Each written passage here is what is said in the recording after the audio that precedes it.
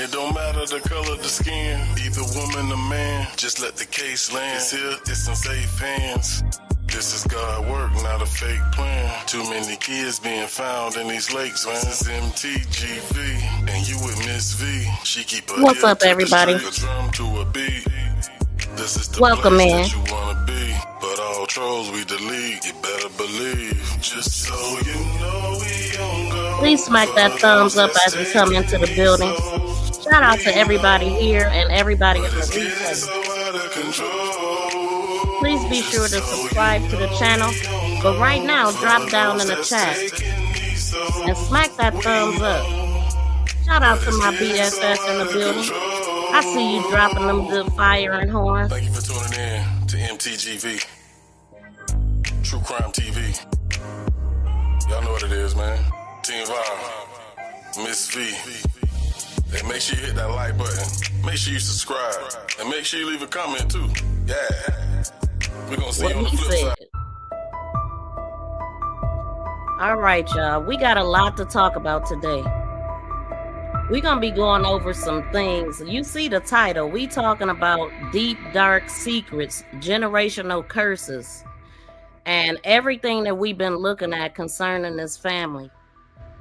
I want to give a shout out to TBZ, who mentioned she sent me another medium that she really likes. And I first heard about this lady from the Javion McGee case. And actually, Javion's parents mentioned her to me. So welcome in, everybody. Shout out to Alma. How you doing today? Shout out to my moderators in the building. Shout out to TBZ. Yeah, we're gonna be talking about her today, T. I went and checked her out. But I got familiar with her with the Javion McGee case, and I went and looked at it, and I don't know. It's like I said, I get a different feeling depending on what they're doing in the reading. But she is on point, y'all, with a lot of things that she's talking about. So we're gonna get into some stuff leading up to the information that we're gonna be talking about. Shout out to Melanie. Welcome in. Thank you so much for being here. Yep, have you really, TBZ? So I still gotta look. I just realized you sent the link and I didn't click that link. But I'ma check that out. She said I'm a mod. Oh, are you? Okay. I'ma definitely check her out more. But only thing I checked out was a reading that she did on Javion and then this one. So we gonna get right into it. Again, shout out to TBZ for sending me this information. Let's start. We're gonna start here though.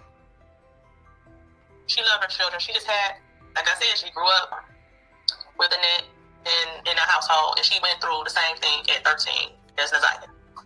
So, she had a lot on her, and no one ever got her help. Y'all her please mother smack loved the her. thumbs She up. loved her children. She just had, like I said, she grew up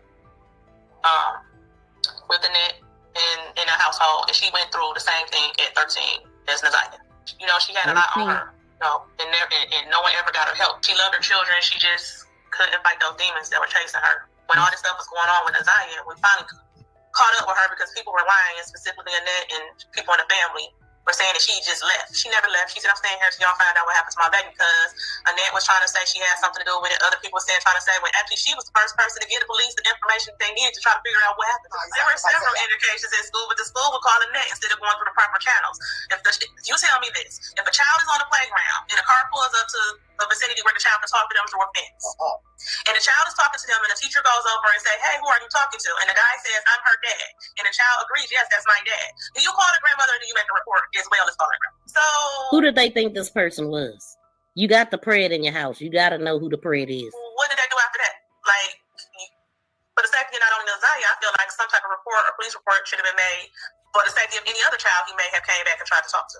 The other person that's in the family, Kiwana, she's the cousin. She knew the father. Messages on the school laptop. Go ahead, Kiwana. You said that about her dad. Well, he is deceased. I want to respect that, but I can say that, this started out a working relationship with him and my cousin. We met him together, actually. He spoke to me, and we were having a conversation. And I went on to my vehicle, and him and my cousin continued to converse, and they exchanged numbers.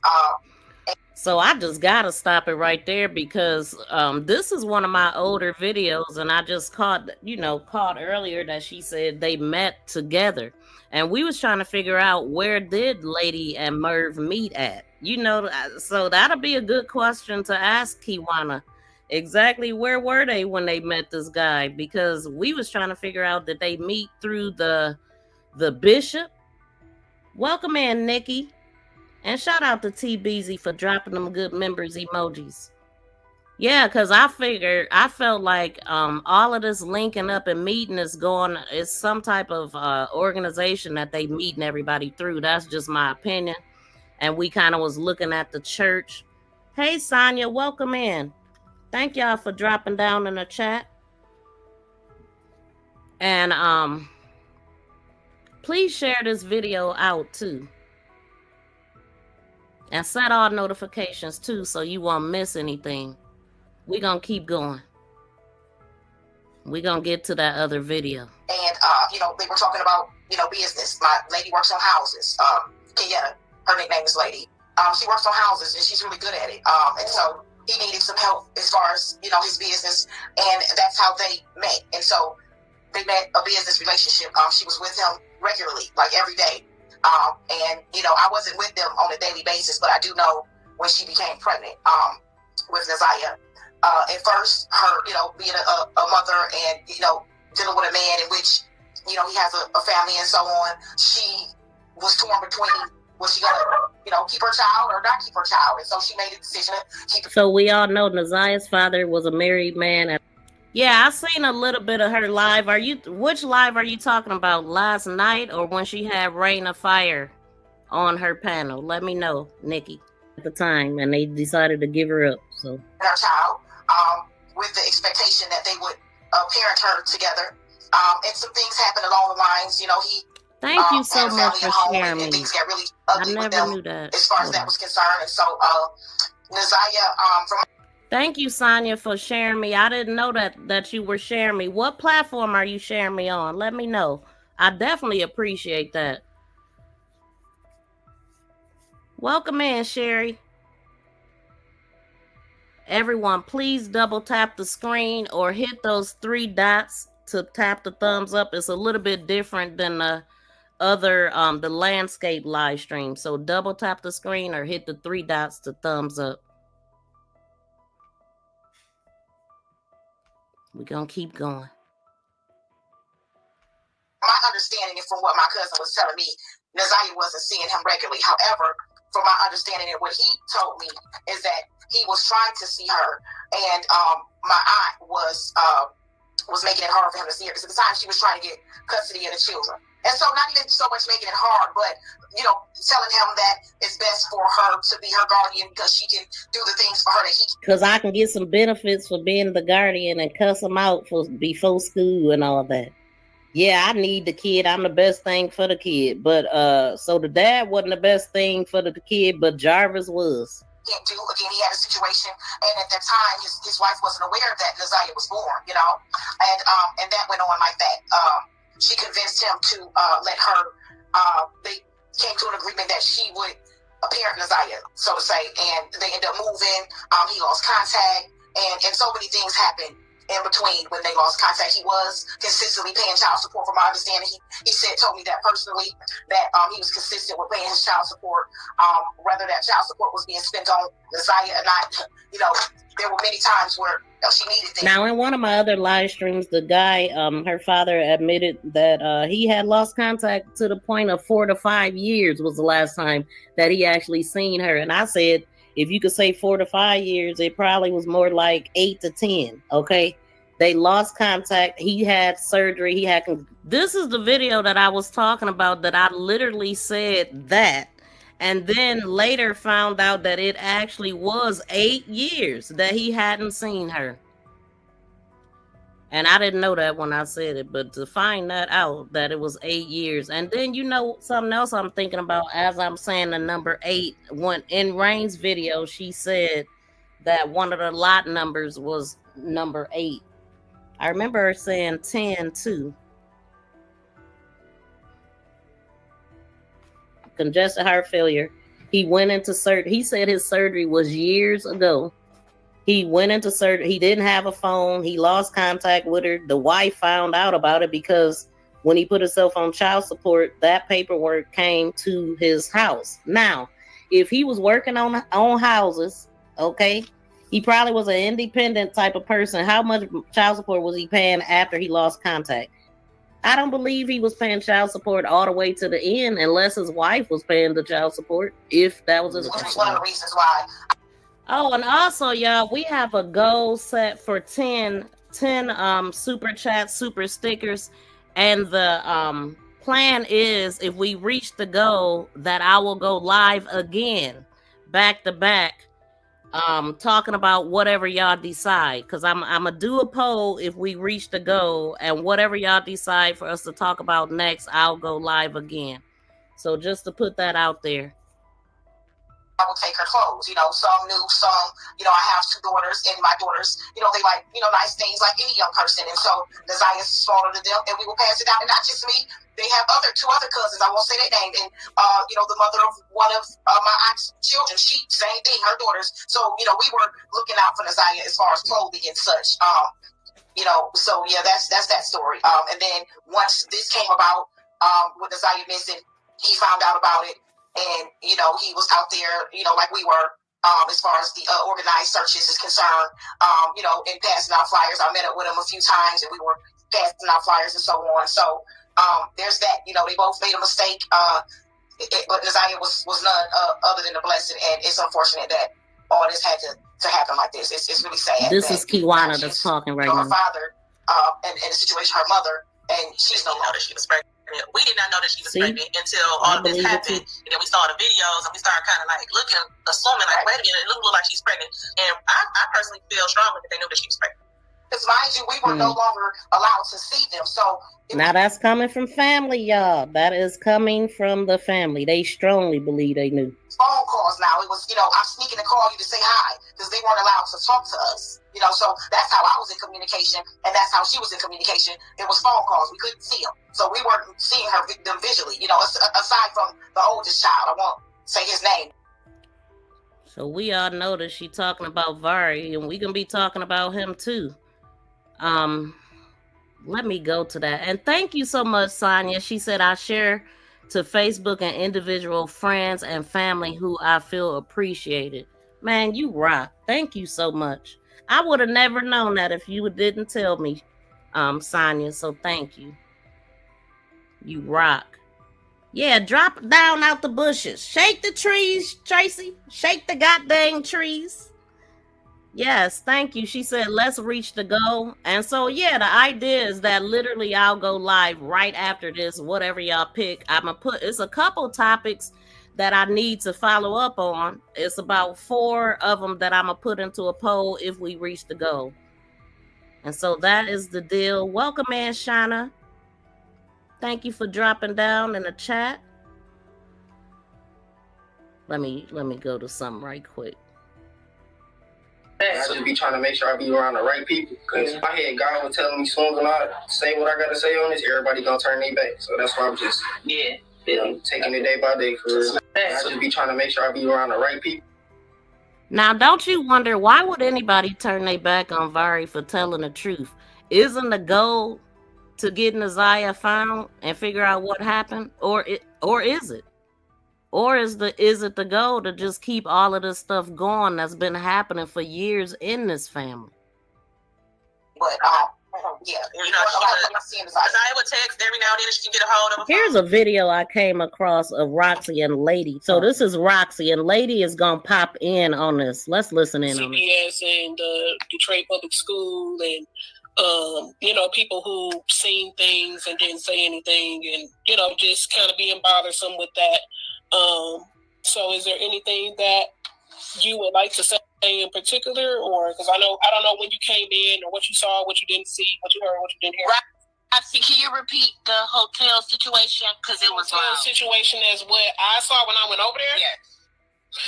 So when I had went over there, I had talked to several different people who knew him. Thank you, Sherry.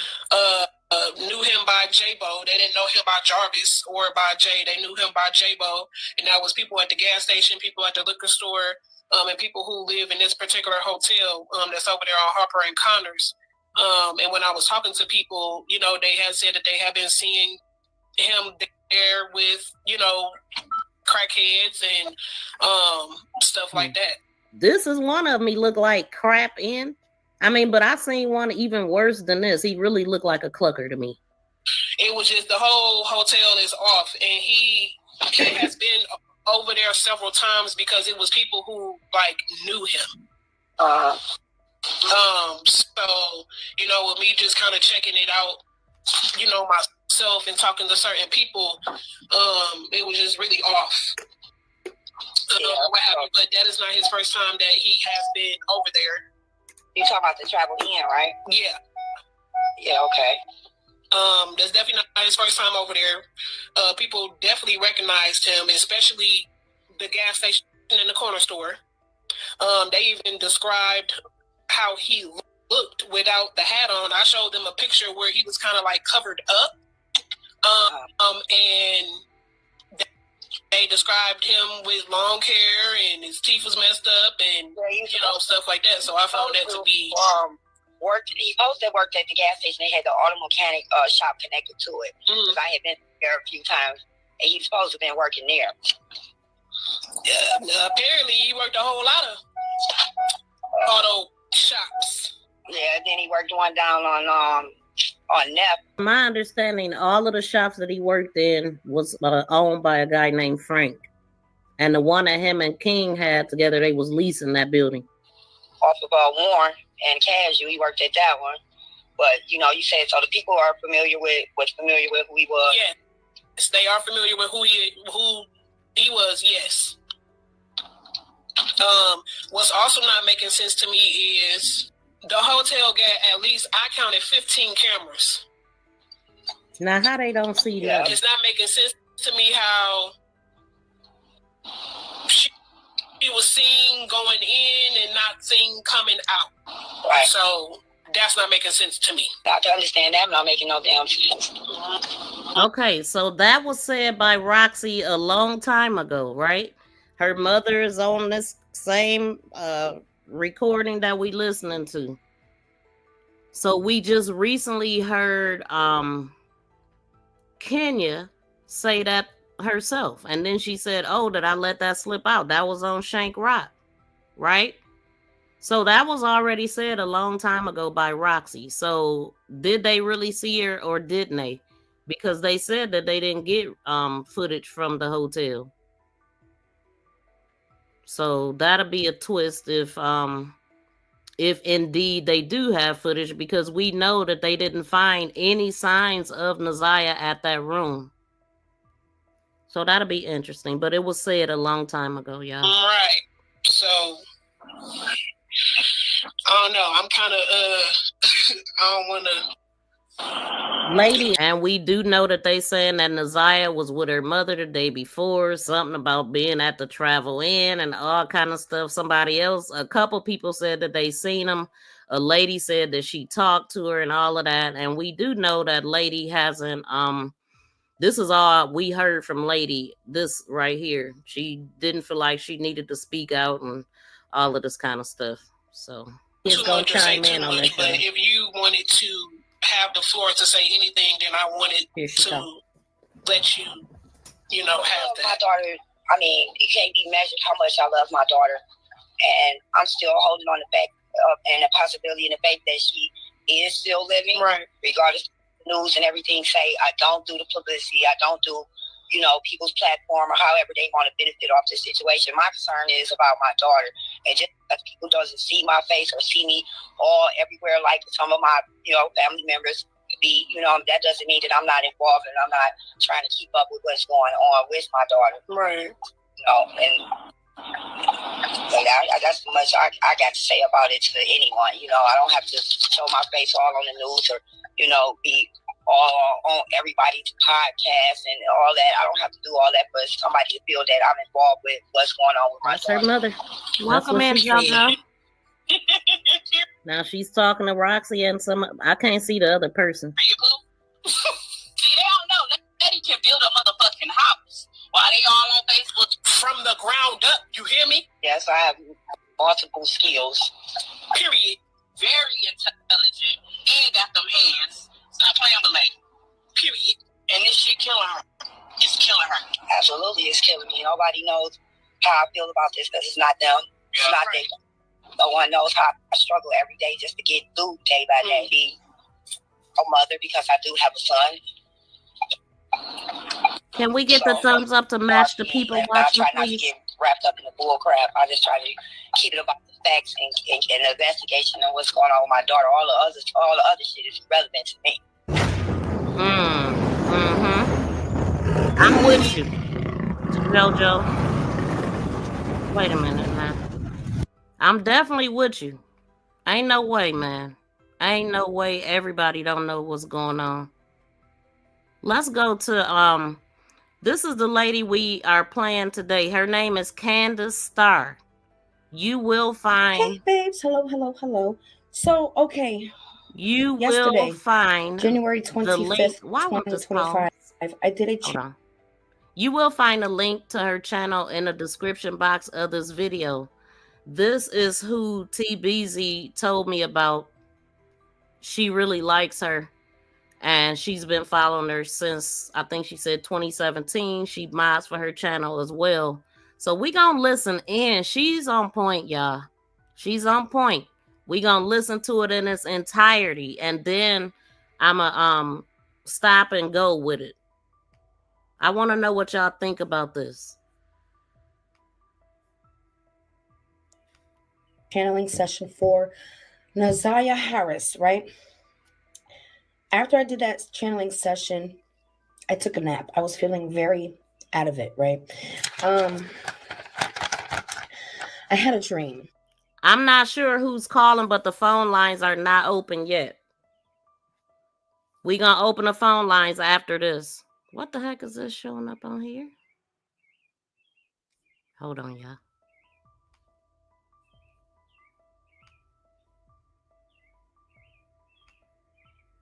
Okay, and I posted a video about the dream on my YouTube channel, but I made it where it's unlisted. So if you're not following me, you can't truly see it. But I started to write down here an interpretation of what that dream was telling me. So I'm writing this down, and then I start going into automatic writing, which is like channeling, but like writing as you're channeling. And wait a minute, hold on. Let's read what JoJo just said, because JoJo, have you ever seen this?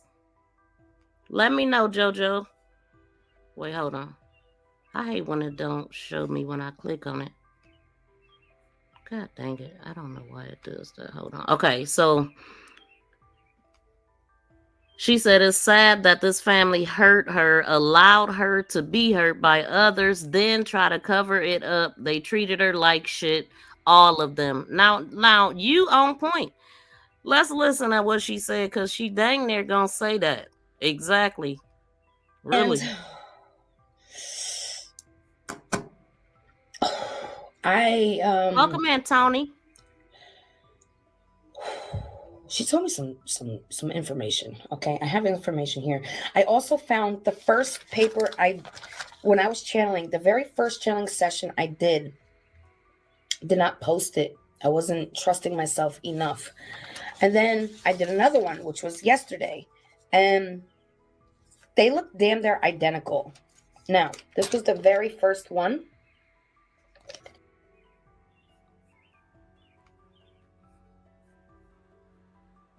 So Sherry said, no disrespect. She got her eyes on Roxy, though.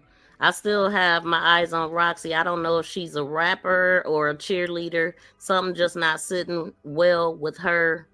I mean, with me, with her. I'm just being honest. Okay? I can't do nothing but respect that, Sherry. We gonna talk about her too. As a matter of fact, I gotta pull up another video because it actually supports what Candace Starr is saying. This is the second one. Oh, I just got chills. Hold on.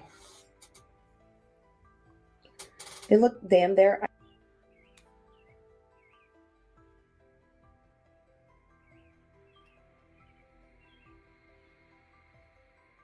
Identical. So, Naziah Harris, January 25th, dream interpretation. There's a curse within this family. And what I mean by that is there's demonic energy, which is negative energy that is being passed down in this family. Okay.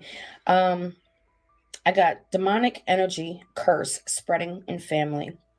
The older generation passes it down. Seeds are already installed in the next generation. Children from 2, 3, 7, 9, 11, 13 victims. They were victims that turned predator. Listen, first thing I thought about when she was named, first of all, we've all said that, and I know I said we was gonna listen to it in entirety, but I just gotta stop it here because we have heard that. Didn't we hear from Marky the boyfriend that a particular kid has some Jarvis situations going on there? That's the goal, to keep it going. Me feeling like they're mating. There is an organization where they're meeting these people. They're getting linked with certain people. I even said that about Naziah's mother and Merv, how they got together and had a baby and gave it to Annette. I said, was Naziah created for that purpose? Because Naziah definitely feel like they treated her like crap, just like JoJo said. That's exactly how she felt here and on the other side, according to what these ladies are saying, and what we seeing is evident. We got Kiwana now saying that she got a story to tell. We got Roxy Mama who got a story to tell. Roxy told this. Roxy said that her mother, Kenya, had a baby by her stepbrother, her adoptive foster brother, and the mother protected him. And that's how Roxy got here. I don't know if y'all heard Roxy say that, because I don't hear people talking about it, but I got it recorded. So what happened to her mother? Now, what I'm wondering is, how did they get into the Harris family? Was she adopted into the Harris family, or is the Harris family her real family? Okay, so we got Kiwana that says she got a story to tell. She kind of waiting. There's other people in the family. We already know about Annette. We know about Lady. We know about Naziah. Okay, now we got Kiwana. We got Kenya. We got Kiwana's sister. Yeah, all that. So it's looking generational to me. What about y'all? It's definitely looking generational. It's looking like this is just what goes down, and everybody know it. Like Jarvis said, everybody know what it is about Shannon. Everybody know what it is with Shannon. You the only dumb bee, cause you a newbie. You don't know the ropes yet. So there's no way Lady don't know. And like I said, it had came up before, like in court. We got the grandmother saying, I'm gonna tell you right now, I don't mess with my daughter like that. But Lady was in town for 3 months. She had been in town since October. There's no way she would look at her daughter and not know she's pregnant, especially if we can look at a video and see it. We know that Vari, according to Kenneth and everything that he said on Miss Parker panel, very inappropriate, talking about a kid and things that he knew that he shouldn't have known. And Vari protects his grandmother at all costs. Out of the twins, which one you gravitate more to? Like, which one? Had a Which one better is your favorite relationship one? with? The best relationship. Which one? Marquita or Shannon? Marquita. I had one with Shannon too, like, but it was Marquita. Yeah. So what about Shannon pulled you away from her? Her baby daddy. I'll repeat the question. Her baby daddy. Like, can you repeat the question again, though? Out of the twins, which one you gravitate more to? Like, which one? Had a Which one better is your relationship. favorite? What about Shannon made you kind of pull away from her? Yeah, just her situation with her baby daddy. It's like, you feel me? After my auntie had like her fourth baby, I just feel like he was pumping my auntie over babies. Then like he wasn't even there. He'd come time to time. He wouldn't even take care of. Wasn't even there. Like you got sons. You know. Right. Mm-hmm. That's a lot. You feel me? I feel like my heart. I feel for her. She got, you know. Yeah. She pushing. She's still pushing. You know. I be trying to ask her questions. You know, trying to get to her sometimes. It be like, you feel me? Ain't nobody taking no ownership, you know? Yeah. Like, ain't nobody really. And that's what that's what going on. Like, they trying to blame everybody that was around. Yeah. You know, because it's all adults. Like, even though I was around, but like when I left, I had stuff going on myself. Like, right. You know, daughter, you know, my daughter finna turn 1 March 18th. So right. I had to focus on that. What about Shannon made you kind of pull away from her? I mean, him and I looked at him like my auntie baby daddy, you know. I kept it pushing. Okay, that's my auntie baby daddy. Simple. And whatever they had going on between him and my auntie, it was like, you feel me? I was a kid, you feel me? Right. You know, it wasn't nothing I can do. Right. Stay in the kid's space for real. That's real talk. The only thing, like, where I come in at is like, because I was the only male in the house, and it was my little cousin. But besides that, I was the older male. You know what I'm saying? Like, I was protective of my aunties. I ain't like seeing her baby daddy come over there and choke my auntie. Oh, none of that. I'm the man in the house. Ain't none of that going on around here. Because other kids live in this house, and they gotta watch that too. I mean, him and I looked at him. Vari was powerless in that house. He was a kid, and a lot of things happened to him too, but he protects his grandmother. I just be trying to make sure I be around the right people. Because my head, God was telling me soon as I say what I got to say on this, everybody going to turn their back. So that's why I'm just taking it day by day for real. I just be trying to make sure I be around the right. Turn their backs, but everybody knows exactly what's going on. So Shauna said Candace is real. She's really good at what she does. So let's get back into it. Okay, this is what's going to happen as well. This has been happening, and this is going to continue to happen if we don't put a stop to it.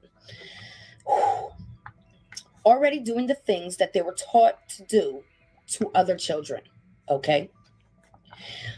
Naziah says there's 3 to 5 souls, children, teens, and babies on the other side with her, with Naziah. She's not the first one to go through this. There's 2 other girls, teenagers. One is connected to Jarvis, which was groomed hard. She ran away because she was so confused. She was then, after being confused and running away, kidnapped and emmed. She puts the blame on Jarvis as well, because without that wouldn't have happened. There's another one. Ugh. This is a family member of Naziah's. This is a bloodline connection. Sorry, I just keep getting the chills, like.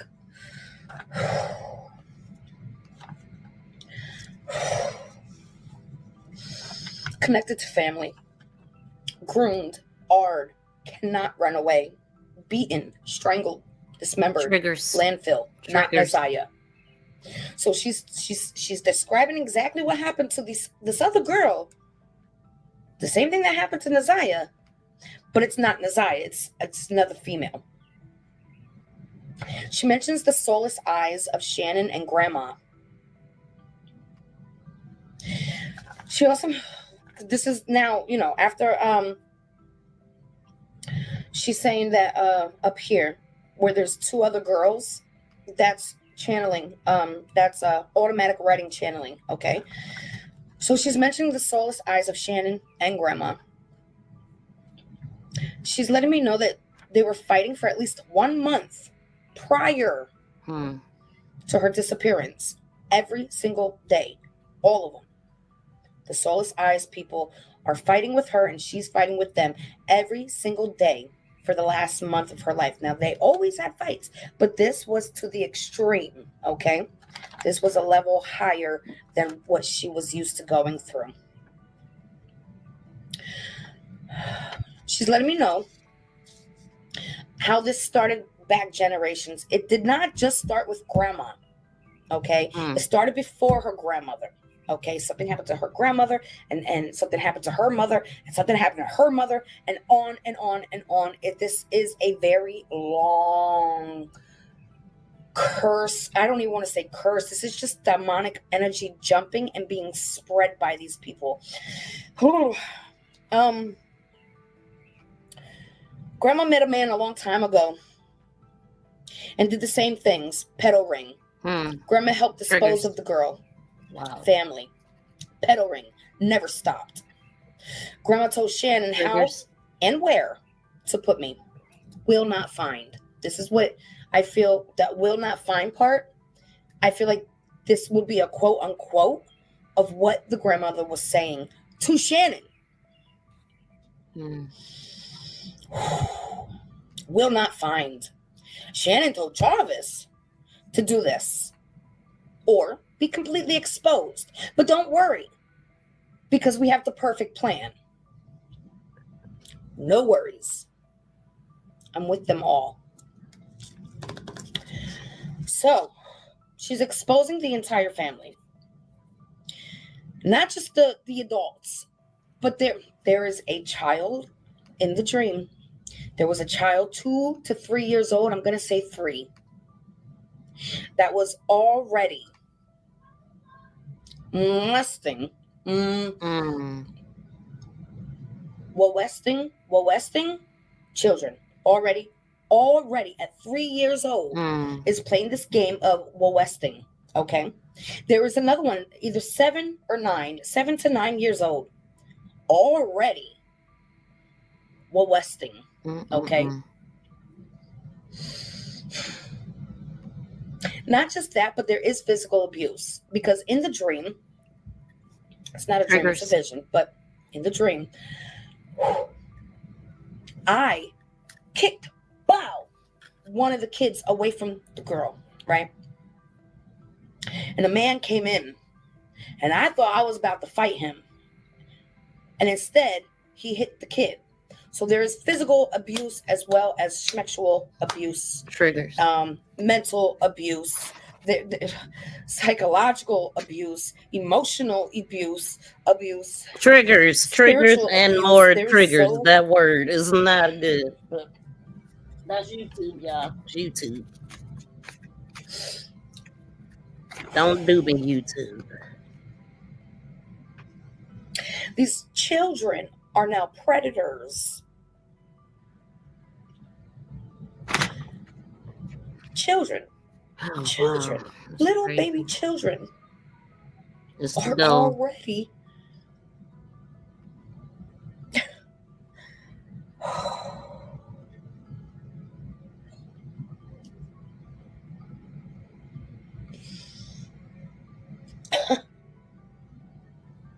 this has been done before. Damn near precisely the way it happened with Naziah. This is like a replica, like a clone of it.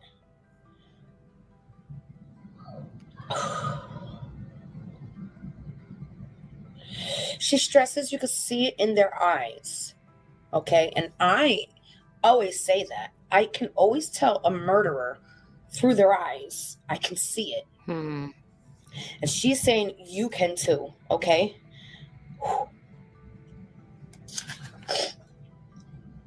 She's saying she's at 3 different landfills.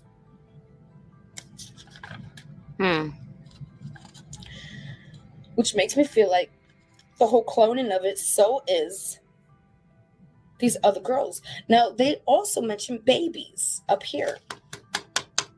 She's not the first.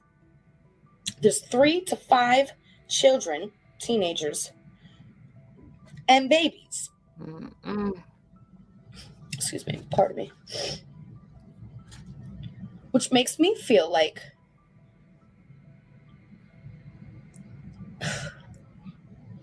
there is children being conceived through this pedal ring. Triggers. And they find ways to get rid of it in one way or another. I don't know exactly. I cannot do children. This just gets to my soul, the core of my soul.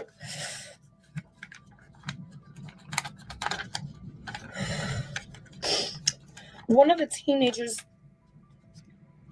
is saying that Jarvis, her death is also on Jarvis's hand. It may not have been by his hand, but he pushed it upon her, basically. Meaning, if he didn't corrupt her, if he didn't groom her, if he didn't R her, she wouldn't have been so messed up in the mind that she felt she had to run away. And then she didn't know any better, and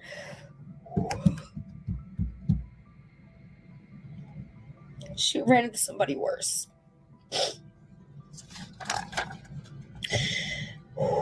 And then there's one connected to the actual family, the bloodline of Naziah, who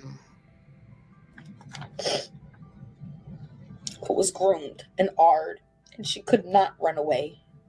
Her cause of death is strangulation, but before she was strangled,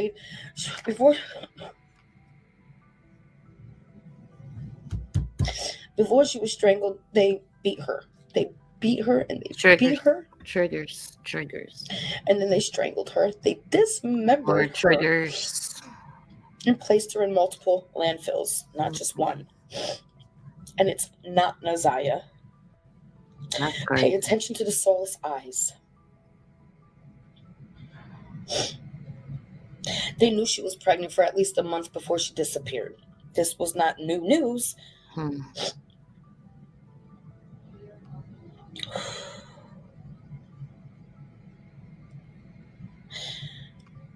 The children scare me.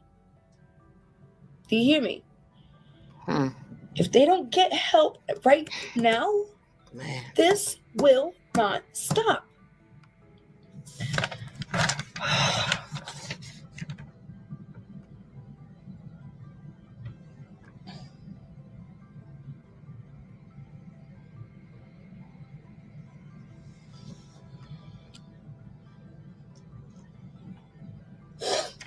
Wait a minute. I'm going to end this. What did she just put up? She wouldn't.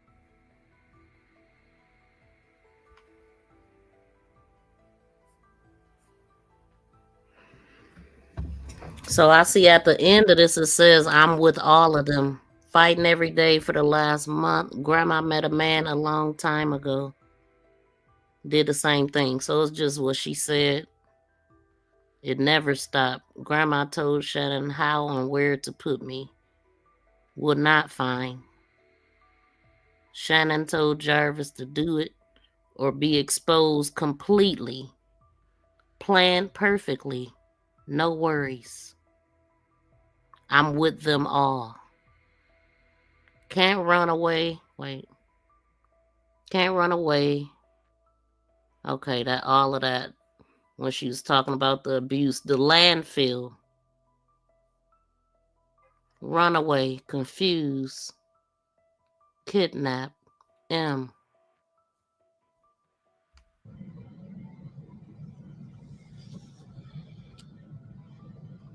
She zoomed in on that. I'm with all of them. That's demonic, man. Soulless eyes.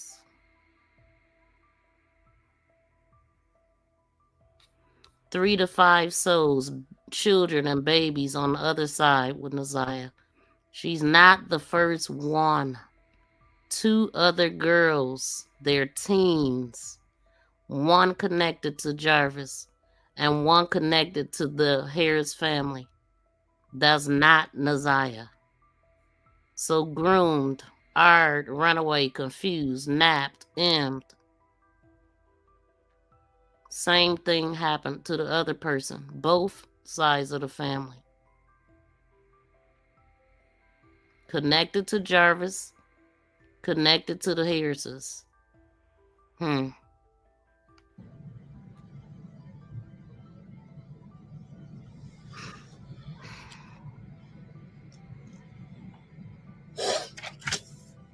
gonna end this. She wouldn't disconnect from me yesterday when I did the channeling session and I ended it.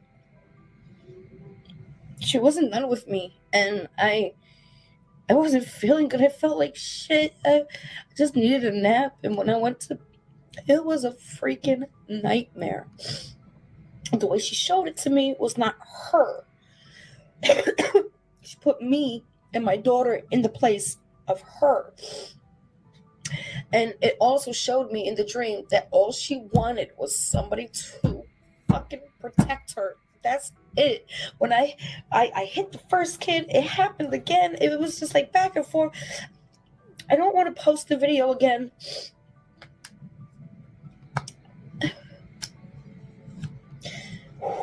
I can maybe add it to this if you guys want me to. I don't want to, but I will. First, I hit the first kid.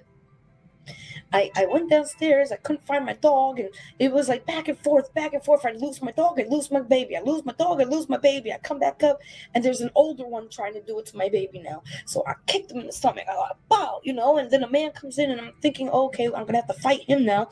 And then he starts beating on the boy, and I'm like, all right, I gotta take my baby and run. And that's all I feel like she wanted was somebody to save her, somebody to protect her. Oh my God. Like, okay. So when I'm listening at that, I'm thinking about, I remember my grandmother telling me about a vision that she had, and in her vision, and she felt like she was definitely in it. And what she said is that she was saving the children. She was saving the kids, and there were vicious dogs that had long mouths biting at the children that she was grabbing. And so she's running and she's grabbing all these kids, and right before she pick them up, this dog is like just after them. I mean, just like a bite away from grabbing them, and she just got all these children. And so that made me think about that. But pretty much in that vision, to her, it was because my grandmother is the one that brought us all to Christ, right? And if she wouldn't have did that, we wouldn't have that foundation. So the vision was pretty much showing that what it would have been like if my grandmother wouldn't have been able to save us by teaching us about the Lord. You know what I'm saying? That's how kind of what she got from that. I'm just saying that made me think about that. And so with that being said, she was in it. She was like in the Harris household. And so she was trying to save the kids. And that's just the way that she's explaining that. That's how chaotic it is in the Harris household. Allegedly, everything is alleged, but everything is chaotic. That's how bad those children got to try to protect their precious, something that you cannot get back. If somebody tamper, it takes your innocence, it takes your childhood, it distorts your thinking for the rest of your life. And that's how it is in that home. Either you gonna comply, or you just gonna live in hell in that household, or you gonna run away when you get old enough to do so. But that's what I'm getting when she's telling that part. She's coming in there to save them. And that's how much fighting they had to do. And as far as Naziah, I remember her saying in one of those texts that I'll never get out of this hellhole. And she leaned on this person who was mistreating her. He was doing the ultimate to her. But it started feeling like love because what was happening at home was worse. That's crazy. want to, but I will. So when she's explaining that, it's like that's how much they had to try to protect themselves from their innocence being snatched.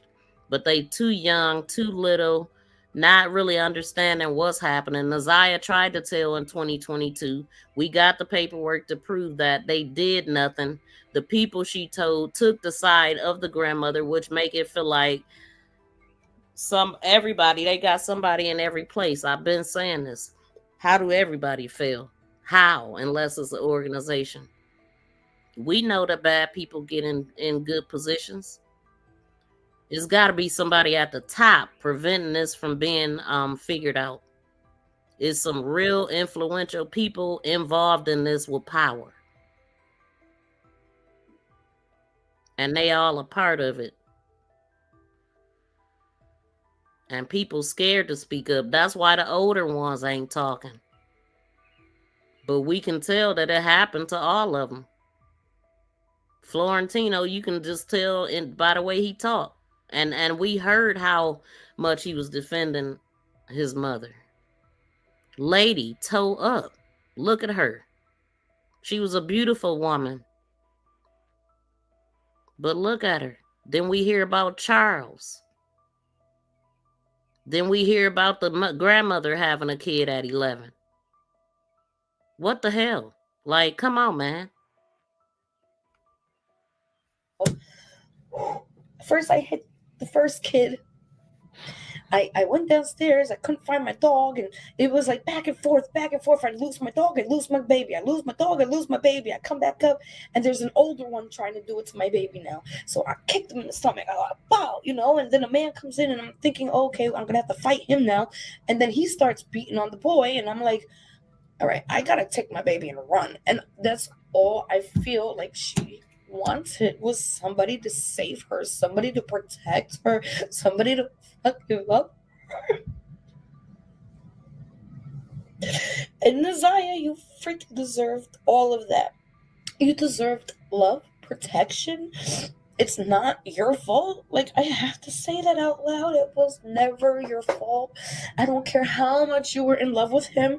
That was not your fault. You wouldn't believe how many comments I get.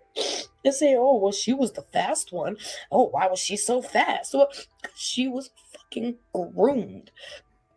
How can you blame a child when they're surrounded by adults? Oh, this is so disrespectful. You need to ask her family if you can reach out to her. So fuck her family. Okay, I'm her family. I'm her mother now. All right, ask me. How about that? I'm her mother. I take that full responsibility now. Okay, I am her sole mother now. And you know what? She has never felt as much love as I have given her in this past couple of weeks.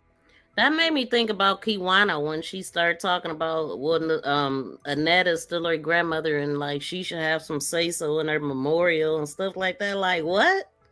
I don't feel that way. If they ain't did nothing by now, they ain't trying to do nothing. And somebody just asked about Jarvis, or let's see. So I talked about Jarvis the last couple live streams. We talked about his first baby mama, him being 13 with her. We found court records and things like that from 2003. So I believe that Jarvis was caught in traffic as a young kid. I mean, he was exposed to a bunch of hoes at a young age, obviously, with this one. Somebody told me that allegedly Tanika McIntosh, which is his first baby mama, actually worked with his mother somewhere. I don't know how true that is, but that's what's being said. I believe that he was a victim at some point, and he got caught up, like Candace just said. They were forced to do this. They started as children doing this. So that, yeah, he a part of it. And I believe that they made these families together to keep it going. It's in the blood of the parents. If you made two parents like Shannon and Jarvis, who both have some things going on like that, some violations as a young child, they both seem to like it too. So they would be the ones that would want to keep this going. And then you made Lady and Merv together for a child to just be born for this purpose. I mean, everything that we listening to, hearing how Naziah felt in that household, and how Jarvis was the person that she ran to asking for pads and all of that stuff. Like, they made her depend on him. They made her do all of this, and then when she appeared to like it, then now she's fast. She's a hoe. She just wants some D and all that. But she was forced to do this, and she told in 2022. And that's when she discovered that she was never getting out of this. So what you gonna do? You gonna torture yourself and hate it? Or are you gonna comply? Because you outnumbered, you outsized, all that. You're a child. So you gotta stay in a child's place. Just like Vari just said. Gotta stay in a child's place for real. Than ever in her life put together. Okay, I'm her mother now. Answer to me. How about that? None of them people deserve to be called Naziah's family. They're all a piece of shit. I stand on that.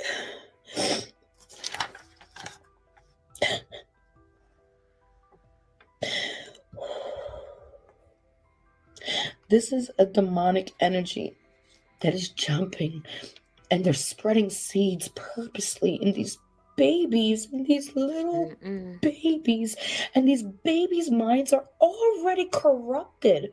Already freaking corrupted. I'm so nauseous right now. I just CBZ, can you drop her link for me? I ain't put it in the description box yet.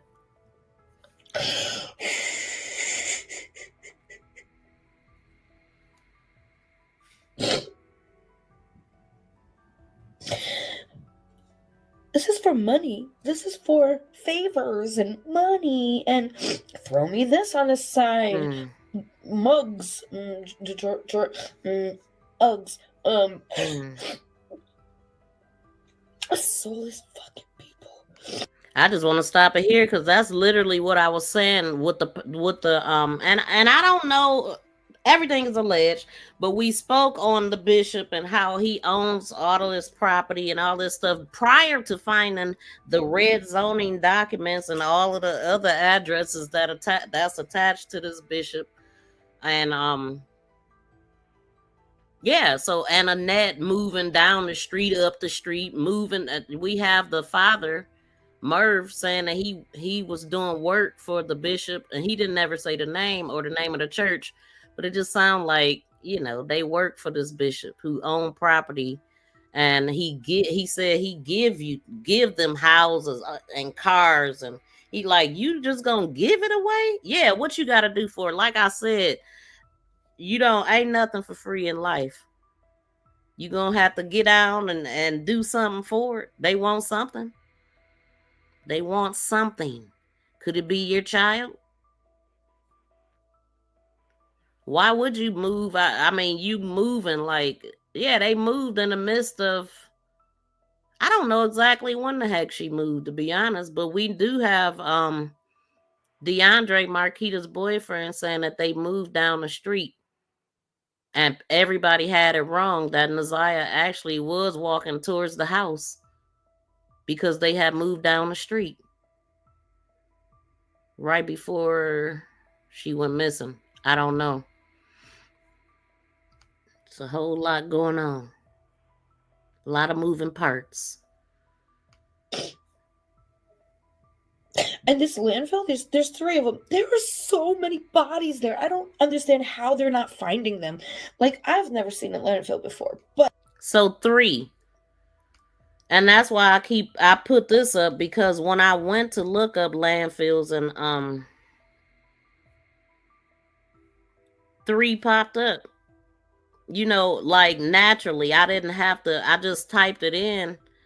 And then 3 just automatically popped up. That rang a bell. Number 13 on 2 of them.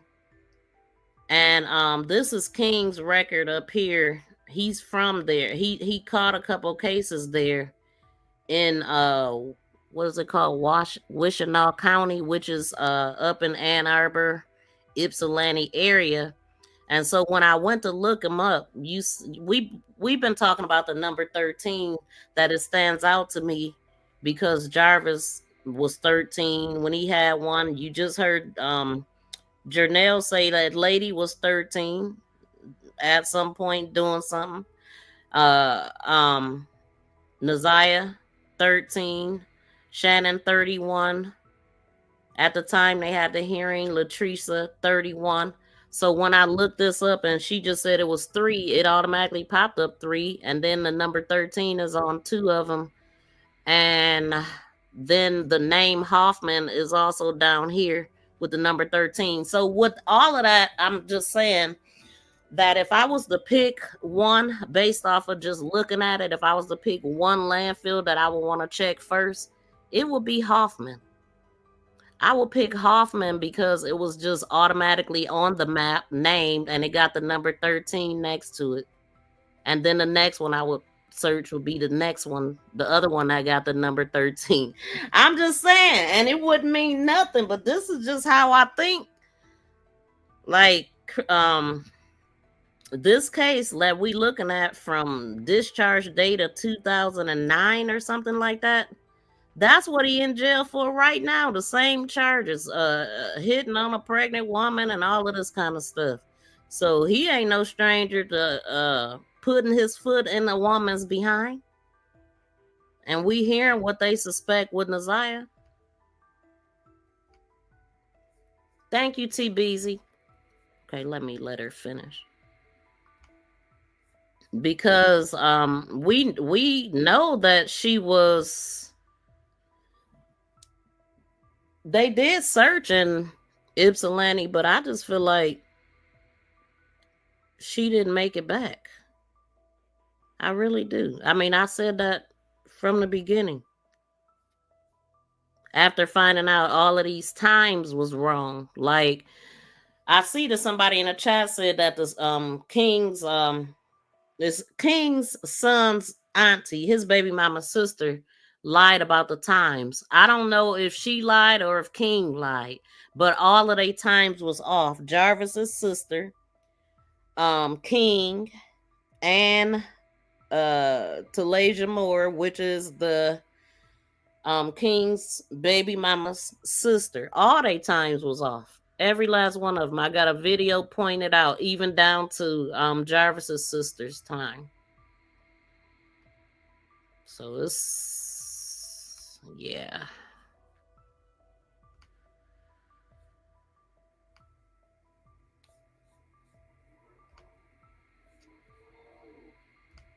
But there were so many people there. I'm talking grown people, old people, young kids. Like, there's so many fucking souls. I just can't comprehend it. I'm just overwhelmed now, and I just want to, like,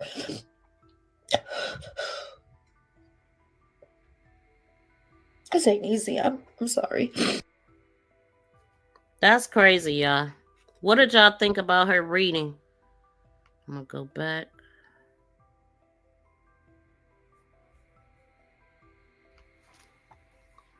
So the lines are open. If y'all want to call in now, I would love for TBZ to call in and let us know what made you, what draws you to Candace Starr. And I think maybe she could talk about a reading that you may have had. Let me make sure my phone is, well, my phone is on because somebody had already called. But I'm going to also look at the chat too. But I want y'all to know y'all can call in.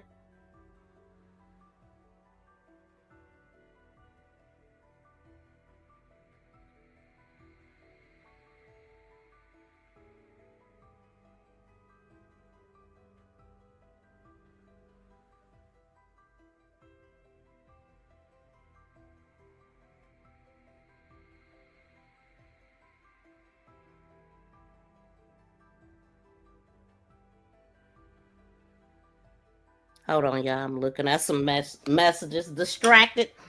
Okay, let me see what y'all saying. Yes, there's the call-in number if y'all want to call in. But I'm going to look at the chat. Let me pull this up. Oh, as a matter of fact, I got a couple more clips to go over with Vari. But let me do this. Oh, here we go. Hold on, y'all. To accept, press 1. To send a voicemail, press 2. So, okay, so when y'all call in, please make sure that your volume and stuff is turned down so I won't hear myself talking in the background, and make sure you say your name so I can hear you, because trolls, it might be trolls. I just want to make sure this is a real call. So I'm gonna when you do call and I answer, I'm gonna say, hey caller, what's your name and where you calling from? But when you call, it's gonna ask you for your name. Say your name so we know you're a real person. See, we had some experiences with the trolls. I ain't gonna go into that story, but we'll tell it another time. BFF, you already know what I'm talking about.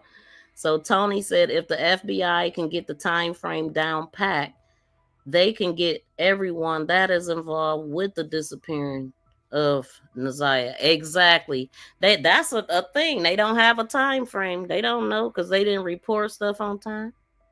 T busy. To accept, press 1. To send a voicemail, press 2.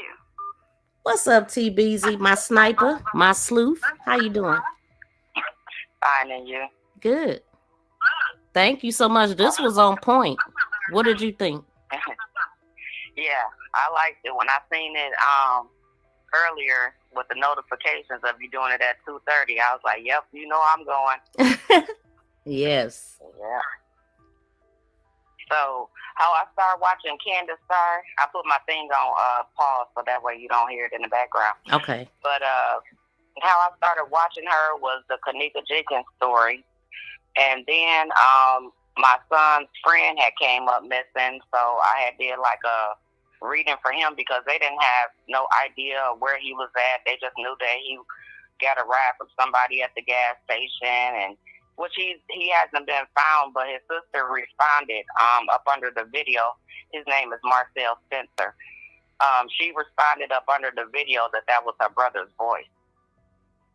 So, and then the other one was my son's ex-girlfriend's sister.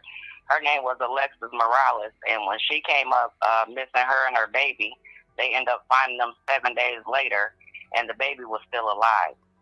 But she had passed. Somebody had did something. So that's what I sent you. When she was reading her, I sent you that little picture. Yeah. I don't know if you could see it, but it was like she was there. That was her picture. Wait a minute. Like, I don't know how that ended up on her shirt. Wait a minute. Yeah. Hold on, T. Hold on. Because first of all, okay, you done said Kanika Jenkins. That's the case that got me into crime.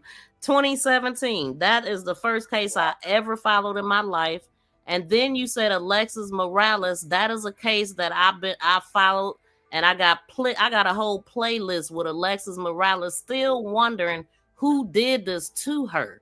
So I'm going to find them videos if she did readings on them. And then I did go down to her start, and I seen Kanika Jenkins. Wow. Yeah. Okay. That's when I started watching her. But I grew up with Alexis Morales' mother. Did you? Yep. Like what? I said, my son used to go with her sister. Her daughter's sister, the one who came up missing. So I was out there searching for her and everything. What? Oh man. I'm gonna have to look over that case again. I'm gonna hit you up on that. Okay. Because she still don't have justice. Yep. But it was like a couple of us from the town I'm from when she came up missing. We had did something on Clubhouse, and we ended up just trying to trace her last steps and stuff like that. But I have a lot of information too that I can send you from when we was going over this case for Please like about do. a month. But her friend just came on there and said it's a new detective on the case. It's been like some updates. Somebody found the phone with a baby picture. Oh. It was her baby's picture, and he turned that phone into the police. That would have been the phone that she was using, when she came up missing. Whoa. Oh yeah, we gonna do an update on her. Yep. So her friend said that she had heard a lot of more information, but her friend really didn't want to talk about it anymore because people were trying to bash her and say, "Oh, well, did you have something to do with it since you had so much information?" But she said she gave everything to the new detective that's working her case. Okay. Good to know. I'm glad you mentioned her because I promise I just went through my videos. I was like, she still don't have justice. I hang on to those cases and I always revisit them. It's been a while with Alexis. Because what year was that? Was it 22? It was 2022, yeah, because that's when I got my CDL license. Okay, yeah. Wow. Yeah. Okay. So, like I said, Marcel's sister is in the comments, and she was like, because he said something, she did what was it called, the ITC on him, though, which some people don't like it or whatever, but, you know, we was at wit's end, you know, all we know is that he left with somebody and was never seen again, and a year later, his brother was on the news, like, trying to ask people for answers, so that's what made me contact Candace. And what she figure out? Huh? What she find out from doing a reading? Well, she said that this was like a drug deal gone bad, that the police are the one that's behind this. And basically he was saying that he was sitting in a chair, some chair, but his sister in her comments, she said that that was her brother's voice. And that their foster mom, he was adopted too, because that's what made me feel so bad. It's like you get adopted, and then you come up missing. You already didn't have a start in life anyways. But she said that was his voice. She said that the chair that he's mentioning in the video is where their foster mom always sits. So, yeah, his family member ended up commenting on that. But she told me when I sent her back the picture that I sent you, that I texted to you, she was like, that's crazy. She said, my loved one validation comes through. She said, Alexis' mom just emailed me. And I believe how she's seen it is I had my niece put Marcel's on Facebook. And then she said somebody commented up under there was like, this the lady who did Alexis Morales too. She know what she's talking about. Wow. So I was like, yeah, her mom might have seen that, and that's what made her reach out to her. But yeah. Wow. Okay. All right. Well, that's good. Yeah. But when you say that she said that is his voice, did she hear that on a spirit box or something? Yeah, she heard it in the ITC because that's what I paid for. The ITC? Yeah. What that mean? That's like the where they talk, you know, try to find the spirit. But Candace, her ex-boyfriend, he got murdered or whatever, which is her spirit guy in Kanika, being that, you know, that was her first case she ever did. Really? But you can get in trouble for talking about that Kanika case because I was cutting hair before, and this guy had told me, you know, just small talk, this guy had told me he was from over there, you know, where it happened. And so I was like, no, he didn't. He told me he was from there. And then I told him about, I'm scared of there. I said, because of what happened to that girl that was in the freezer. And he was like, oh, I was there that night. And so I was like, what happened? And it's like he clammed up. And so probably about, like, I noticed how he was acting. So I was like, yeah, I watched this guy named Trey Gang on YouTube or whatever. Shout out to Trey Gang. Shout out to Trey Gang. I was trying to get the heat off of me. Because, you know, it was just like an eerie feeling. So, girl, how about an hour later, some dude came to talk to me, asked me if I wanted to do hair in Chicago, downtown, and stuff like that. That scared the hell out of me. Heck no, don't do nothing downtown in Chicago. Okay. So, yeah, that was crazy right there. Not in Rosemont anyway. Me how many people live in my house. It was weird. What? Yes. And girl, I believe I could pick the dude out on one of the videos. Wait a minute. Right. How many people in your house got to do with anything? That's what I'm saying. I don't know. That's why I was like, no, I just watched this YouTuber. You know, I didn't want to act like I knew too much about the case because that was crazy. That somebody came to see me. I told you that dude clammed up when I asked him what happened. So he must have been one of them college students that they had going through that video. Wow. Yeah. That's creepy. I can't wait to watch that. Watch her reading on Kanika. I wonder if Trey Gang ever watched it. Because he still talk about Kanika every day. Mm-hmm. So.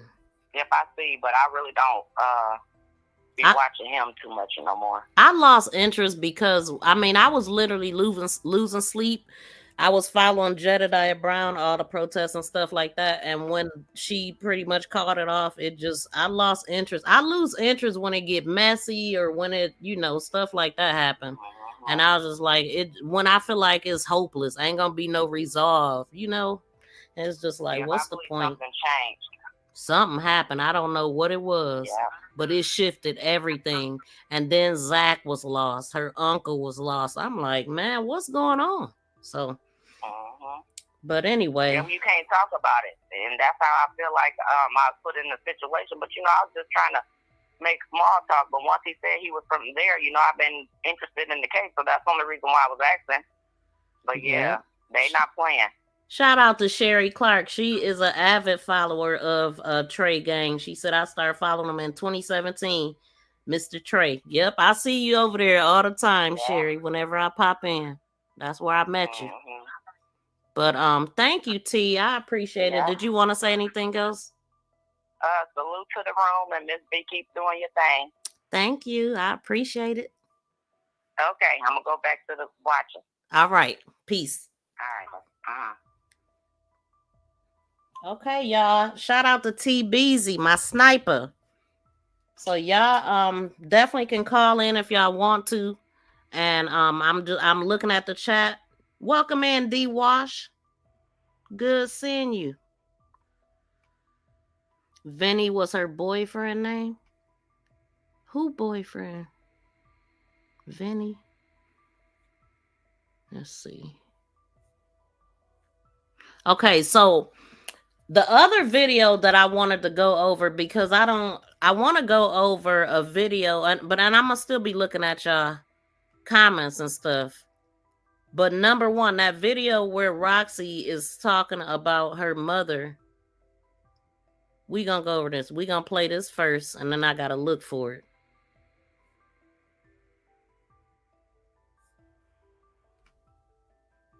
Let me move this out the way. We're going to take her in. We would have to fast forward 2020. Was that September or October 2020?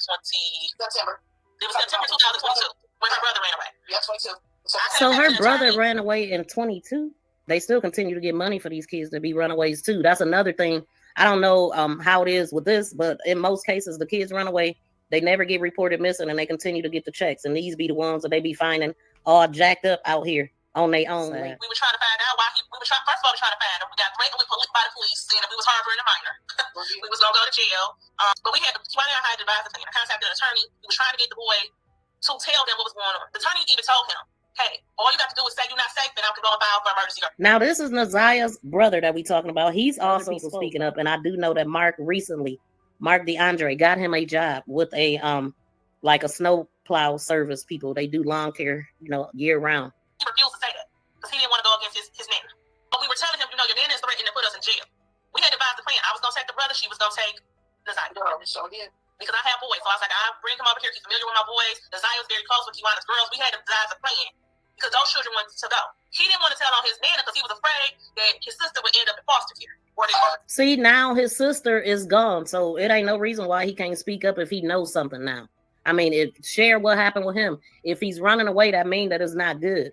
But we see how the grandmother also talked to people. Like, that's crazy to talk, calling them stupid over a rug being messed up and yelling about a jacket being too little and just simple everyday stuff. Like, that's how you talk to people? The grandmother would retaliate against her or keep her from him if he was to tell. So why would he think his grandmother capable of doing these things? Like, everybody's scared of the grandmother. That's what I'm hearing. So we couldn't devise it. I tried. So he didn't want to tell. And the lawyer advised me. He was like, there's nothing we can do about it. I mean, he said, you can make another report of the abuse, which I did with the police officer who contacted us, threatening us with harboring a minor. We told him what was going on and why he was afraid. They didn't investigate none of that. He said his job was to make sure the minor went back home. See, So with that being said, y'all see the issues that the family had reporting all of this stuff when they did decide to start reporting this stuff, and how the people were acting when they went to tell them. Even talking about Officer Gardner, we heard Shannon talking about Officer Gardner in court in the hearing when she said, "Oh, I plugged in the tablet before Officer Gardner got there, and I seen texts and messages on IG, and I hit up Jarvis like I don't know what to think about what y'all got going on or something." That's when all of that stuff happened. See, that's the only mission. Get them back home, because that's easier for them. This system is all messed up and they need to fix it. But do they really want to? It don't seem like it. Like, the boy ran away because of stuff going on at home. Pull him out of there and let him get with another family member that'll take better care of him. Instead, they threaten the family and say you could get in trouble for harboring him and helping him. It's either one way. Either he gonna go back to this grandmother, or he gonna just be out in the damn streets on his own. That's stupid. Yeah, as to add to that, not only did we, try to talk to the workers and get custody of the children, we made preparations. I did with where I was living. I lived in a duplex apartment.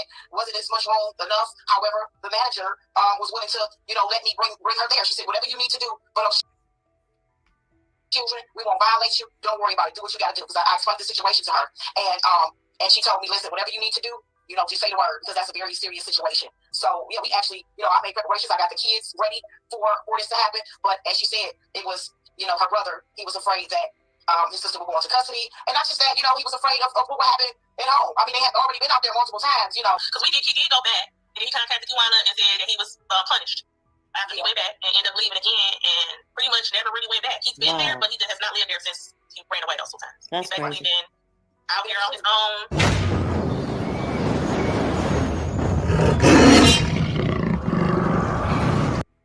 Okay, so let me see what y'all saying. Let me go all the way to the bottom. Welcome in, Olivia B. Thank you for dropping down in the chat. Tony, her looks scarier than her bark.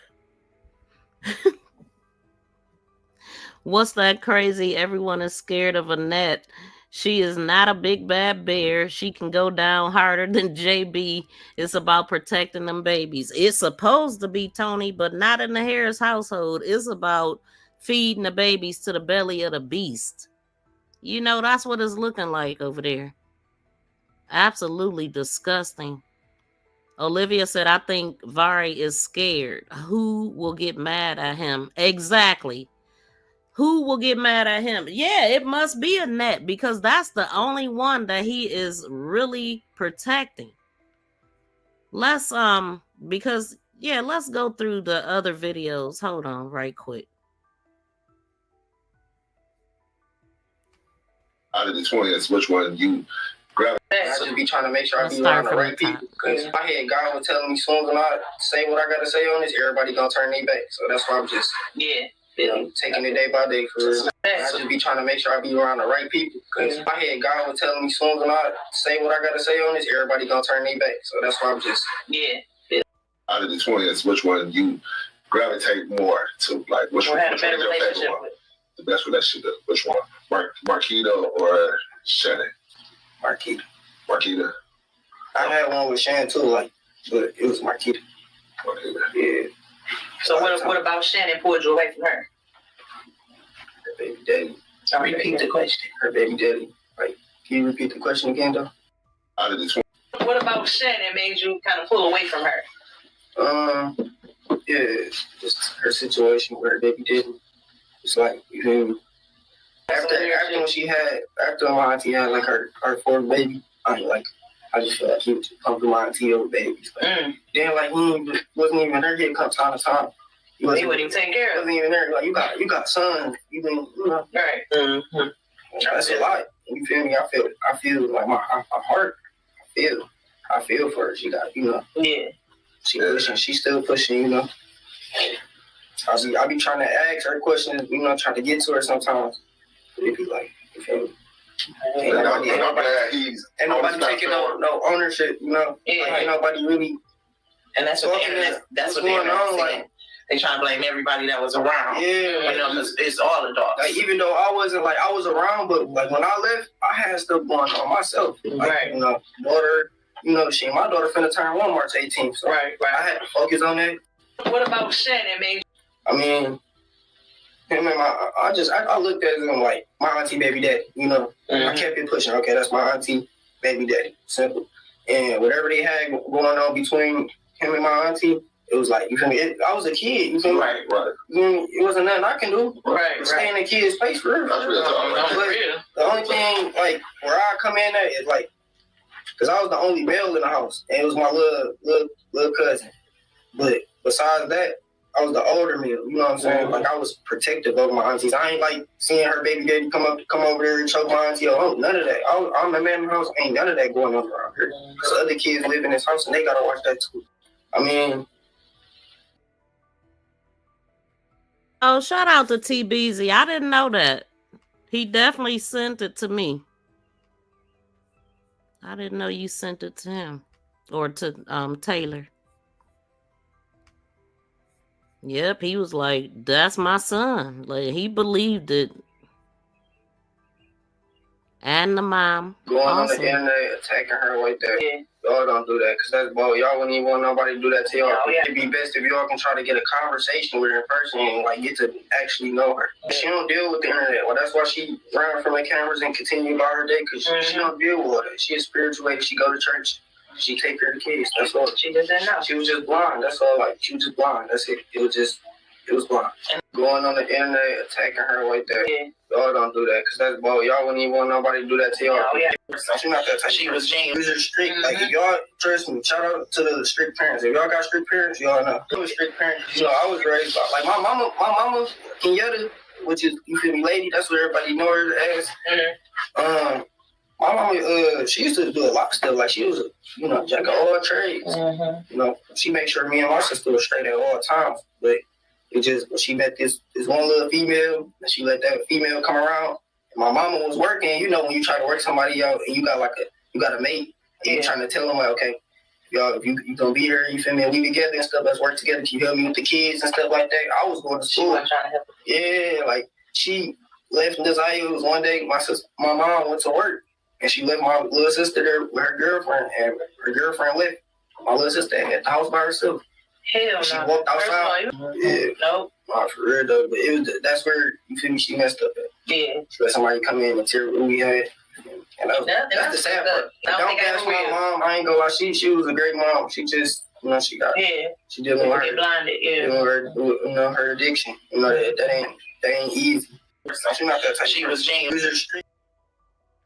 Yeah, so this was a bad interview because they was talking over him, talking for him, coaching him and all this stuff, but he would have said way more. Just like right there when he said the reason why they was taken is because his mother went to work and left Naziah with her girlfriend. Vari was at school. The girlfriend left Naziah by herself and she was outside. But they start talking over him and he stopped saying what he was saying. I couldn't watch the interview. It drove me. I have not watched fully neither interview that he did because it was bad and then they deleted it or whatever. But he literally said that. One day my mom came from out of town just to come see and visit me and my little sister. And he came to see his kids. And he was in the driveway. And I'm next door at my man's house. I come outside. I just want to stop this right quick because instantly he's starting out saying that his mother was in town and he didn't got into it with Jarvis about Naziah. He said one time my mama was here. I think that was when she came in town in October because this incident that he's sharing sounds like it was the last incident that him and Naziah got into. I'm not sure. Now, he said that they got okay after this happened. But this is something I believe is like his last encounter with his sister. And his mother was aware of this happening. And Jarvis got in his face, a grown-ass man. and he wanted to buck up against Jarvis, and he attempted to, but he backed down because he's scared. Now just listen at him. Listen at what he says.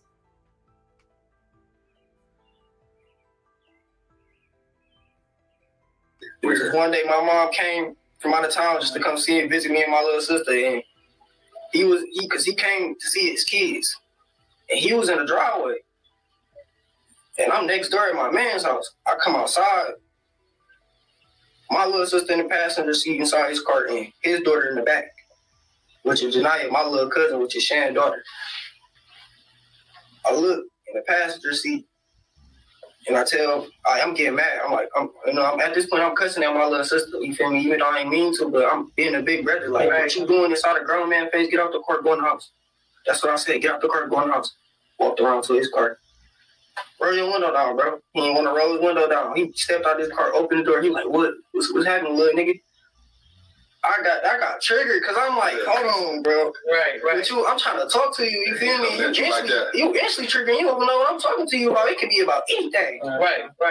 So I mean, what was her reaction with that? Like as far as what you we was trying to get in fight and stuff. Like we was trying to get into it. Like when he came out the car and stuff, and he got rowdy and stuff, we got the skirting up and stuff.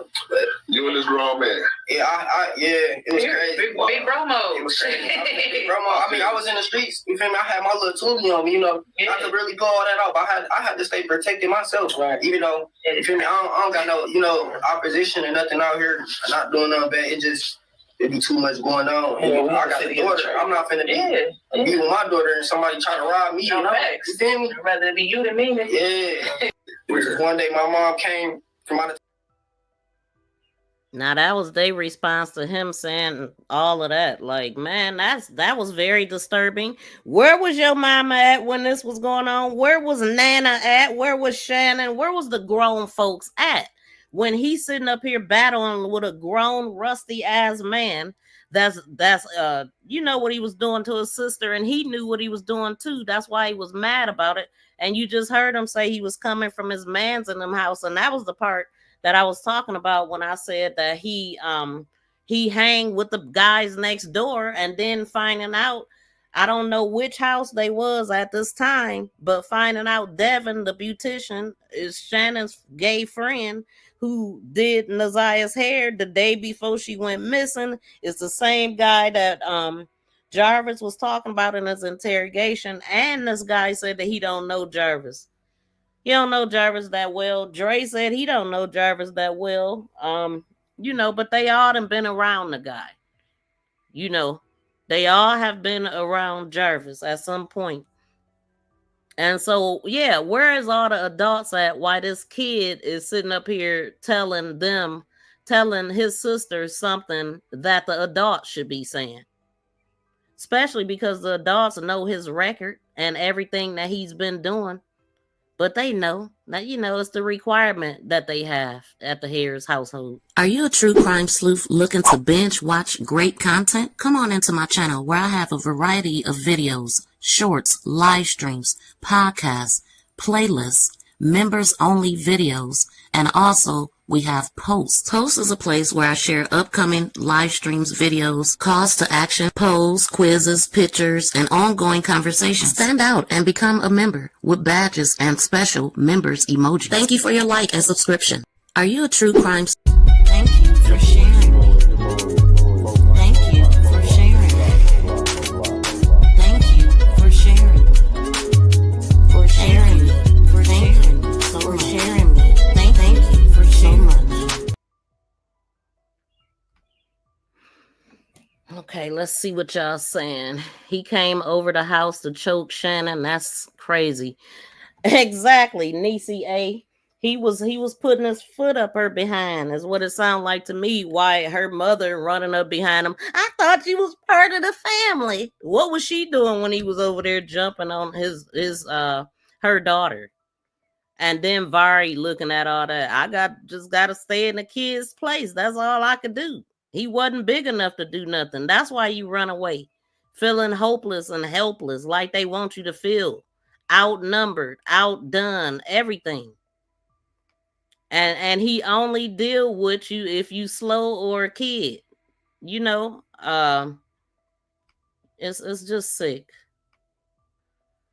Yes, please smack the thumbs up if y'all have not. The thumbs up is like knocking on a door. You know, you wouldn't just walk into somebody's house without knocking. So we gonna look at that thumbs up as your entry. Like knock, knock, knock. Yeah, hit that thumbs up. Hit them up, please. It is so sad. And then somebody said today is National Missing Kids Day. I never heard of that. Boy, they be coming up with some stuff, but that's good to be recognized. I think Olivia said it. March 18th is Vari's daughter's birthday. Yep, that's what he said. That's what he said. And then it was something. What else is it with that date? We recently talked about his baby mama being missing, but she was really a runaway. And I believe she ran away with Vari. Because I ran across like some of the people that had talked about Vari's girlfriend being missing. It was family members under the post like, man, take that down. She ain't missing. You know, she just ran off with him, I think.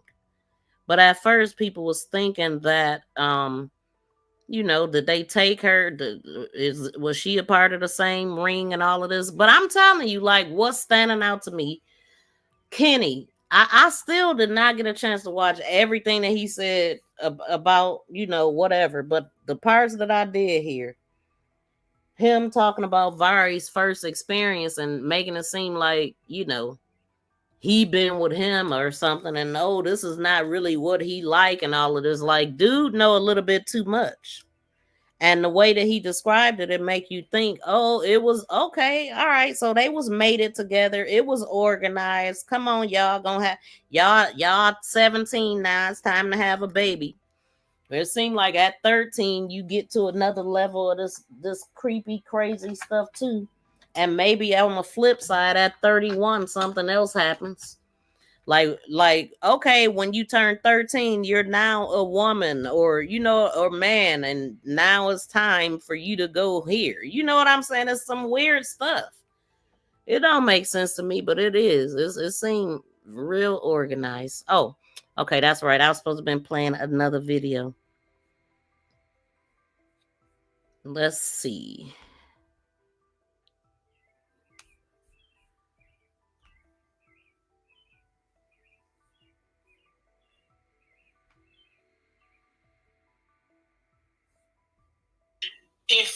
If you have ever dated Jarvis, Ramon, Butts, Jay, JR, J-Bo, whatever you know him by, talk to your daughters. Talk to your daughters. Okay?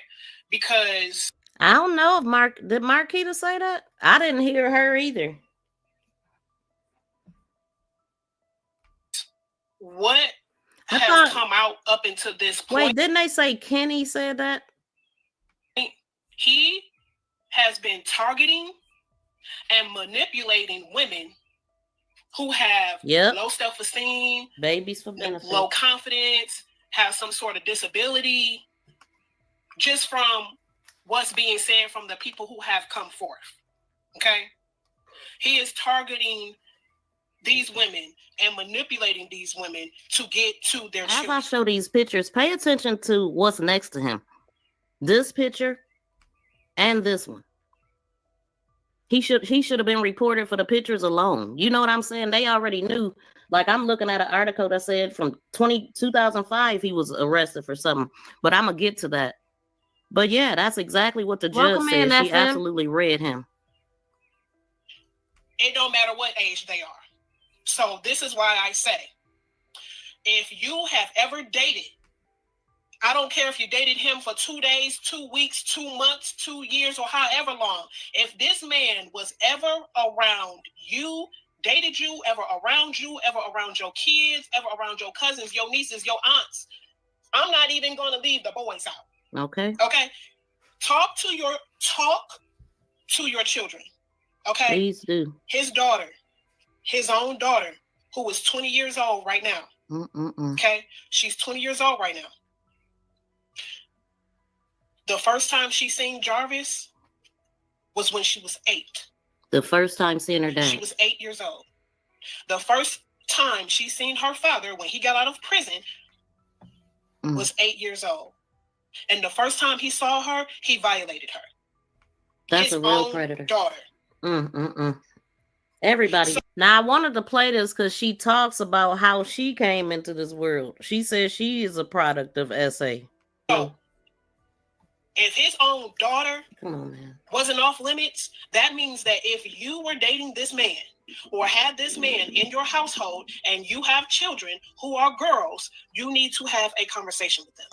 Immediate. Have a conversation with your children. If you know somebody who was dating Jarvis, just in case they don't want to come forward, if you know someone who was dating Jarvis and you know that they have little girls, talk to them and tell them to talk to their children. And talk to yours too.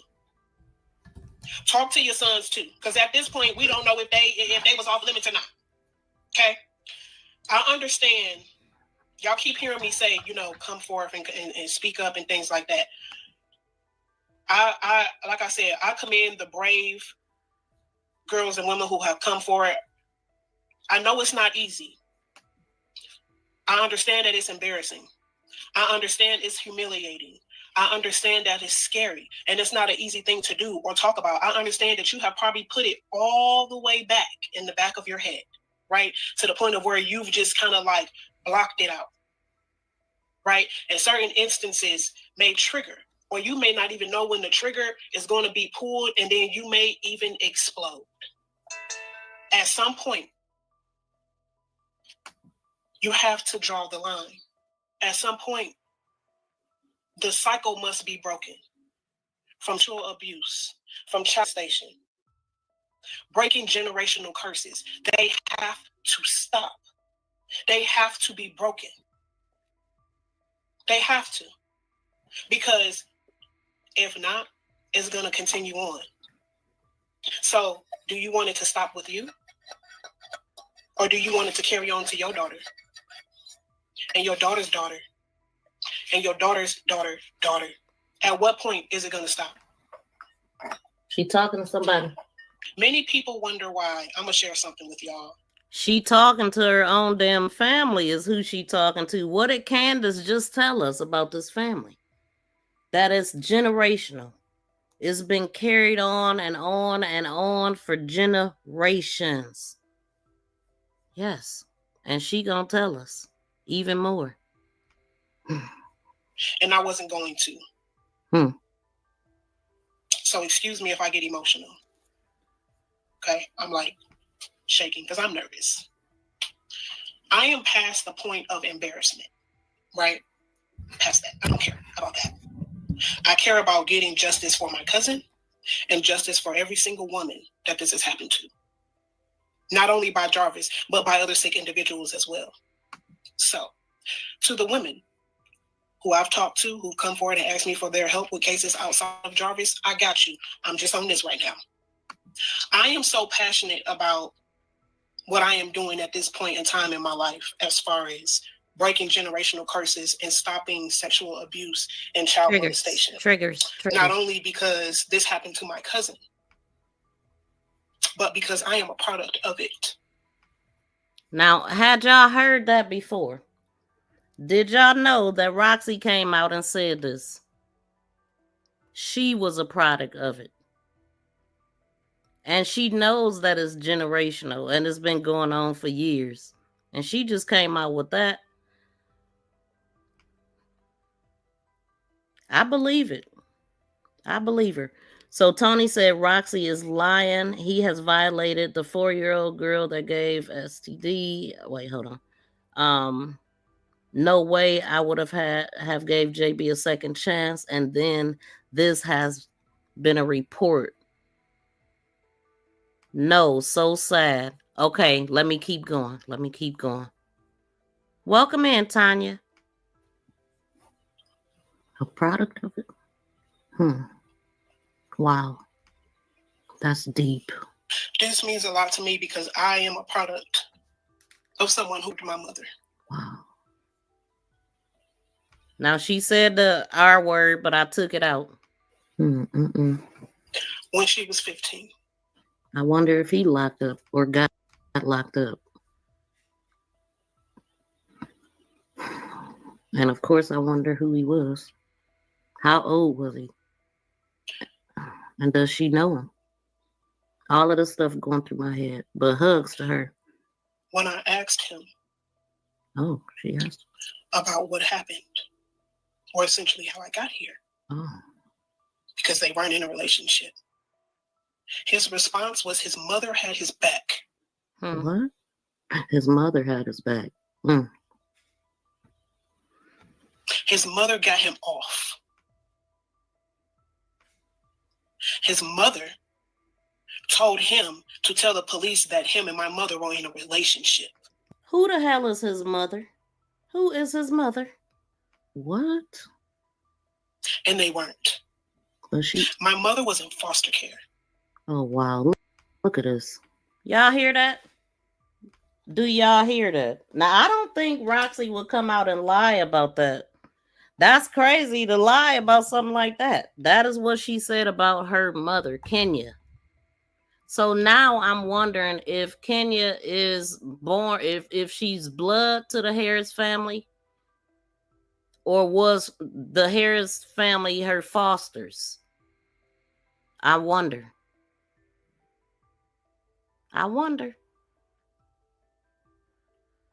Because y'all just heard that this mother, she was a foster child to somebody who allowed their son to impregnate her. And then she protected her son by lying, saying that they was in a relationship. She was 15 years old. How old the father was, I don't know. I don't think she says it here. Look at this. And so was Naziah. And noticed something was off about her. And sure enough, found out that she was pregnant. By a kid in the house? By her foster mother's son. Oh my God. Look at this shit here. Y'all hear that? Do y'all hear that? This video I posted January 21st, 2025. The video that Candace Starr that we just played, she posted hers. And I'm just saying, like, that, I mean, it just, because I just happened to have looked at this. The video, she posted hers January 26th. So this was posted January 21st, then 26th. And then the one that we listened to with Rain of Fire was also posted in January 19th or something like that, I think. This is just how my brain works. It's connecting stuff, but I don't see Rain's video to be able to.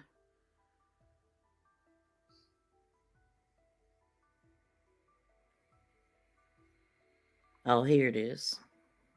The last video we watched of hers, it was she was channeling or reading Jarvis Butts. That was posted January 31st. But it was another one that we listened to on that same live stream, and it was posted, I think, on the 21st, but I don't have it up here. But all in January. And Naziah went missing in January the year before. Wow.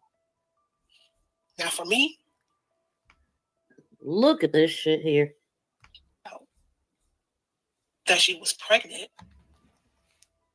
By a kid in the house? By her foster mother's son. Oh my God. Look at this shit here. Wow. Now for me, having a conversation with him and asking him why, and his response was he got off.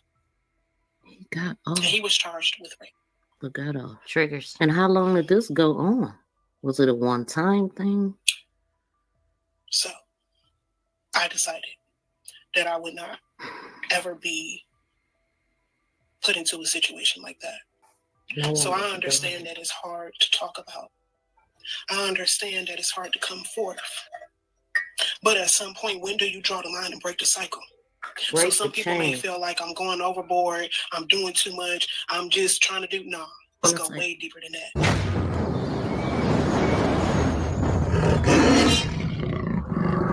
Yeah, that blew me away, y'all, because I did not know that. I didn't know that about her.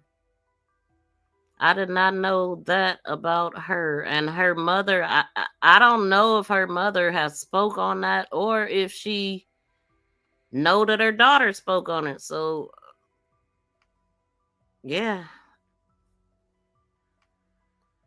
And it was something in the Candace Star video that made me think about something Rain said, because she started naming the ages of the kids and stuff. And it was a portion in Rain's video that she said, hold on, because I wrote it down. It was a portion in that video where she just called off some random numbers, and she was like, what are these numbers?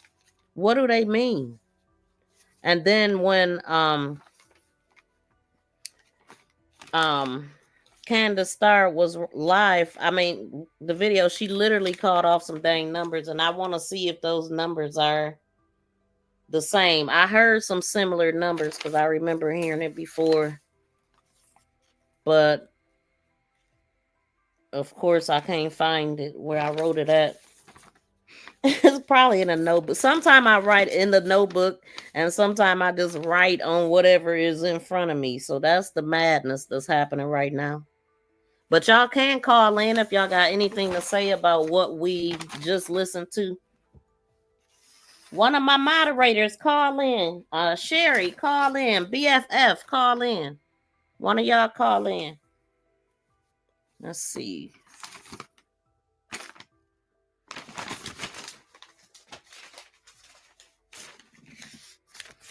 Let me see. I got something else I can keep playing. Wait. Come on, little honeys. Come on, honey boo boo. Come on, honeys. Call in. Oh, here it is. Here it is. The numbers that Rain said was 11, 8, 7, 6, 5, 4, and 9.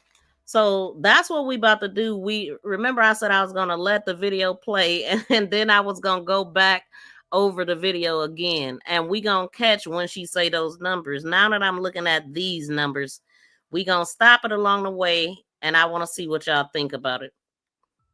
So let's go back through this. And you can call in with your response. Babes. Hello. So, okay.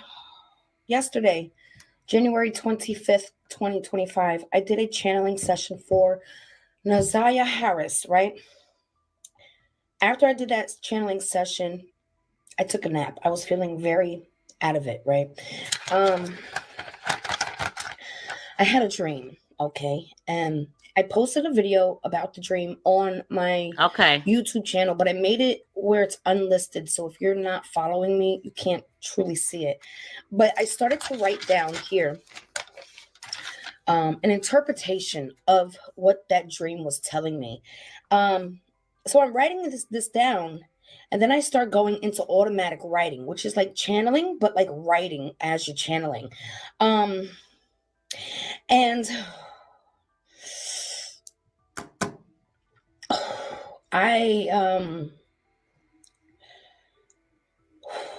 she told me some information. Okay, I have information here. I also found the first paper when I was channeling, the very first channeling session I did not post it. I wasn't trusting myself enough. And then I did another one, which was yesterday, and they look damn near identical. Now, this was the very first one. Okay, so Tony said, why is she just now speaking? Wait, why is she just now speaking up about this? If they would have said something about this earlier on a net, wouldn't have been able to get them babies, break the curse. Exactly.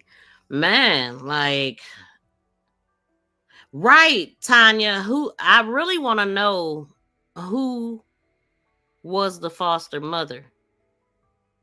I'm curious to know if she was, if the Harrises is her real family or her adoptive family. I mean, I went on. I mean, I see old pictures and stuff with her with them as an adult and all that. But I just wonder, and who was the brother? Who's the foster brother that did this? We just heard her say that these kids is groomed to do this as kids, single digit kids. This is the second one. Oh, I just got choked. And we got Dre saying that one of the kids is on some Jarvis type ish. Hold on.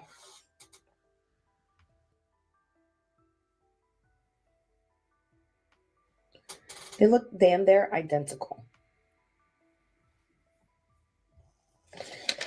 So, Naziah Harris, January 25th, dream interpretation. There's a curse within this family. And what I mean by that is there's demonic energy, which is negative energy that is being passed down in this family. Okay. I got demonic energy curse spreading in family.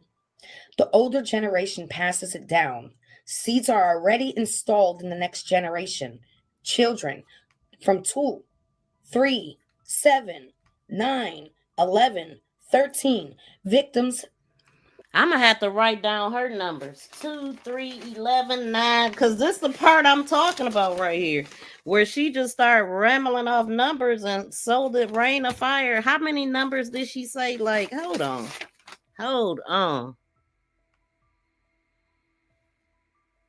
Spreading in family. The older generation passes it down. Seeds are already installed in the next generation. Children from 2, 3.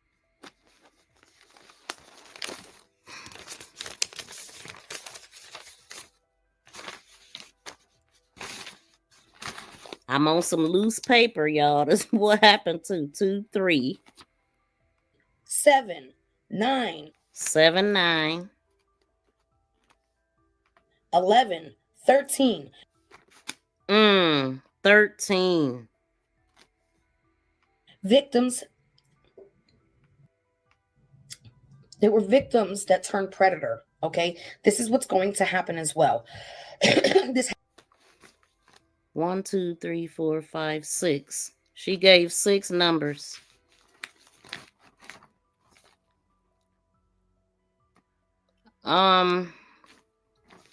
She gave 6. 1, 2, 3, 4, 5, 6, 7.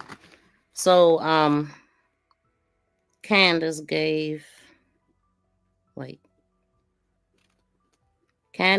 6 numbers, which is the devil number.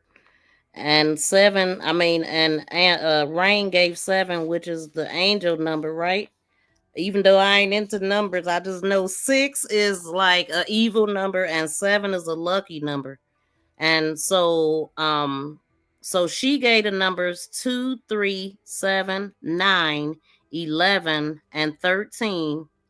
Rain gave the numbers 11, which matches 8, 7, which matches. So Rain gave 11, 8, 7, 6, 5, 4, 9, which matches. And I'm just saying, like, okay, so 11, 7,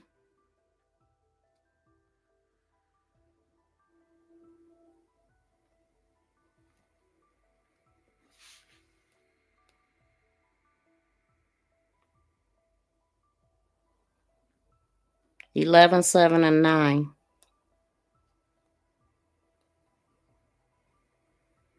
So 1179. Those are numbers that match.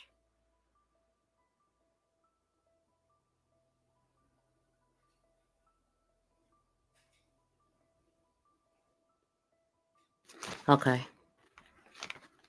I don't know if it mean anything, but this caught my eye. I mean, it caught my attention because they both calling off numbers. Can y'all please make sure you smack the thumbs up? Make sure we at least have 88 thumbs up, y'all.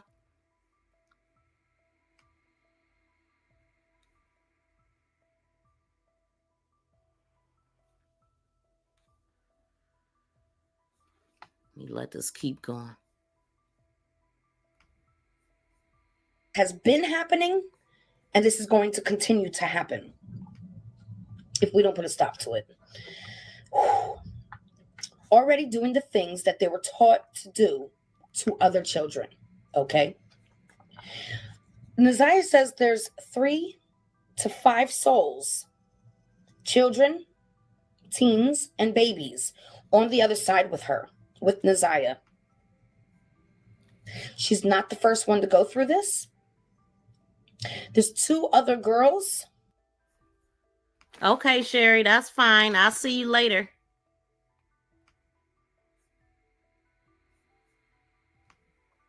You definitely can catch the replay. It's always there.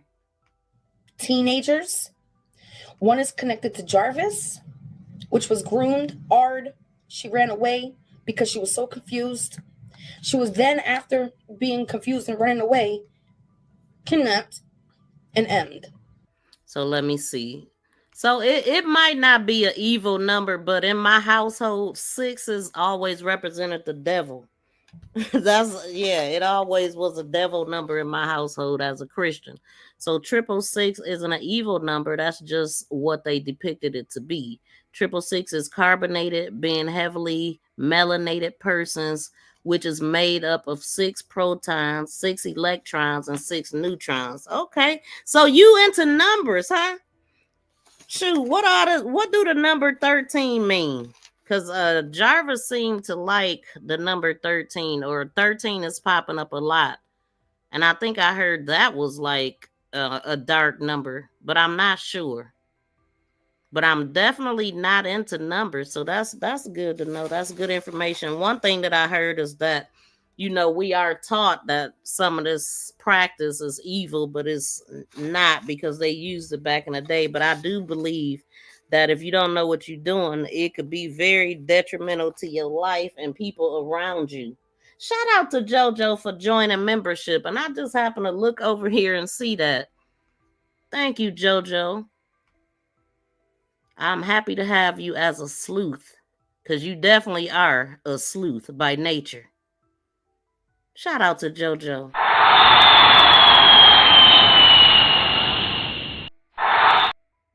Let's go.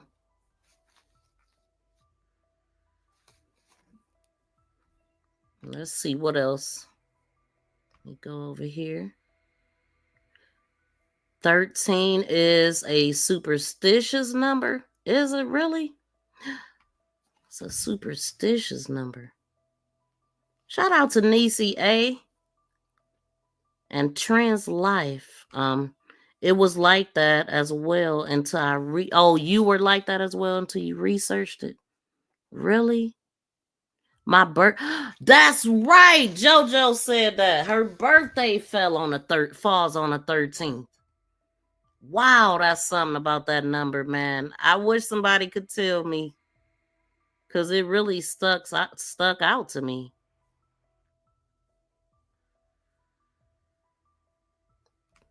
Wow. Okay, I'm going to let her keep going.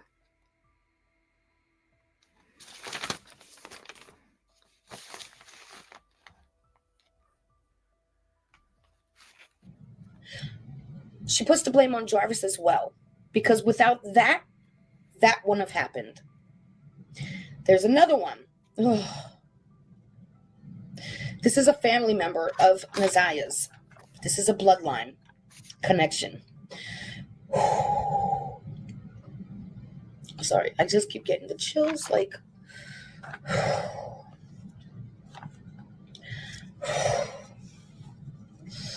Connected to family. Groomed, hard, cannot run away. Beaten, strangled, triggers. Landfill, not Naziah. Triggers. So she's describing exactly what happened to this other girl. The same thing that happened to Naziah, but it's not Naziah. It's another female. Do y'all believe that there are others? Because I know that people were saying, Why would he do this to her? He didn't do this to any of the other ones. But come on, man, we gotta. If this is like an organization, they've had this happen more than once because they don't want to go down for the babies or for some of them. Like they probably get some that nobody cares about too. You know, some that nobody would miss, some that's on the streets and stuff like that. Those are probably the ones that they got rid of that, you know what I'm saying? I believe that they go out, like Kenny mentioned, riding around dangerous Detroit streets, looking around at night, talking about, what are you looking for at that time of morning? Catching somebody slipping? I'm looking at all these different numbers. I'm trying to see what matches, if any. But do y'all believe that there were others? Because I know some people was like, nah, it wasn't no, why would he do this to her? He never did this to anybody else out of all the people that he did. But why Naziah though?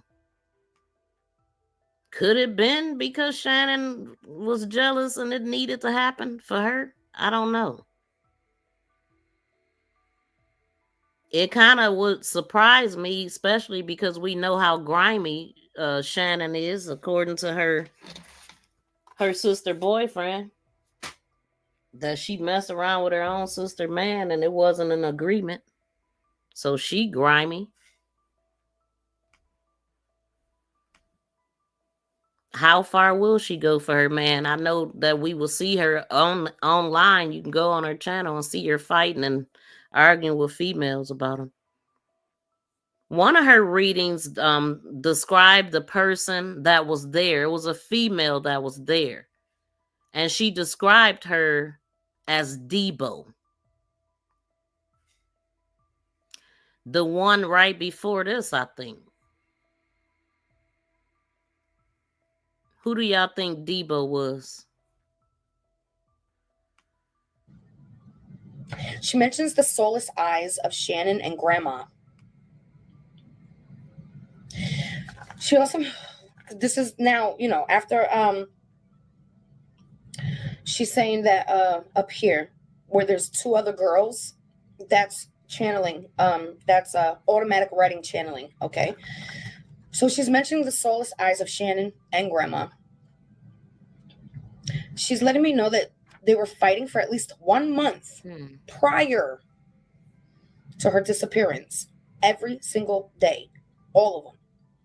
The soulless eyes people are fighting with her and she's fighting with them every single day for the last month of her life. Now, they always had fights, but this was to the extreme, okay? This was a level higher than what she was used to going through. So she's letting me know. So that would be December that they was fighting the most, which would, I mean, it wouldn't make sense, but it kind of do, because looking at the messages and stuff that they talked about, December, it was nothing. It's like towards the end, he was ignoring her. He was real short with her. And I believe it was the plan, you know, starve her out, and then pounce. Because I feel like they didn't show us no text messages and stuff really from December, but that don't mean that they wasn't communicating. But some of the ones that they did, he was falling off from her, which I feel like he was planning. I feel like everything was planned from the time that they planned that Ypsilanti trip with that vehicle and all that, because it was real shady how that all worked out. Because I was tripping out on the Ypsilanti, on the Jaguar thing, because when the auntie testified talking about King's son's auntie, she had said that the car was towed to Detroit days prior to the 9th. And when I found that out, I said, oh, heck no, what? So you mean to tell me this vehicle had been sitting at the shop since the 4th of January, early January, between the 4th and the 6th or something like that, she said. And they waited to the 9th to fix it? Why? I also remember them saying that they had to order the part. And on the 9th, they was going to pick up that part. Why did it take that long for the part to get there if they had the car that long? When exactly did they order that part? Another thing, whatever they did at AutoZone, all of that should be an AutoZone system. This is a car shop that we talking about. Everything that they buy under Frank's Auto or whatever should be, I mean, whether you a shop or not, heck, I can go to AutoZone and they can pull up everything I bought because it's under my name. They ain't talk about no receipts or AutoZone or none of that, but I'm sure that all of that stuff got to come up. Yes, invoices, receipts, all that stuff got to come up. Trans Life. Wait a minute. 2, 3, 7, 9, 11, and 13. Let's see. Yep. Dang, BFF is on it. Yes. Candace Stargator numbers 2, 3, 7, 9, 11, and 13. And Rain of Fire. God dang it, what I did with that quick. Oh.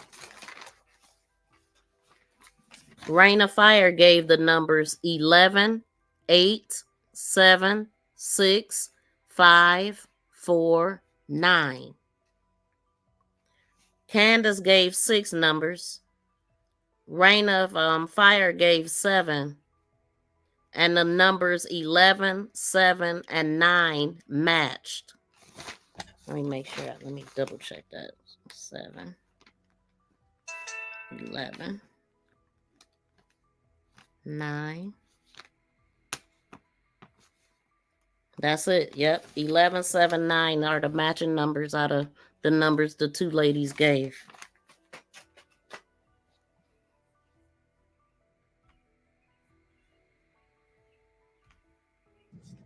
How this started back generations. It did not just start with grandma.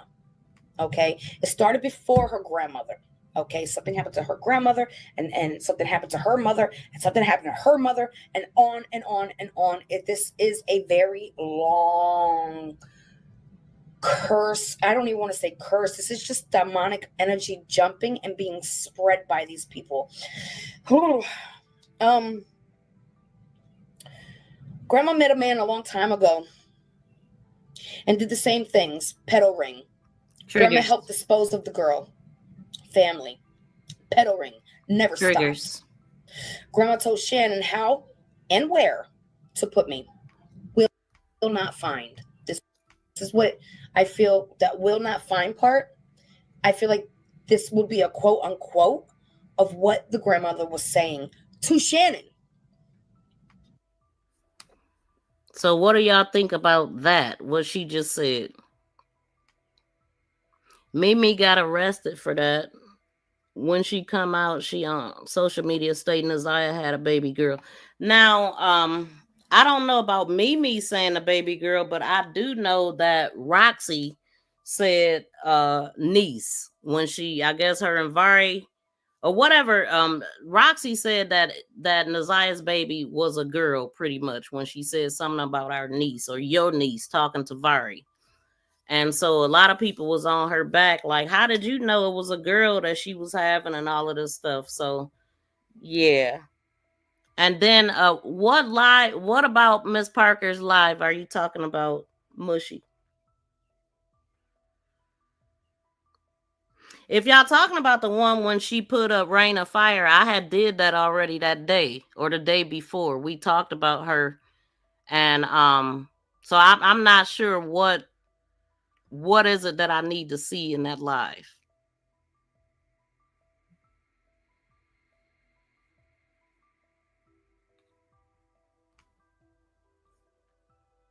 The sister-in-law said the Jaguar was towed to the shop on the 4th or the 5th, but they took the car back to her mother-in-law, to the mother-in-law of Cordell baby mama. Well, it was twice. One time they came out to Ypsilanti and fixed the car, I do believe, in the driveway. And then they asked her, when did they have the car towed to the shop? And she said the 4th or the 5th, and that was when the car got fixed. So it from what I'm remembering, it was right before it got fixed on the 9th. So it had been sitting there from the 4th or the 5th, and it could have been fixed way before the 9th. So I was like, why would they wait?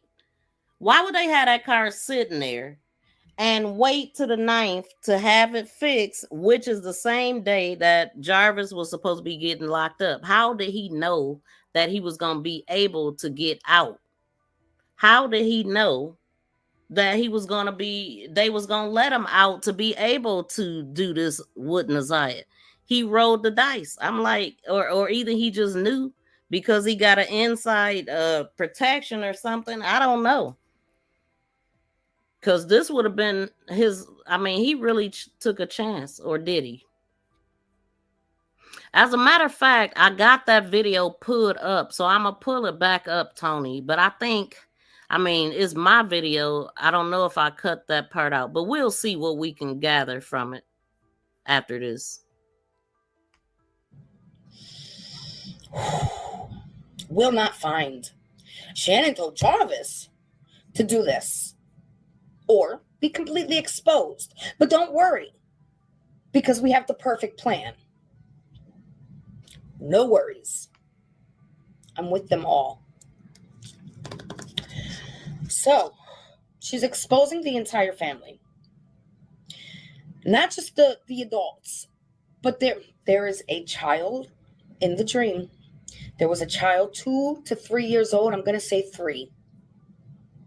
That was already molesting. A 3-year-old child. Molesting children already at 3 years old. That's crazy. Could it have been Shannon? Hell, we know Shannon's cousin came out and said that she was violating her from the age. Did she say from the age of 6 to 12? I don't know. Could she have had the twins doing that to each other? I don't know. My mind is just going. I don't know if that's crazy. It gotta be deep rooted. It got to be. If you get them while they're young doing that, it becomes their norm. And if you don't correct them with nothing, it just get bad. If you just feed your child nothing but darkness, that's all it's gonna be. That's sick. Right. And that's one of the things, Sherry, when he talking about, oh, we had forgot something and we had to go back to AutoZone. I forgot what it was. How you gonna forget what y'all had to go back for? But the biggest thing about that whole thing when they were going to AutoZone is he said they both went to AutoZone right after saying that they had a bunch of cars out there waiting, about 4 or 5 people waiting. But I don't think they had that much business out there, but that's what they wanted us to believe. He said, oh, it's about, a couple people waiting and this, that, and the third. And so they was like, well, when y'all have customers, do y'all usually go together or do y'all do one stay? And he said, usually one of them will stay if it's other customers. So, but yet he told us that they went together. So make sense. Y'all got a shop. Both of y'all is the ones running the shop, but both of y'all leave in the middle of the afternoon and close the shop? That part alone makes no sense. I did a video about that a long time ago. I debunked a lot of this stuff early on, so please check out my playlist, y'all.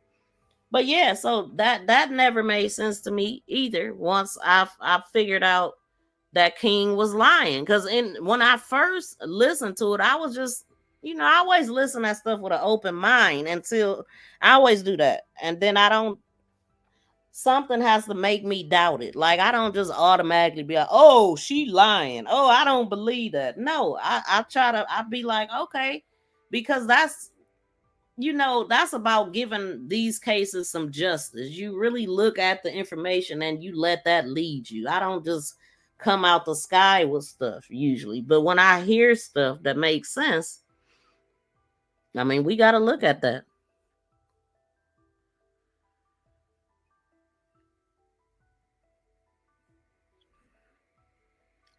Some antifreeze definitely could have been involved too, because I mean, I'm believing what the judge said. The judge said that it was a do-it-yourself ABO, getting rid of a child, and it went wrong. And instead of him calling for help, he panicked. We gotta listen at what she's saying, but it still ain't enough evidence. It really ain't, especially with the video that Cold Peace released. Shout out to Cold Peace. She's another creator that is really, she pays really good attention to detail. Her and Brittany Ann, they're really good. And she found a video with Kim Worthy and this kid that was 14 years old that got falsely accused of unaliving 4 dang on people. And Kim Worthy was the prosecutor at that time. And they sunk that boy when the real person that did it came forth 2 weeks after they had convicted this kid. And they didn't even want to admit that they screwed up. So they said nothing. And he spent 9 years behind bars as a 14-year-old. That's messed up. That really pissed me. As a matter of fact, I watched that this morning. I couldn't believe it. But I hear stuff like that happen all the time. So yeah, I don't believe everything nobody say, and I don't feel like it's enough evidence to say what they trying to say. Not the evidence that they showed us so far. I don't see enough evidence to say that she's not here no more. They all involved and they going down. They need to. Jaguar parts don't come from AutoZone. And I wonder that, like, I hear people saying that because it's a foreign vehicle, but I also know that they can order parts. So it might not be something that they keep on stock, but it may be something that they can get access to. And the only way that I would know that is to call AutoZone. Maybe we can call AutoZone. But yeah, that would be the only way to find out if they could order Jaguar parts. But I ain't gonna know nothing else about nothing. Like, I don't know the year of the car. I don't know. I guess I could just ask if they could order the parts for a Jaguar.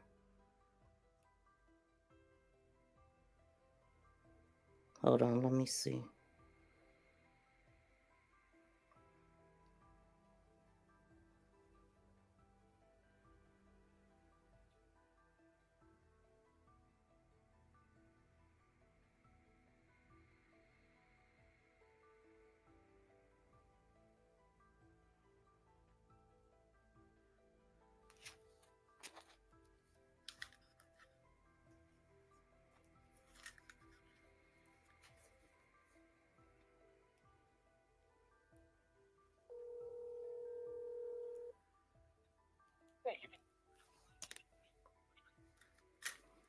Hello. What can I do for you? Hi, I got a question. Can you guys order parts for a Jaguar vehicle? We might be able to. What's your make and model of vehicle? I just wondered, do you guys typically order foreign parts for vehicles? Yeah, we pretty much can get a hold of anything. Okay, that's what I thought. Thank you. Yeah, have a good day. You too. Yeah, so they can order any parts, and I thought so. So that's something that could have happened. Yes, foreign car parts have to be ordered by a foreign dealer. You can't just get them at regular. Yep. So we just proved that they can. Yes, Miss V did that live with Rain of Fire video. Yes, we definitely talked about Rain of Fire and all of the stuff that she had said in her video about Naziah and what happened. If y'all didn't check out that video, check that out because it's the one that I did before this, and all of my videos they are a rollover from before. She's telling you need to watch it is because everybody going to jail allegedly. Yeah, Rain said she said that in her video. They dismembered her, all that stuff, and we hearing her. I almost want to put a video back up, but we're hearing her. Candace Starr saying the same thing. January 5th was a Friday.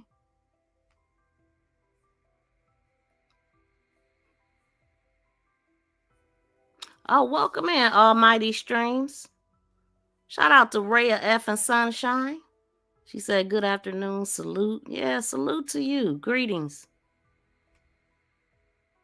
They also went to the liquor store. Yes, now that was crazy too. That he literally, and you know what? When he was telling that story before, I thought, when he was telling it in court, I thought that he was driving. The way that he was like, oh, Jarvis said, there go my niece right there. We put over. If Jarvis was driving, why did Jarvis need to let him know that? Oh, there go my niece right there. Like he was letting him know to pull over.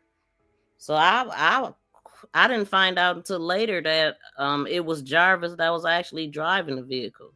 And then I went back like, okay, well, why did he explain it like that? And it ain't an Angel's liquor store over there. It popped up Angelo's that was way at Park Crest Hotel. I looked that up back then. And I'm like, that's like an hour walk or something from where she was at. So that never made sense to me. And then we do have a video of Naziah with a bottle of liquor in her hand too, jumping on the bed. So I believe they was letting them act completely grown and making her feel like she wasn't a kid.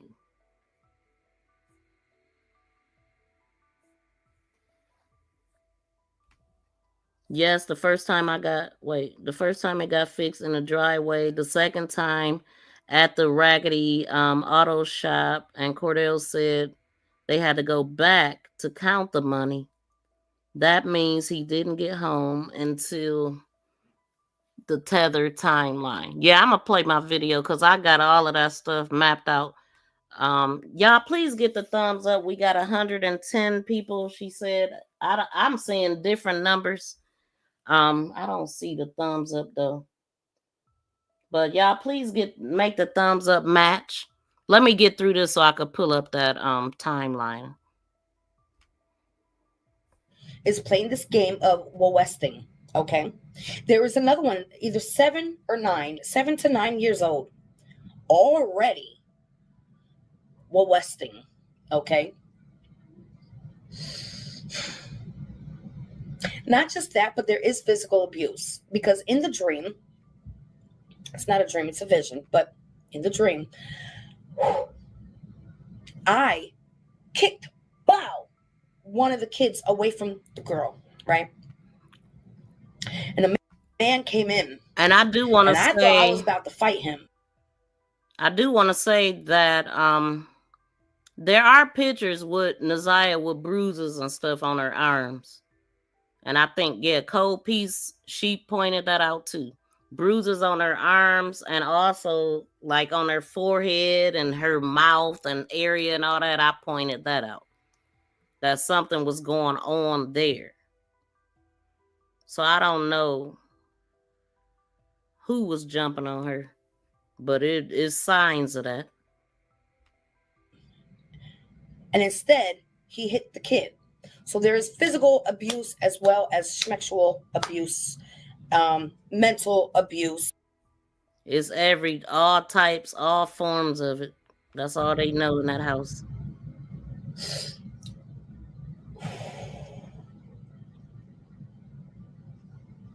These children are now predators. Triggers. That's the plan. Children. That's why they made them together. So, like, you come from this bloodline, you come from a bloodline of us, and they come from a bloodline of them. So let's mate them together. This should really be really super demonic. They'll do this to their children for generations to come. I'm with all of them. Children, little baby children, are already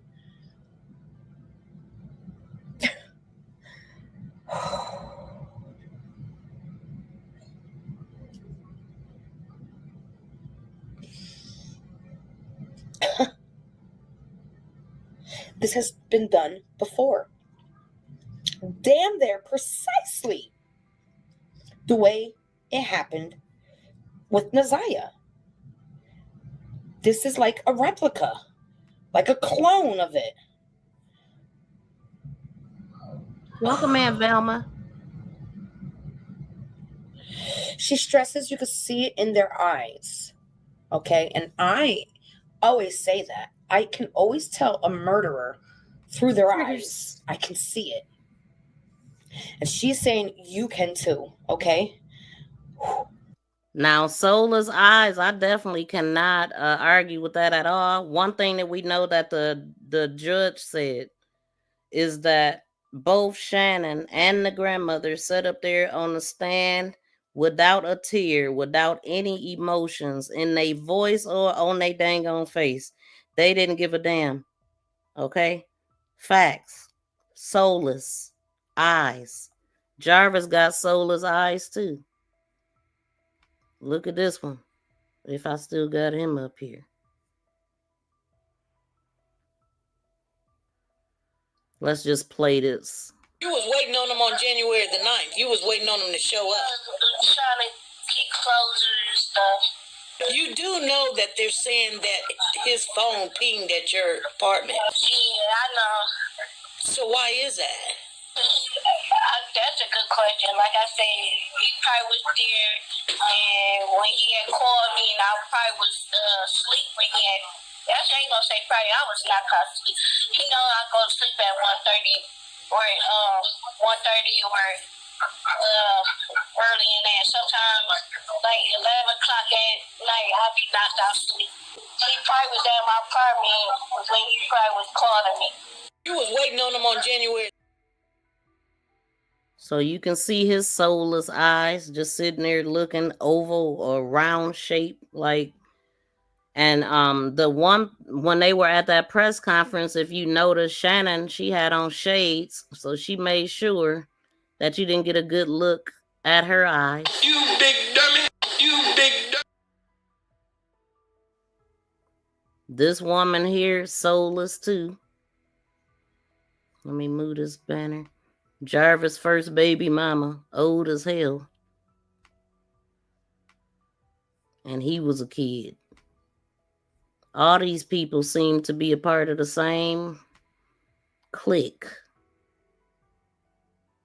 Because ain't no way she should still be here messing with my kid. Like, what the hell? You still skinning and grinning? The hell? Her whole family have some creepy looking characters, especially the elders. Exactly, chosen one.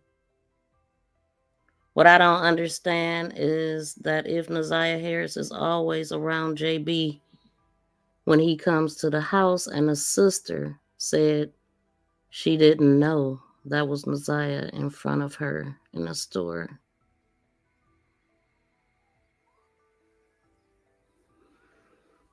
Well, I think Naziah, anytime Naziah was around JB, it was on some pred type behavior. So it was somewhere in the dark, in the shop, in the back, in the broom room, or at the dang on motel, some dang on where. And I mean, we got pictures of his sister when Janiyah was first born, over either Jernell house or Shannon house, because I remember that coming up. I don't know how much she was around him like that, around with other people. I don't think she was. Anytime he took them kids from the house, it was for his pleasure. So I don't believe he was taking them around his sister or nothing like that. But if she would have seen Naziah, maybe back then, like a long time ago, when she was around the Harris family with Janiyah, maybe Naziah could have been in a room as a little 3-year-old or something she just didn't recognize. I don't know. But one thing for sure, too, for certain, ain't no way that they didn't know what type of brother. She didn't know her brother. Like, he spent years in prison for what he did, and it was a family member that he did this to. So who was the family member? Everybody knew. He messed with his own family member. That's how they said it. I don't know who it was. I don't know. See, if he had a kid at the age of 13, that would mean that he was a kid, and his kid siblings was there at the house also. His sister, his brothers, everybody was kids. If they would have been kids. All of them was kids. They knew too. Ain't no way you don't. Your 13-year-old brother got a baby on the way. You don't know who the baby by. It ain't no talks in your family about this woman. It ain't no talks. Come on. They know. They have to.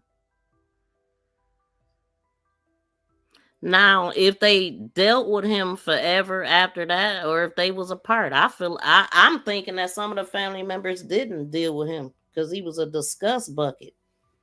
I wouldn't have that ninja around mine, brother or not. Because blood relation don't mean a damn thing to this dude.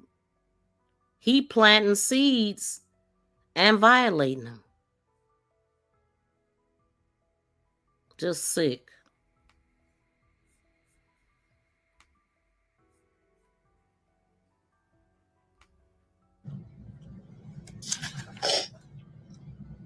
She's saying she's at 3 different landfills. Mm. Which makes me feel like the whole cloning of it so is these other girls. Now, they also mentioned babies up here. She's not the first. There's 3 to 5 children, teenagers, and babies. Excuse me, pardon me. Which makes me feel like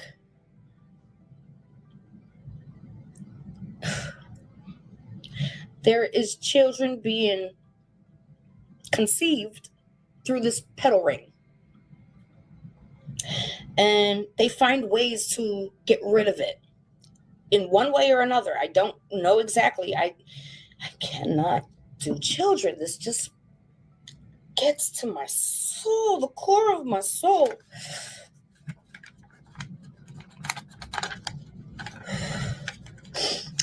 One of the teenagers is saying that her death is also on Jarvis's hand. It may not have been by his hand, but he pushed it upon her, basically.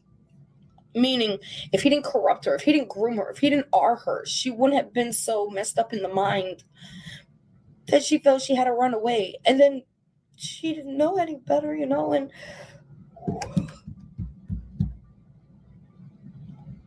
she ran into somebody worse.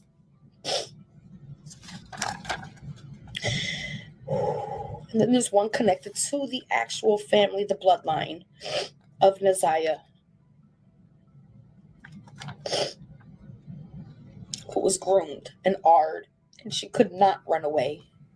Her cause of death is strangulation, but before she was strangled, before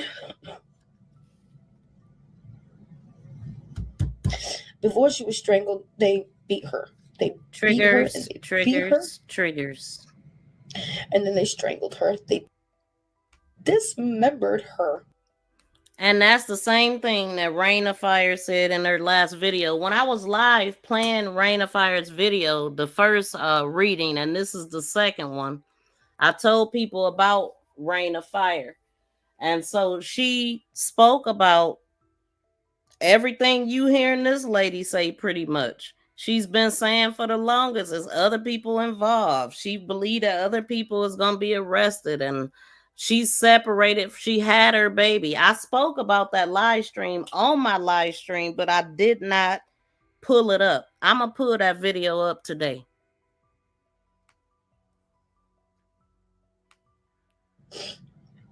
And placed her in multiple landfills, not just one. And it's not Naziah. Pay attention to the soulless eyes. They knew she was pregnant for at least a month before she disappeared. This was not new news.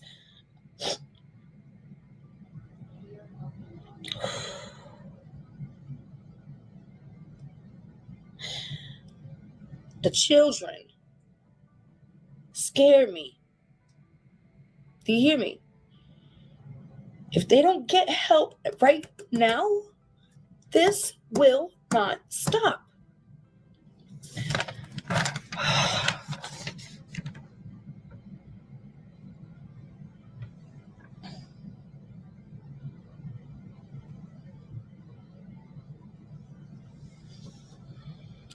I'm with them all. That's crazy. Straight from hell. She wouldn't disconnect from me yesterday when I did the channeling session and I ended it. She wasn't done with me, and I wasn't feeling good. I felt like shit. I just needed a nap, and when I went to, it was a freaking nightmare. The way she showed it to me was not her. She put me and my daughter in the place of her. And it also showed me in the dream that all she wanted was somebody to fucking protect her. That's it. When I hit the first kid, it happened again. It was just like back and forth. I don't want to post the video again.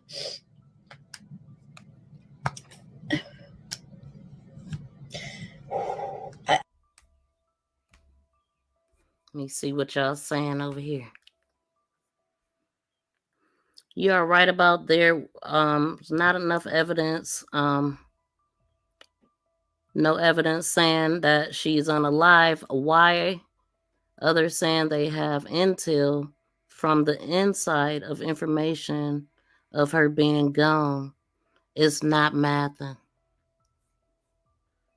Yeah, I don't feel like it's enough, and then especially knowing that they falsifying stuff, and they are not known for the best integrity. You know what I'm saying? So I know, like, when you dealing with an office that got stuff like that under their belt, convicting a 14-year-old, and he's spending 9 years of his life for unaliving 4 grown-ass people, or 6 or something like that. And the person, there was a witness that survived. I forgot this part. There was a witness that survived. It was a female. She got hit 9 times. And she got up there and said that little boy did it. So she lied to, I don't know what, they must have pressured her to lie. I don't know what they offered her to lie. But she knew that wasn't that kid that did that. And then the real person that did it confessed. And they still didn't want to let that boy out of jail. He said he confessed 2 weeks later, and they didn't let him out for 9 damn years because they didn't want to admit to what they did.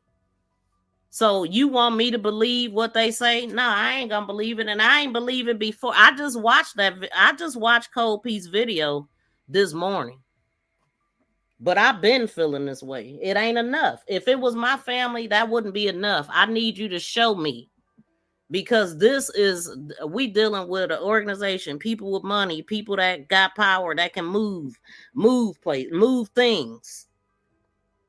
And we hearing them saying that it's a lot of bodies in the landfill. I believe it.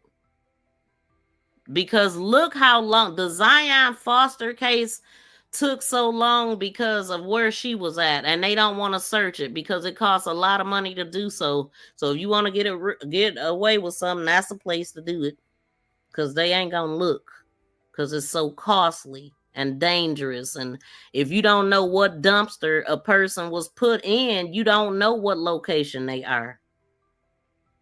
Shake the trees, Tracy. Yeah, y'all drop down and say hi, hit the thumbs up. That would be nice. But shout out to my replay sleuths. Help get us over. We want to get 1,000 thumbs up. So help us.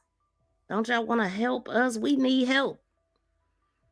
We got to get 500 first. So we'll settle for 500. Then we want 1,000. Renardo Messi, just to remind you.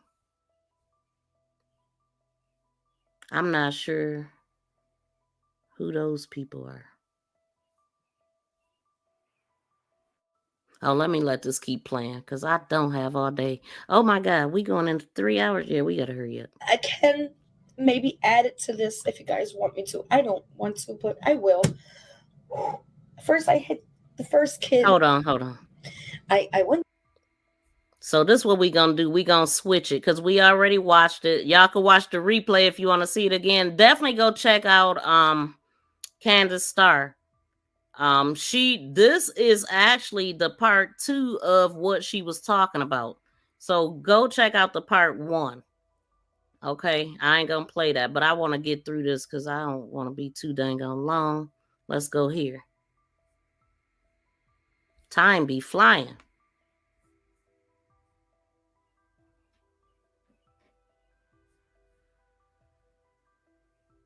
Got there maybe around 9 o'clock. I assessed the Jaguar. Jarvis left a moment. You guys finished the Jaguar and had to leave? Probably around 7:30 or somewhere around there. Talasha Moore. Do you know someone by the name of Cordell Wright? He is the father of my nephew, my 17-year-old nephew. 17. It's my mother's car. He worked on her car. Okay, and what kind of car does your mother drive? A red Jaguar. Going back to January of 2024, where were you living at the time? Not your specific address, just the city. Ypsilanti. And who else lived with you in Ypsilanti? My mom and my Did son. Mr. Wright ever come out to Ypsilanti to fix your mom's car, her Jaguar? Yes. How often did he do that? Like a couple times, at least 2 times. And was that around January of 2024? That was the last time.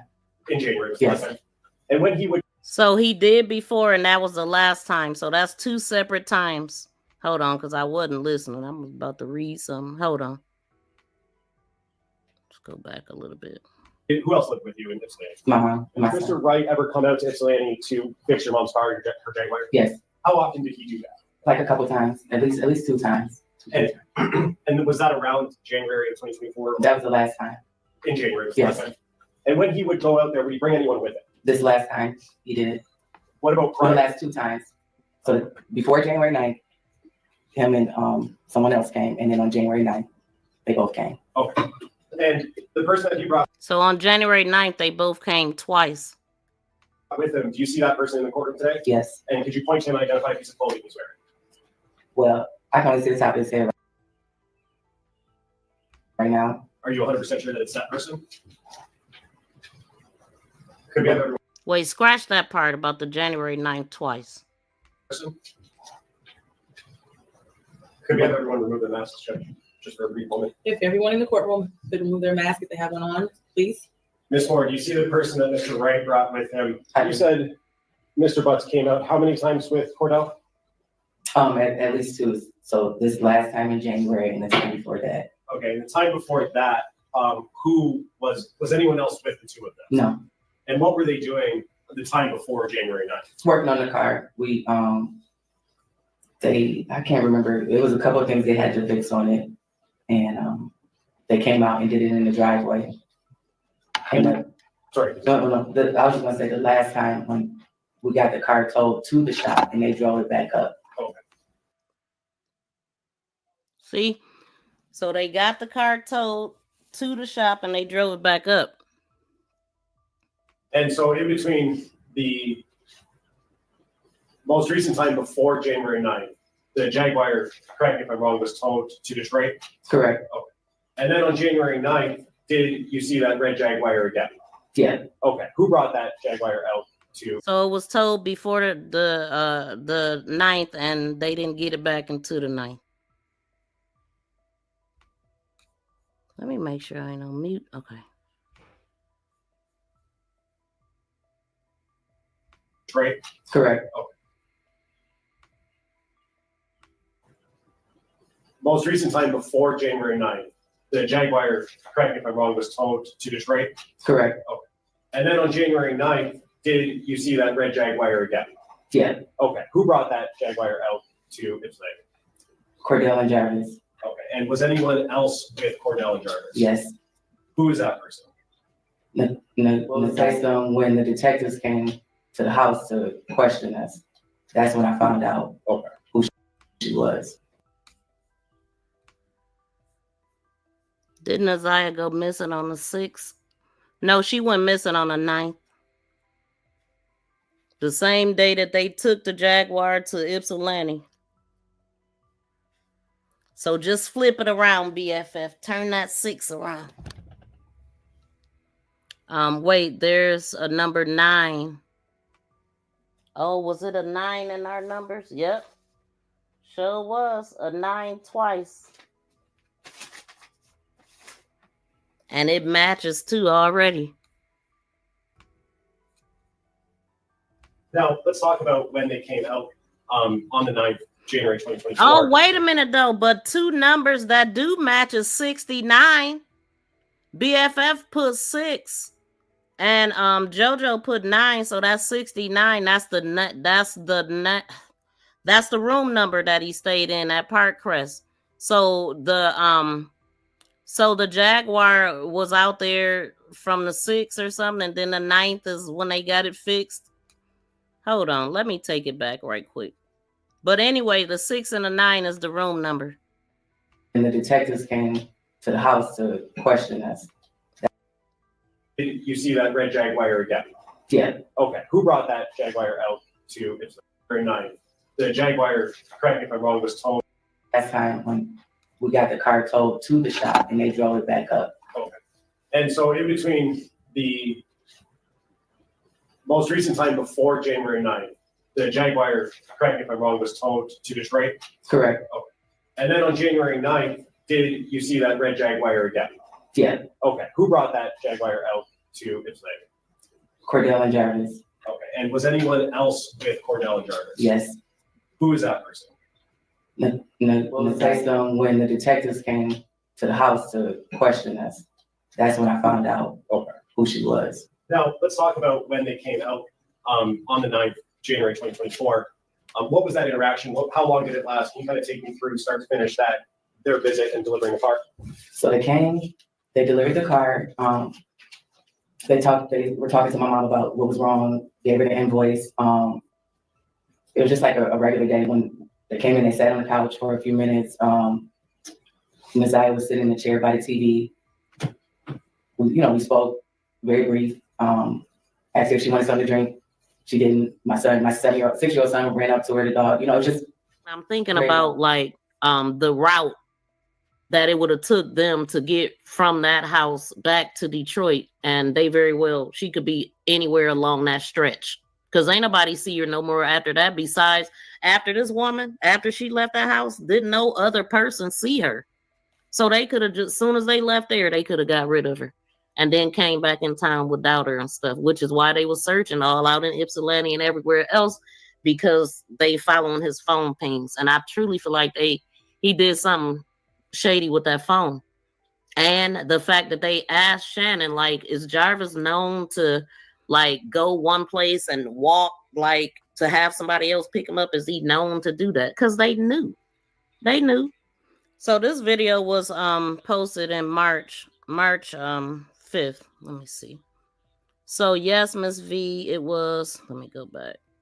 It was towed to the shop on the 4th or 5th and fixed on the 9th. I thought you were saying something different, Tony.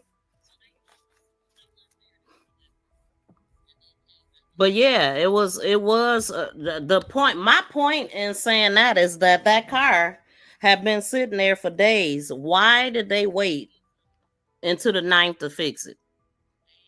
Because I don't think it would have took that long for the parts to get in. Hold on. It's driving me nuts. I'm hearing my voice in other places. But okay. So we saying the same thing then, Tony. Welcome back, TBZ. Happy you're back. Also in court on a time and phone pings, there is a duration time of 110. Yeah, I talked about that stuff the other day. Wait, what was you? Hold on. So 110, 24, 1 may have significant information, and 9 is when she went missing or reported, or 9 for Marquita life number.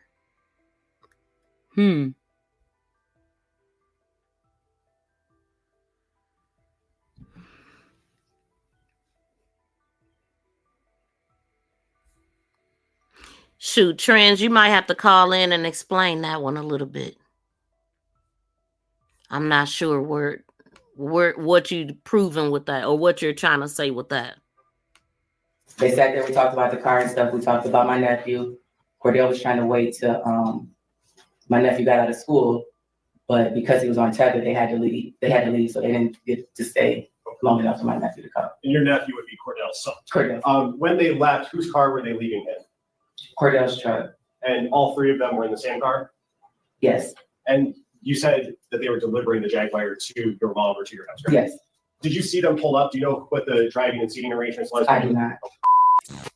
And you said that there was a time prior to January the 9th that he came up and worked on the car, correct? Correct. And you said that my client was with him that time. Correct. Do you recall when that was? It had to be in the summer. I cannot recall the exact date. But it was summer of 2023? Yes. And that was the first time you had seen Jarvis Butts? Yes. Okay, so and she said in the summer. So when the Nate chick is saying, oh, they done been to Ypsilanti a few times, way more, however she said it. They done been there more than once. But Jarvis, I mean, from what she's saying, it's only been in the summer and then in the winter for Jarvis. So she didn't know Jarvis like that, according to what she's saying. Parky, when did you have the car towed down to his shop?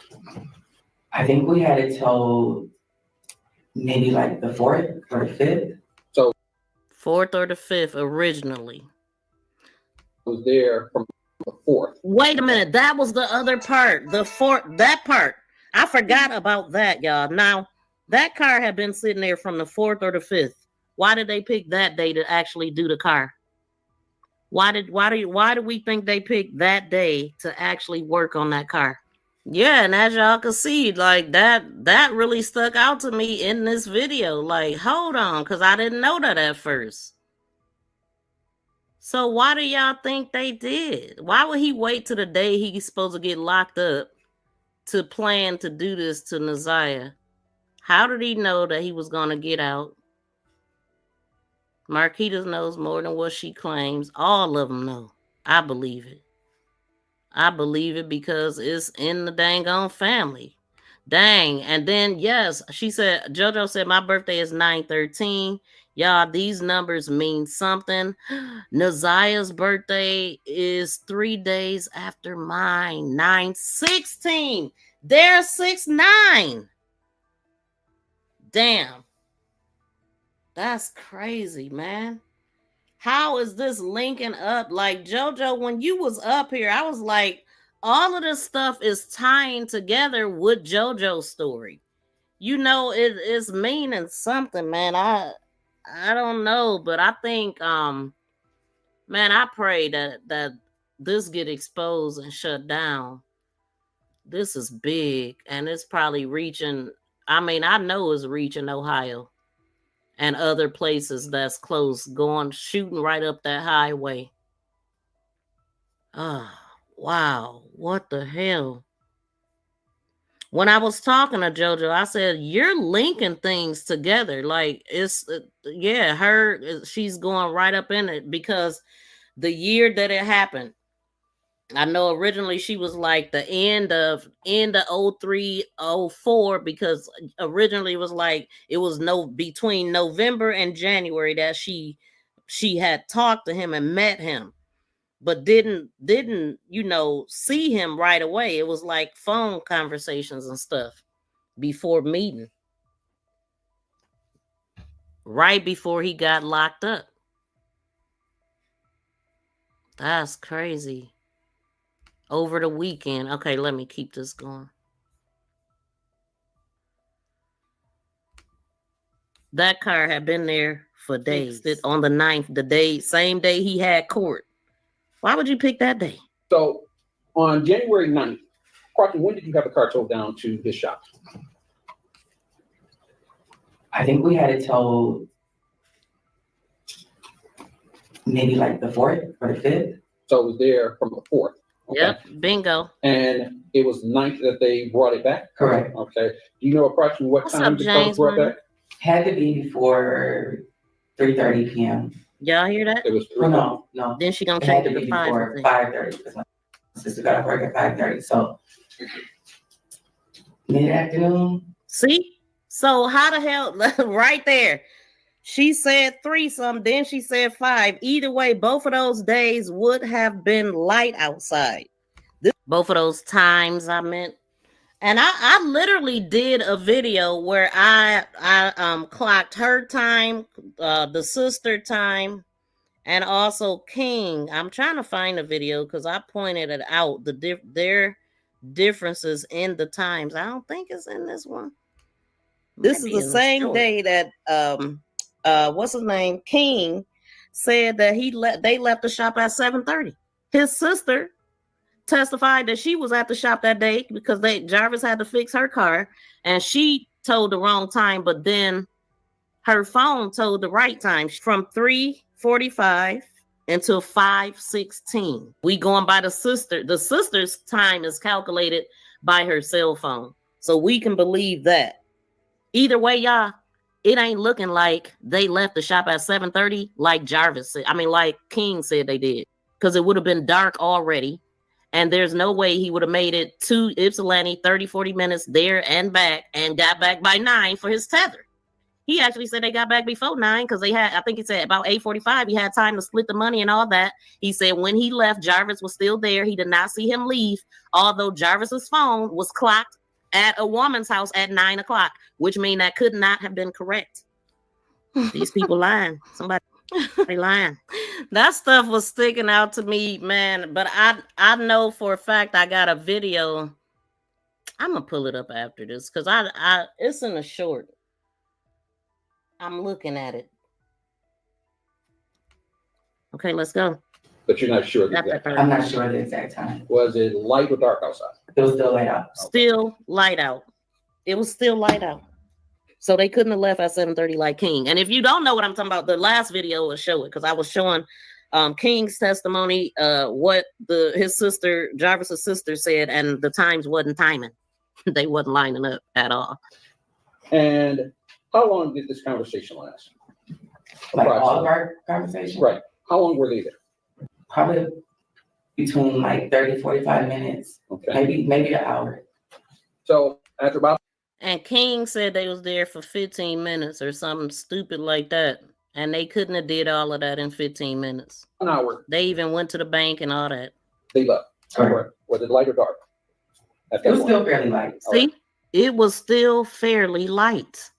Ain't no way. Her time, I believe her time's more than I believe what King said. So it was still light outside, ma'am. They had plenty of time to do what they was doing. That's why they was rushing. So they could do, allegedly, I mean, according to what she's saying, because King said they left the shop at 7:30 and he was running tight for his tether, and you know they had to split the money about 8:45, and by 9 o'clock he left. It's bullcrap. There's no way that he would have been able to get back in time if they would have left at that. It's just stupid. Like, it makes no sense. Yep, in January it gets dark early as heck, so it would have already been dark at 7:30. But she's saying that it was still light out. So yeah, it'd be dark. I ain't gonna say 4:30, but maybe 5:30. It's starting to it's dark in the winter. Welcome in, Flex and Flash. Please smack that thumbs up and subscribe if you haven't. But I believe her timeline more than I do his. I believe it was earlier. I believe they left her house when it was still light outside. And I believe that Jarvis was at that Willem address that he used at the hotel. Where was Naziah when he was at that other woman's house? I don't believe Naziah made it back from Ypsilanti. But I don't know. But I mean, why was he so adamant on her being with them that day? Because he knew they was going to drive a far distance and they wanted to take her somewhere far. But was Cordell driving? Correct. And at some point, you were contacted, correct? Correct. When were you contacted? Well, we were contacted by Cordell the next day because when we paid the invoice. And that's another thing. I think, like, King said he was driving a 300 and she said he was driving a truck. It was a difference in the vehicle that they left in, too. It was $70 short. So we had to get Jarvis's Cash App to send the rest of the money. So that was the last part of the conversation. Remember, because he said Jarvis didn't come to work on the 10th, but he talked to him a couple times that day. They could have been talking about this too, and you know, how to get rid of something. And then the detectives came, I want to say the end of March. So the end of March. Months later, the detectives came asking her about it. This was January 9th, and they didn't come until like March. But how do you be $70 short? That was kind of odd. Like $70. I could see $1, but 70. How far of a drive is it from Detroit to Ypsilanti? Probably about 40 minutes. And what was the reason that Cordell had to leave again? Because he said he had to be back in the house for his tether. Okay, so did it seem like he was in a little bit of a rush to get back, or he was headed in close maybe with that drive, 40 minutes? No, I think he had whatever he needed to do, and he just wanted to make sure he was in the city. See, I thought I remember her saying that. So he was in good timing, honey. He wasn't running late. He just wanted to make sure he wasn't going to be late. Okay, so yeah, the math ain't mathing. So the point is, if he left at 7:30, all of that stuff would not be true. It would have been dark. He wouldn't have made it back. All of the stuff she's describing that they had to do when they got to Ypsilanti, and King want us to believe that they didn't leave the shop until 7:30 p.m. There's no damn way he would have made it back. So that's what I'm proving here. That's crazy. It really ain't 7:30 on time. Make it make sense, sir. So it don't. So now I'm about to hold on. Let me do something right quick. I'm gonna pull up the short. So where I'm talking about the different times, it probably would make a little bit more sense when you're looking at it like that. Shout out to everybody in the building. Y'all please take the time to subscribe to the channel, press the thumbs up, set all notifications so you know the next time I go live. And also, like I was saying before, I have a lot of content. I have just on the ZIYAH Harris case, I got 3 different playlists that you could pull up. And so what I'm about to do now is pull up the shorts playlist so we can go to that part that I was talking about. Also, why is it doing that? Hold on, let's close that. I don't know why everything is highlighted on my screen like this. We gonna pull up Rain.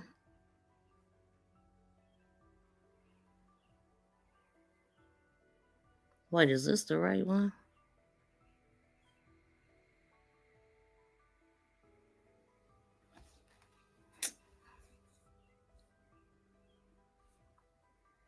Oh no, that's right there.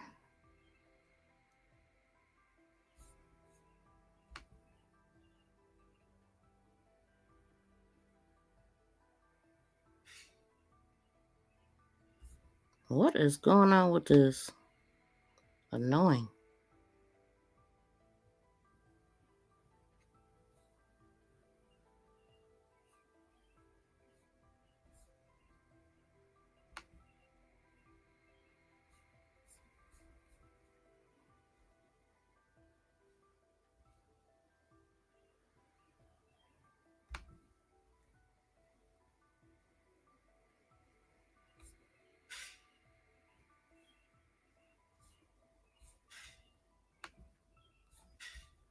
Here it come, y'all.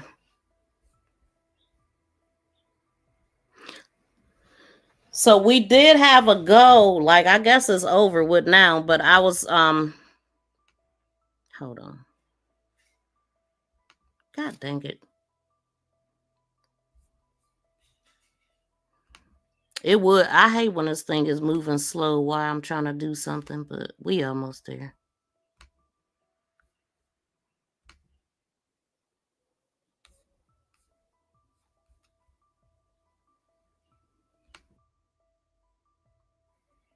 So the shorts playlist got 175 videos in it. Hold on.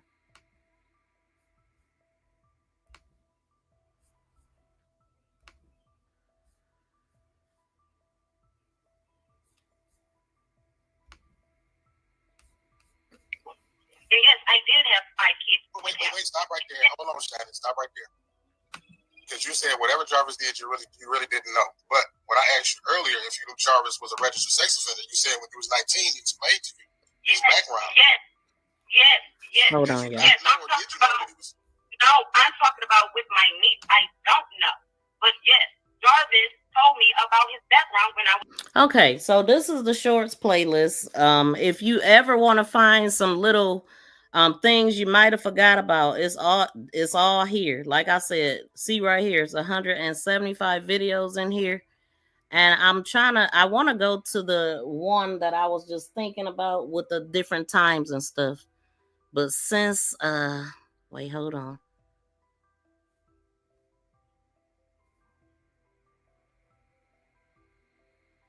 Got everything. The father. But we want to go. Now, what number it is, I don't know.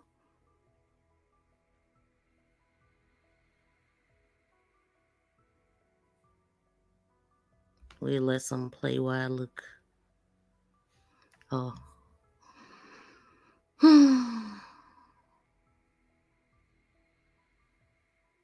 Why would they let her go to the shop? Now we know the truth. And we know that they knew too. Or at least Shannon knew.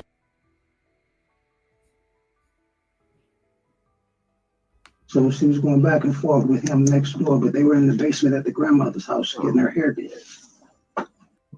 Going back and forth with him next door. 1 hour, 35 minutes, and 6 seconds. In the basement getting her hair did. Where he... Oh my God. That ain't gonna work out, is it?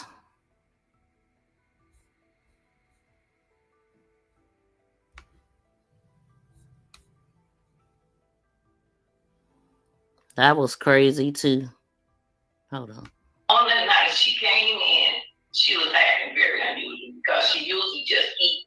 I gave her an assignment, she did her assignment, she laid on the floor, which made me really suspect because she never does anything like that. And she said, Miss Lee, I need to go see the counselor. And I told her after we eat breakfast, I see if the counselor is there. But the counselor never came up to see her. Sound like he didn't want the counselor to see her to me. Like, what do that? She laid on the floor. She never does that. And I told her after we eat. What? Wouldn't you have gotten the counselor right away? Or would you would have told the security guard to tell the counselor? Like, make that make sense. This the part right here, though.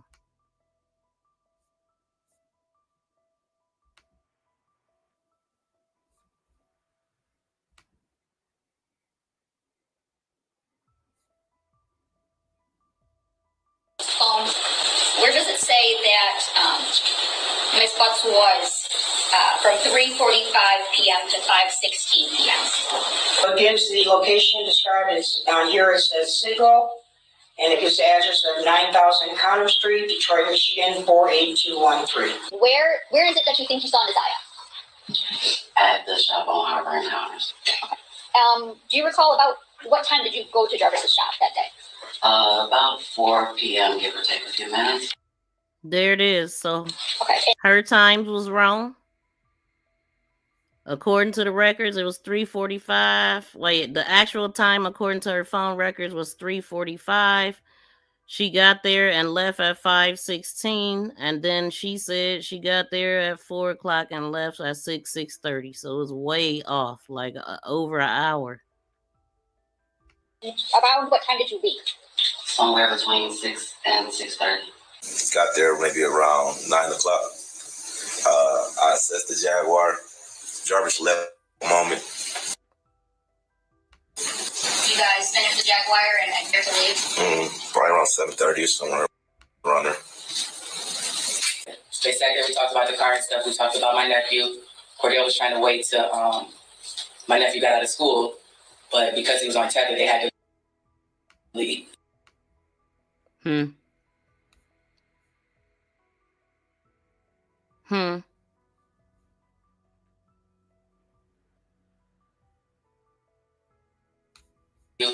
Cordell was trying to wait till my nephew got out of school, but because he was on tether, they had to leave.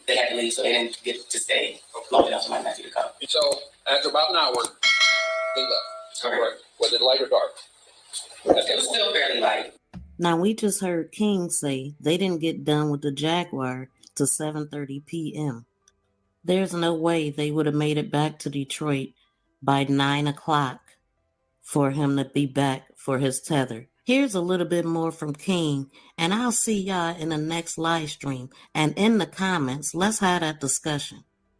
Please be sure to subscribe to the channel and smack that thumbs up. Got there maybe around 9 o'clock. I assessed the Jaguar. Jarvis left a moment. I had another mechanic. Being it's a foreign car, so I had a foreign car mechanic on call to help with the work, but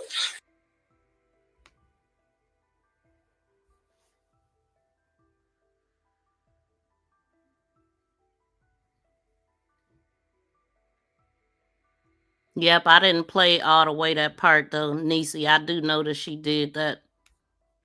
I think she felt guilty. She felt all kind of Jaguar. Jarvis left a moment. I had another mechanic. Being it's a foreign car, so I had a foreign car mechanic on call to help with the work, but he was busy, so he came. Said he wouldn't have time to do it, so I think I Googled it, seen how it was done,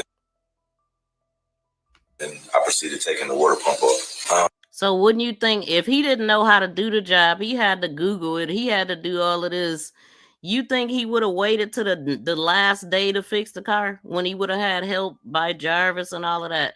The car sitting there from the 4th or the 5th, you waiting to the 9th to do all of this. It don't even make sense. Before that, I called them. They ordered the water pump, so we went and picked it up when they called and said it was in. So before that, he called him. So you didn't call him on the 4th or the 5th when the car was out there? When the car first went to him?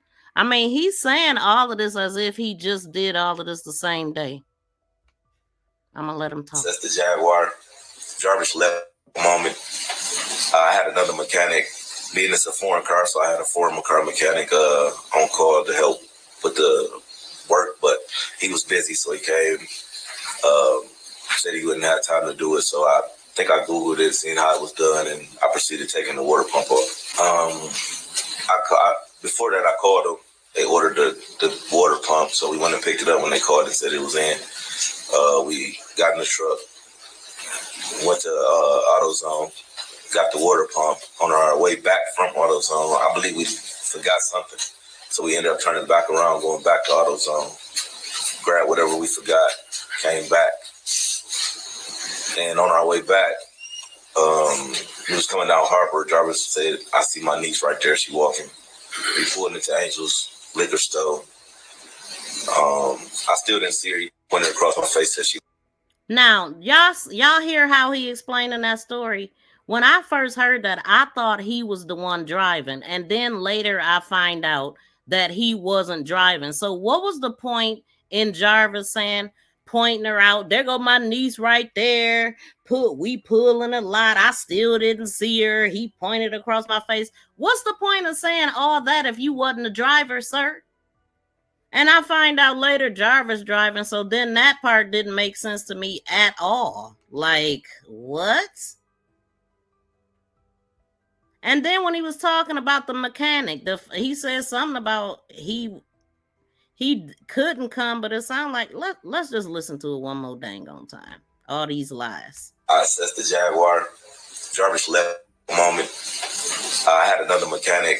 Being it's a foreign car, so I had a foreign car mechanic on call to help with the work, but he was busy, so he came.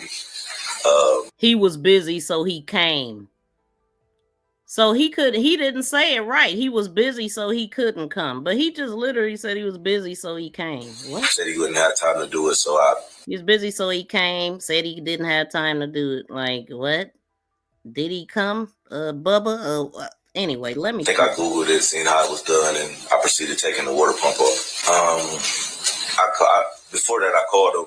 They ordered the water pump, so we went and picked it up when they called and said it was in. Before that, I called him. He's saying if this all happened in one day, y'all, and he had this car from the 4th or the 5th. Make it make sense. I can't. We got in the truck, went to AutoZone, got the water pump. On our way back from AutoZone, I believe we forgot something, so we ended up turning back around, going back to AutoZone. How you forget you forgot something? You definitely should know that, but guess what would know that damn receipt from AutoZone? I wonder if they got all that information. That'll clear up all the time discrepancies we got. That'll tell us the truth, right? About what's really going on, what really happened that day. Because this right here don't make no sense. Period. Grabbed whatever we forgot, came back, and on our way back, we was coming down Harper. Jarvis said, "I see my niece right there. She walking." We pulled into Angel's liquor store. I still didn't see her. He pointed across my face, said she right there. She was. Yeah, why would he need? There you go. She right there, but you driving. That don't make sense. I'm gonna be the driver and I'm gonna be telling the passenger she right there. No. And on that document, does it say that Naziah was present? And then if I just happen to run into my niece, you know what I'm saying? Because I wasn't expecting to see her. It would have been a conversation when she got in the car, and he said that it wasn't. She said, "Hi, Jay, hi, King," and that was it. Wait a minute. Y'all happened to see her.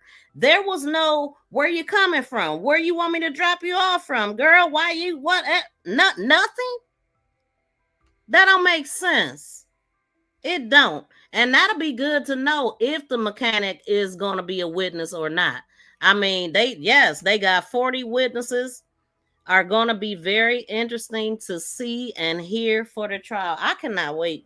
I can't wait till the truth come out. Why did they both need to go to AutoZone? Okay, Miss Toya, that's what I'm saying. Like, so, I mean, I don't remember which one of them asked, but they made it a point to ask. So when the shop is busy, if y'all got to make a run, do one usually stay? And he said yes. And he forgot that he said the shop was busy that day. Yet they both got in a dang on car to go to allegedly go to AutoZone when we know that they was leaving to go pick up Naziah. Why did they both need to go? Very interesting. Okay, so that's all I want to point out with that. But y'all, please check out my playlist. I got a lot of stuff, y'all. Oh, dang, I think I have it in. Dang it, did I have it in here? I think I got the other video that I want to play here. Nah, that's just the playlist. Hold on, let me do something. Yep. Bingo, she said he is lying. Which part did you pick up, Tony? Wait, Tony King up in here. Which part did he lie on specifically? He lying, though, definitely. Oh, the foreign mechanic you looking at. Good questions, Almighty Stream said. Cordell, you don't know your niece. When you see her, man, get the hell out of here with them lies. That's it. Nothing but lies. Okay, so let me go. Let me do this right quick. Put him up. You big dummy. You big dummy. Big dummy. And what do big dummies get? Stupid prizes. Lock his ass up. Lock his ass up. You going to jail. You going to jail. Lock his ass up. I stand on business. You drop me somewhere, I stand on business. You drop me in your hood, I stand on business. I've been stand on business. I stand on. And Big Bubba and them gonna be standing at salute. They already there because he already there with them. Salute. Waiting on you. Bend it over, butts. Come here over here, butts. Yeah, I got time, cuz. Yeah. And that's just how they gonna be. Today they got time, cuz. They ain't playing with your butts. Talk about violating. Okay, we gonna go to Rain of Fire. So when I was live, I talked about this video because somebody came to my chat and I think it was Miss TT. Did you see her latest video? I'm like, yes, I seen it right before I went live. And because she brought it up, I spoke on it. But I didn't play it. And she said a lot of stuff in that video. We gonna play it. Wait a minute. Hold on, give me a second, y'all. Let me...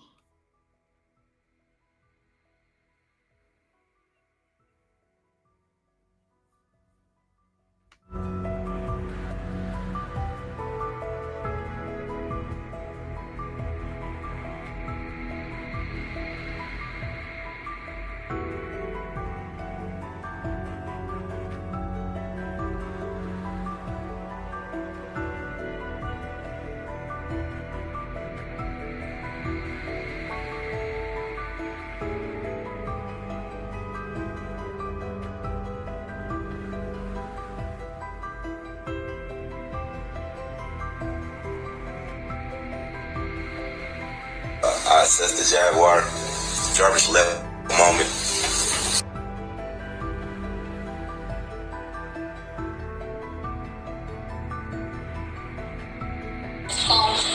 Where does it say that Ms. Butts was from 3:45 p.m. to 5:16 p.m.? On the night she came in, she was acting very unusual because she usually just eat. I gave her a sign.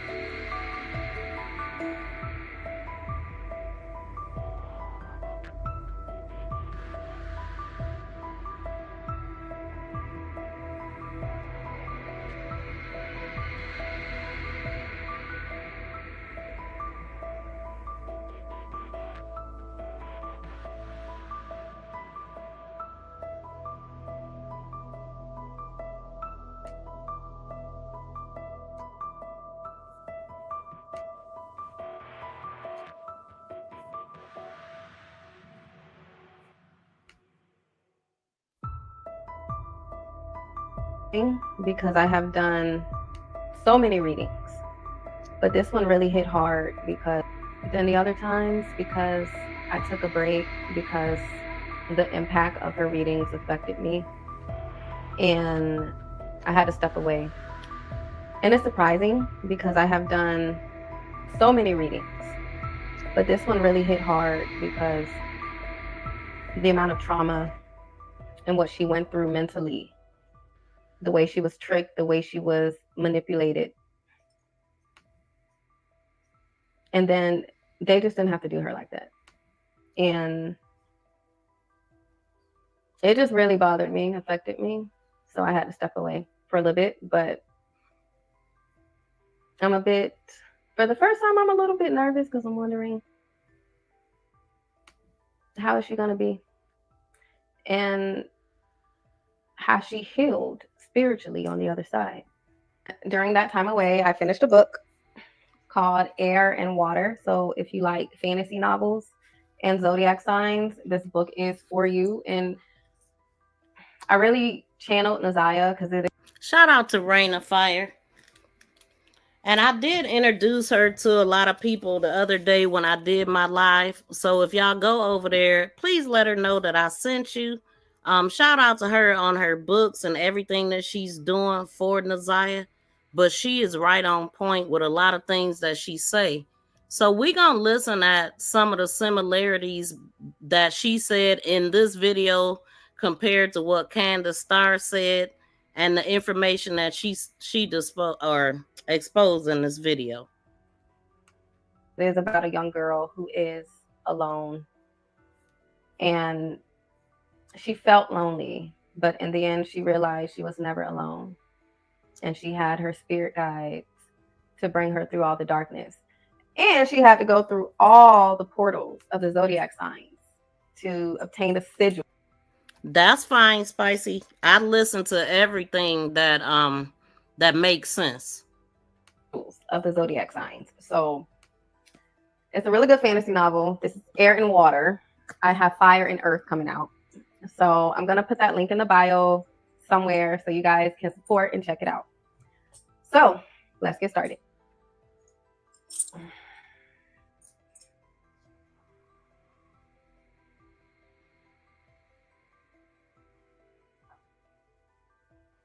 Naziah Harris. Naziah Harris. Naziah Harris. I created a portal for you. Come into the light.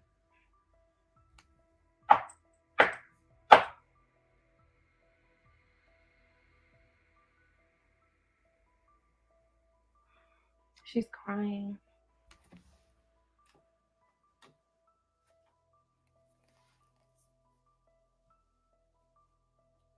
Her heart is heavy. It's still heavy. It's actually even more heavy than my first reading I did with her. Hi, Naziah.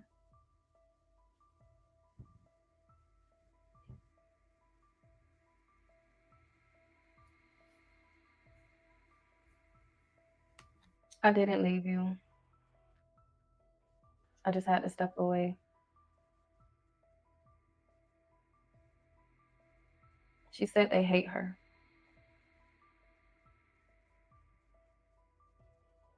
She's angry. She's enraged. She feels it's like it's a mixture of hurt and vengeful.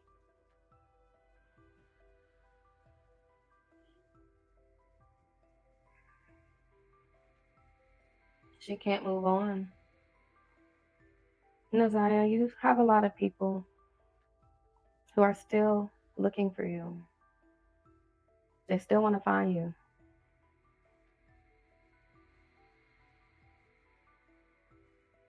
Has anything changed with the location of your whereabouts?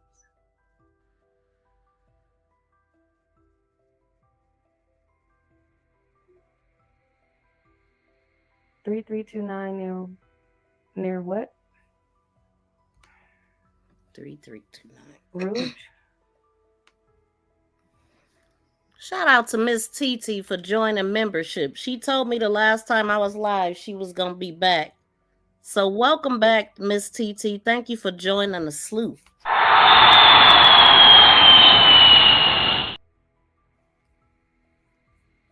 Wait a minute now. She just said a number. 329 Roos. It's Rouge, I guess, like somebody told me. The makeup.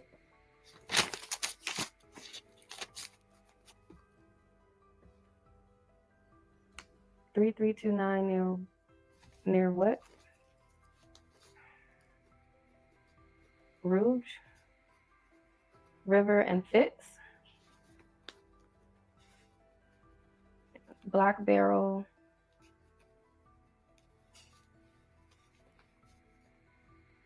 There's a number 10 on this barrel. It's a white number.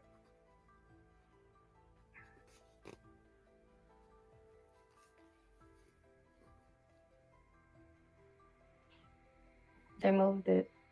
They moved you. They dug you up. See, this is the part that I was talking about, that she said in this video that she was moved. And as a matter of fact, let me see. I'll go to my exact notes that I have written down.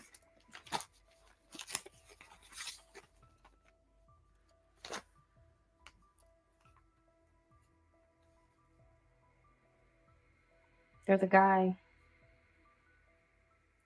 He's a black man with a haircut. Bald head. He low haircut. He's like 6'2". And when she said that, of course, I thought about King. King is bald head, he's 6'1" though. And then in the other video, she has said that they was arguing outside of the car. Just point out some similarities. But she definitely said that her body was moved.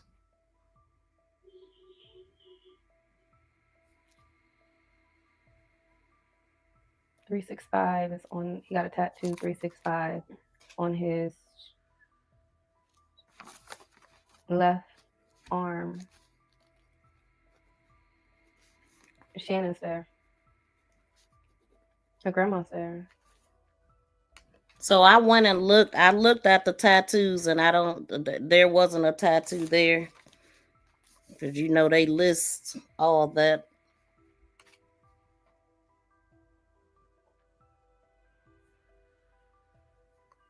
I mean, not with those numbers. I knew it was the same place. I knew it was. Wait, hold on.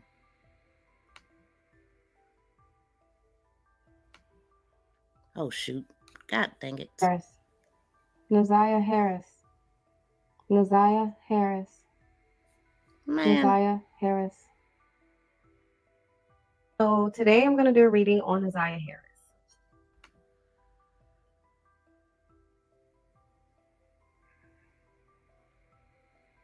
She can't move on. Naziah, reading I did with her. Hi, Naziah.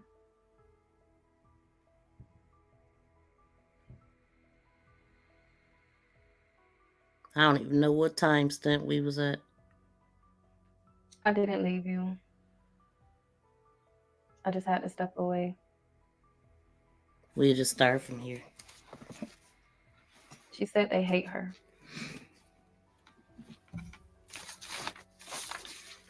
She's angry. She's enraged. She feels it's like it's a mixture of hurt and vengeful. Welcome in, Precious. Okay, 365 on the left arm. Yep, I got that. She can't move on. Naziah, you have a lot of people who are still looking for you. They still want to find you.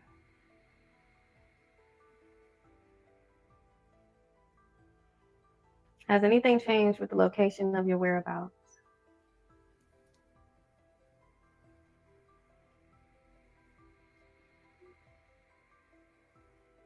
.3329 near what?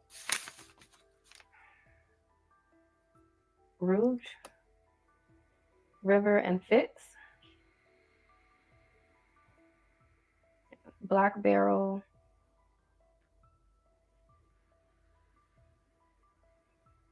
There's a number 10 on this barrel. It's a white number.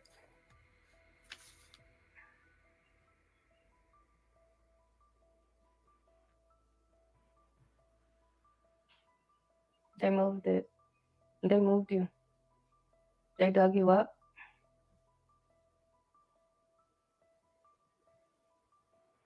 There's a guy. He's a black man with a haircut. Bald head. He low haircut. He's like 6'2".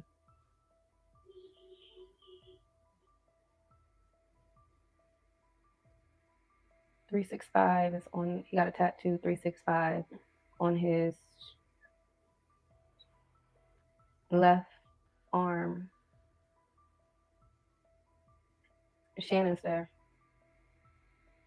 Her grandma's there.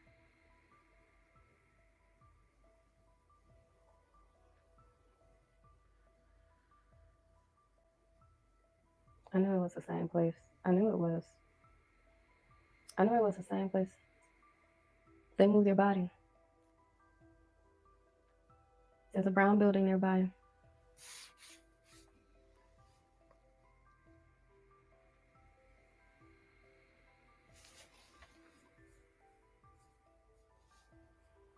Her sister is there. Shannon's sister's there. Marquita? I think that's her name. She's on the phone. Snow is on the ground.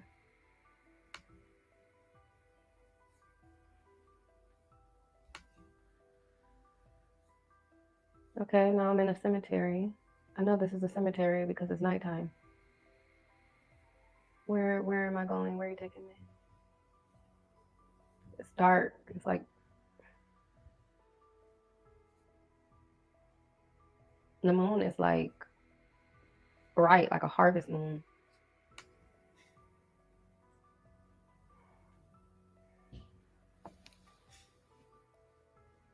I see kids playing in the playground.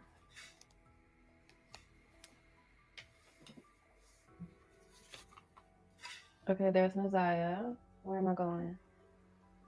Where am I going?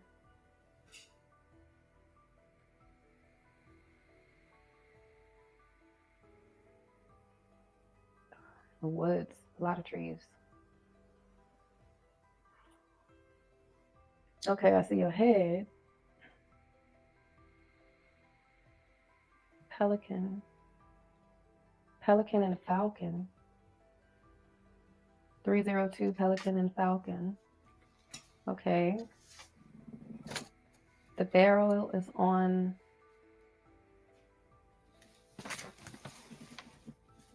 Fitz and Roge River? Roge? Falcon. She keeps saying falcon.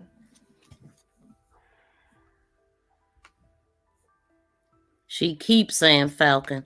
Now, remember in my last video, I said that what stood out to me with this video is the street numbers. I mean, the numbers, the addresses and street names, and also the birds, the names of birds attached to these streets. It stood out that she said it was a harvest moon that night and they in a dark cemetery. Like, who is this man? He got a shovel. Okay, so I'm back on the cemetery. Where are they digging up? Are they digging you up? She said they're digging up a part of her. What part? in here, she revealed that she was in parts. And I said that on my live stream. She's a part of her, parts of her could be in Ypsilanti, which I really support that because I believe that it all started there. They was too amped. Ypsilanti was the big trip. You know what I'm saying? This is the big trip they was waiting on. To be able to drive a stretch. I believe it happened there right after they left that auntie's house, if we are to believe them, that they not involved in any kind of way. talking about, I do believe that she said, I know she said something about the placenta and fingernails, and she might have said, yeah, she said her placenta and fingernails was in Ipsy. Parts of her is still there, parts in other places. I believe it.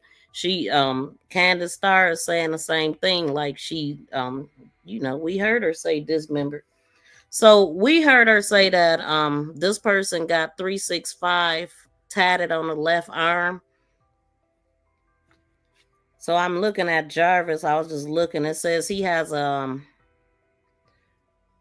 tattoo on the center of his left arm, but it ain't saying what the tattoo is. Now the marks that he has a scar, on his front left hand. He has a scar on his lower right leg. He has a scar on his right finger. He has a scar on his upper right arm. He has a scar on his upper right leg. It's a bullet hole. He got a tattoo centered on the left arm, and he has a tattoo on his upper left arm that says Rolanda.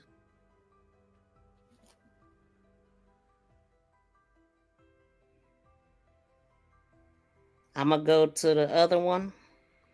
Oh, shout out to Helen for sending me a $20 Cash App. I just happen to be looking on this phone.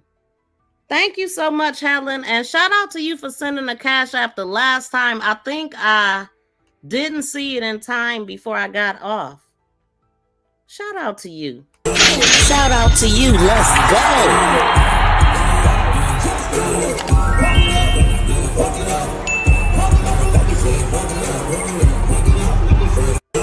Shout out to you. Okay. Let's put some fire in the chat for Helen. And then shout out to Helen for the one I missed the last time.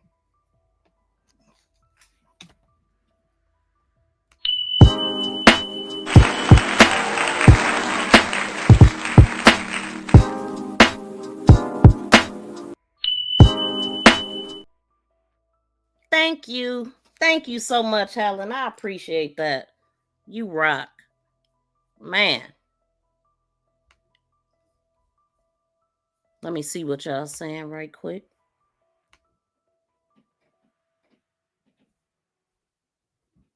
Three different places.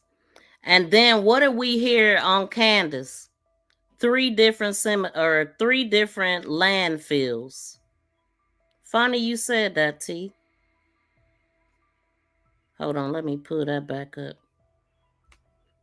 And then when I went to go look for it, I went to see how many landfills did they have. And 3 put up off the rip with the number 13 featured on 2 of them. And the name of one on the map and also behind that guy.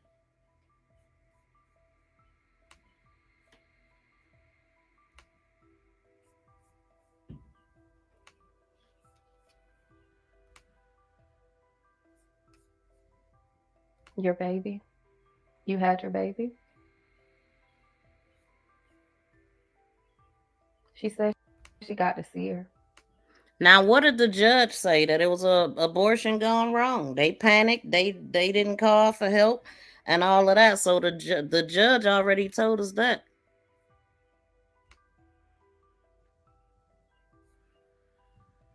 But she didn't make it. She got to see her before she passed. And then we do have Roxy saying a niece, even though she came back and cleared it up, but she's saying a girl, and man. I see Naziah laying down in a lot of pain. But she's looking to the right and she's glancing at the baby. The baby's not crying. I want to point out that Kim Worthy said at her, her press conference that it was going to be other people arrested. I believe it. It got to be, unless they involved too. Like, how can they not arrest somebody else? She didn't do this to herself. She told back in 22, they swept it under the rug. And then they didn't further investigate after they did put the lien on there or whatever. They talking about it pretty much. They didn't further investigate because of the way that it was written on the document or something stupid. I don't remember exactly what they said. It was so dumb I can't remember. But it was something shady with that, which mean it was something shady with whoever took the report. Then we also got Jernell that's saying that, I mean, they took everybody that they dealt with took Annette's words as gospel. They wasn't listening to nothing they was saying. And now I see Shannon saying, take the baby. So she telling us right there, Shannon, them there, King, you know, the grandmother, everybody on the scene between this one and the last one. So how wouldn't they have more arrests? And who are those unknown DNAs? Who are they?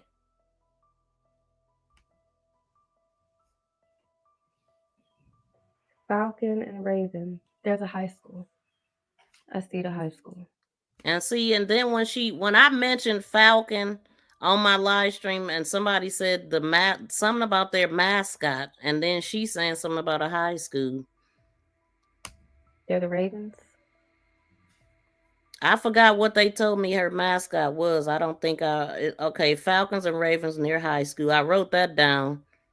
A park. I remember Naziah being at a park. It's a video or a picture of her like standing in line like they was at some type of park. Another thing that made me think about it is when Shannon did that gender reveal, she was at some park or something too. They were searching for Ashley Elkins at the landfill, but the lead detective on Naziah's case was there too. She was? So I don't know. Yeah, but see, that's the thing though, right? With the landfills, the way that it works is a matchup with the dumpster. So if they don't know what dumpster the body was put in, they have no clue where to search. And that's why they will want to do something like that, because they know that. And if they've been doing this kind of stuff for years and they got other people already there, they further know that. They have to know what dumpster it was put in to be able to know where to search. And in Ashley Elkins' case, they identified the dumpster because Mark D was out there and he recorded, and I played it on one of my videos, that they were out there searching with those canines, and the dog hit on one of the dumpsters. They ran a test on it, and they knew that she had been in there. Miss V, who is the baby mother or girlfriend of JB that the detectives was trying to get a statement from, but she never answered the detectives? Now, I don't know about her. But it is strange that you would think like Nay, the girlfriend that we talked about last time, the one that he was trying to get in touch with on the 9th, she said that she was asleep. He didn't come over that night, but he came over the next day, and he started coming over there every day after he did what he did. So she says she talked to the detectives. So I'm not sure, unless you're talking about Angel that he was living with on the, was it Wilshire address that he used for the hotel, but I'm not sure if that's who you're talking about. I don't know about anybody rejecting talking to the cops. And I also meant to put out the picture because somebody had made a collage with all of their pictures on it. I need to go look for that. King, I think they did find something. I think Rain of Fire said. Yeah, this stuff is matching up, lining up a little bit. Welcome in, Nikesha Savage. Thank you for coming in. She said, TBZ, I think that since she was placed in 3 different places, the police need to get together to compare their notes, and they need to charge the individual for each city and state. See, this is why they did it, though. They did this for confusion. Even in one of the readings, Naziah said the grandmother got these clothes from the dang on laundry basket and gave them to somebody. And we know that because, first of all, one of her missing posters said she had on something like a blue jean shirt. It was another one said she had on a white sweater and a blue, like none of her clothes were right, y'all. This is unacceptable what's happening. And it seems like the small details is going unnoticed. But the small details matter the most. Because that's where the lies lie. Right? That's where the lies lie. That's where the lies reside. Because I see cheerleaders. It's a park. It's more like a park where people come together. Somebody donated something back for the kids. Yep. A skate park. Like a place where they can skateboard. Mm-hmm. There's a fire. Yep, TBZ. She literally said that they kept, and she pretty much said too, like they kept walking past her. They kept walking past her, right? They was right there, but they moved her. And then you saying that Candace said they didn't go far enough. I remember hearing that.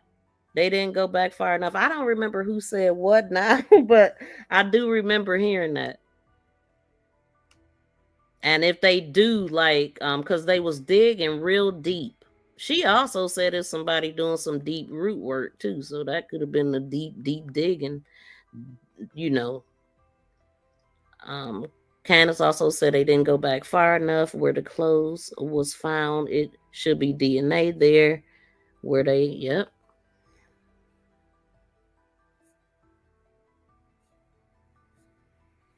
Welcome in, Ladria. Didn't you just call auto parts? They said that they can get the parts. Maybe they had to order the parts and the parts didn't come in until the 9th. I mean, it just, see, a lot of times when they're ordering parts is from local people. You know what I'm saying? And it shouldn't take that long, but I'm not sure. Like, the only way that I would know is if I knew the make, model, and all that, year and all that. And then they could specifically tell me. But just like pretty much, I just asked a general question about foreign vehicles. And I said Jaguar, but it makes a huge difference depending on the year, make, and model. And they have access to different stores in the area too. And so it just depends. It just depends. Maybe they, I don't know. But it could have took that many days, or they could just be full of it, or both. Like, but I mean, that's a good point though. It could have taken some days to come in. But they still lying though, because he said the Jaguar got there that morning. He said the Jaguar got there. He said he got there about 8:45. The Jaguar about 9 o'clock. So he lied. He said the Jaguar got there that day. So they're covering up. Candace said the hose in the hood was from Jarvis dragging her. Yes. And another thing that she said, yeah, that was in part 1. So y'all definitely go check out part 1, because I just went to part 2 because she pretty much was summing up part 1 and part 2 together. But she did say that. She said that she literally showed a sweatshirt that she was wearing. And she said, this is identical to the hose that was on Naziah's sweatshirt. She said, but what this is my dog jumped up on me and dragged. And that's what happened. Yep, that's what happened. So she said this didn't come from a jab or, you know, a weapon. It could have came from a dog. Or like she said, it came from his, she said this could have came from his hand, like, because they were dragging, like grabbing her, dragging and stuff. Like, man. Station. Hamilton Avenue. 226 Hamilton Avenue. What's that? Goldish brown car. Red building. No, red, black. This is a car. What color is this car? Like goldish brown.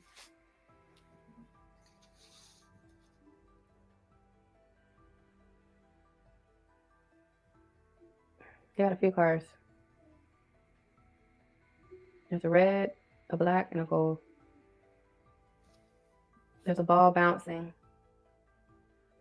There's a bike in the yard and a little kid bouncing a basketball. Here's your grandma. Your grandma smoke cigarettes? I wonder why she asked that though, because she's on the phone. That stuck out because, I mean, Dre said specifically that she don't smoke and don't allow it in her house. She don't like the smell of it and all that. Talking to Shannon. Shannon's crying. And notice how she naming all these people that's there. Of course, I believe these people gonna be put in unless some people covering for them. That's the only way these people ain't gonna be to get arrested. All the stuff we looking at and all these family members coming forth admitting that things happened to them. And we know for sure it happened to the granny and the mother. Wait a minute, Falcon High School? Wait, Falcon High School is on Falcon and Raven. I just Googled it. What, in Detroit? It's a high school called Falcon. You gotta be kidding me, TBZ. I ain't even have a chance to look this stuff up yet.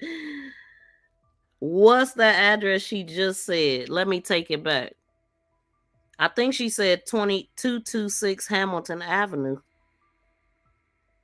That's what I got written right here from my previous notes.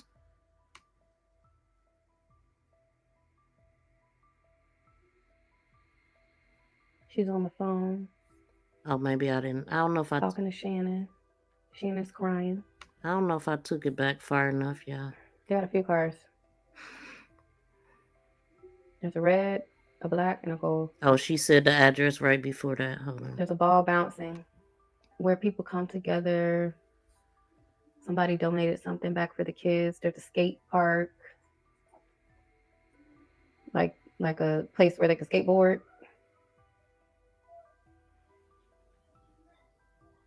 There's a fire station. Hamilton Avenue.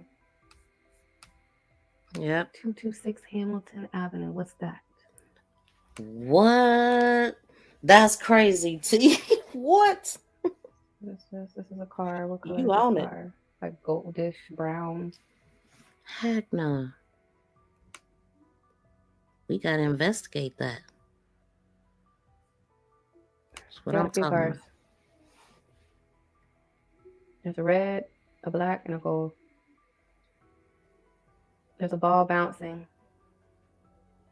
There's a bike in the yard and a little kid bouncing a basketball. That's too much right there, T. Here's your grandma. That's crazy.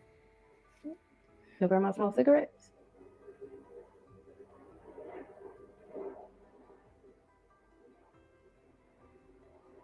She's on the phone.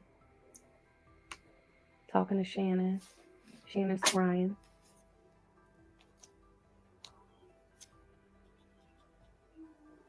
She's saying it's going to be okay and stop listening to people. I hear Shannon crying. She's saying that she knew. She said, I knew and I did nothing. The amount of words, what people are saying is affecting her.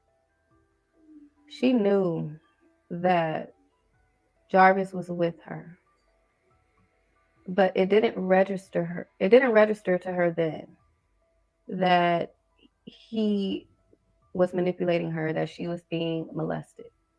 Triggers. She developed so much hate and jealousy. She looked at it as Naziah wanted her man and Naziah was her enemy. But it wasn't until the public really made her see that she was wrong. And she was looking at it like she realized something's wrong with her.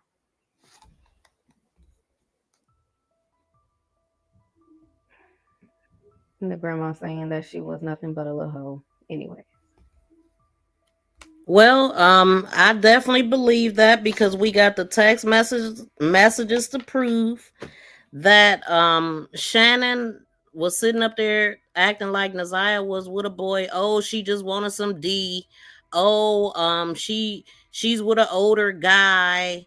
Naziah, she thinks she fast or something. She said she was saying all kind of shady stuff. Oh, Naziah asked me about 2 streets, Otter Drive and Balfour, which put Latricia Johnson right in it, and then her talking about wipe down everything. Him saying wipe down everything. Her asking what they know about me. Like, what do Latricia Johnson know? That's what I want to know. Because why would she even say that? Slow or not?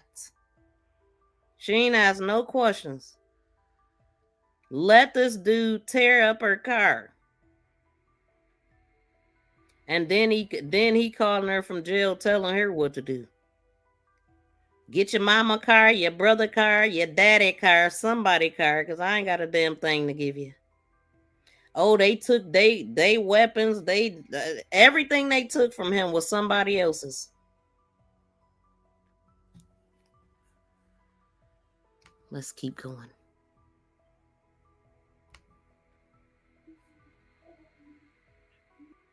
Why am I seeing this house? Let me see the address. 2258. Okay.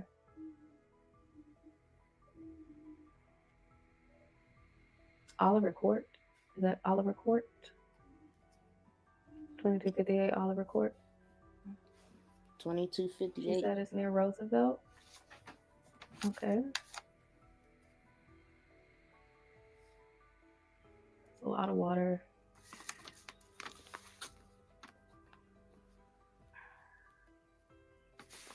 What's in the water, Naziah? Is all of you in the water, or did they separate you? Why am I... Where am I? Eucalyptus? Ypsilanti. See? Okay, your clothes are there. Okay. Are you there?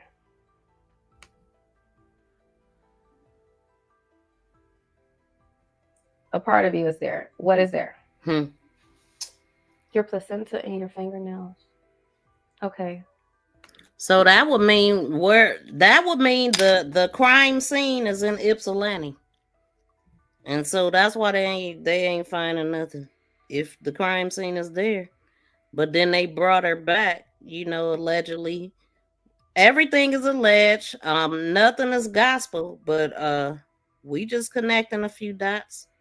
So yeah, when you listen at Rain of Fire, she told us right in this video that Shannon helped, the grandmother helped. She's in parts, which means that that whole thing. Pretty much they put the same thing that happened with ZIYAH and Foster as far as the landfill things, because they ain't that smart.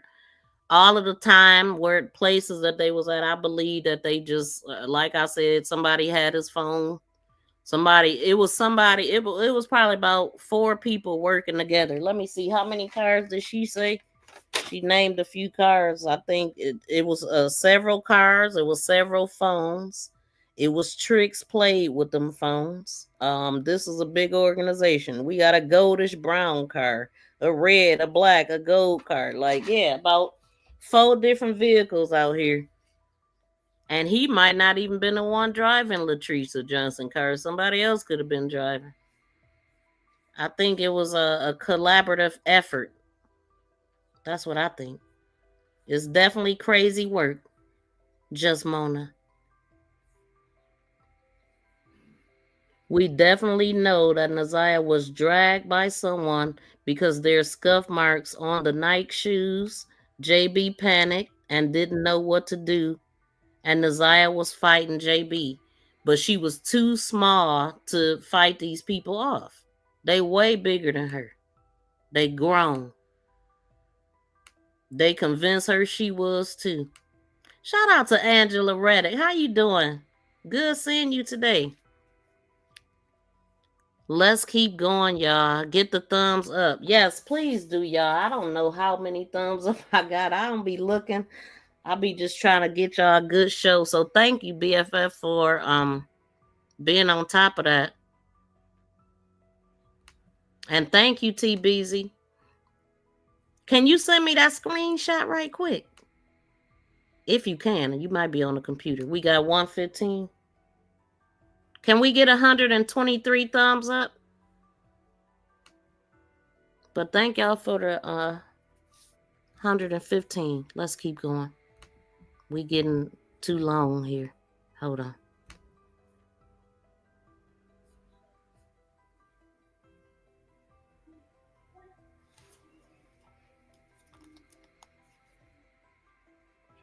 She said the police has her hand.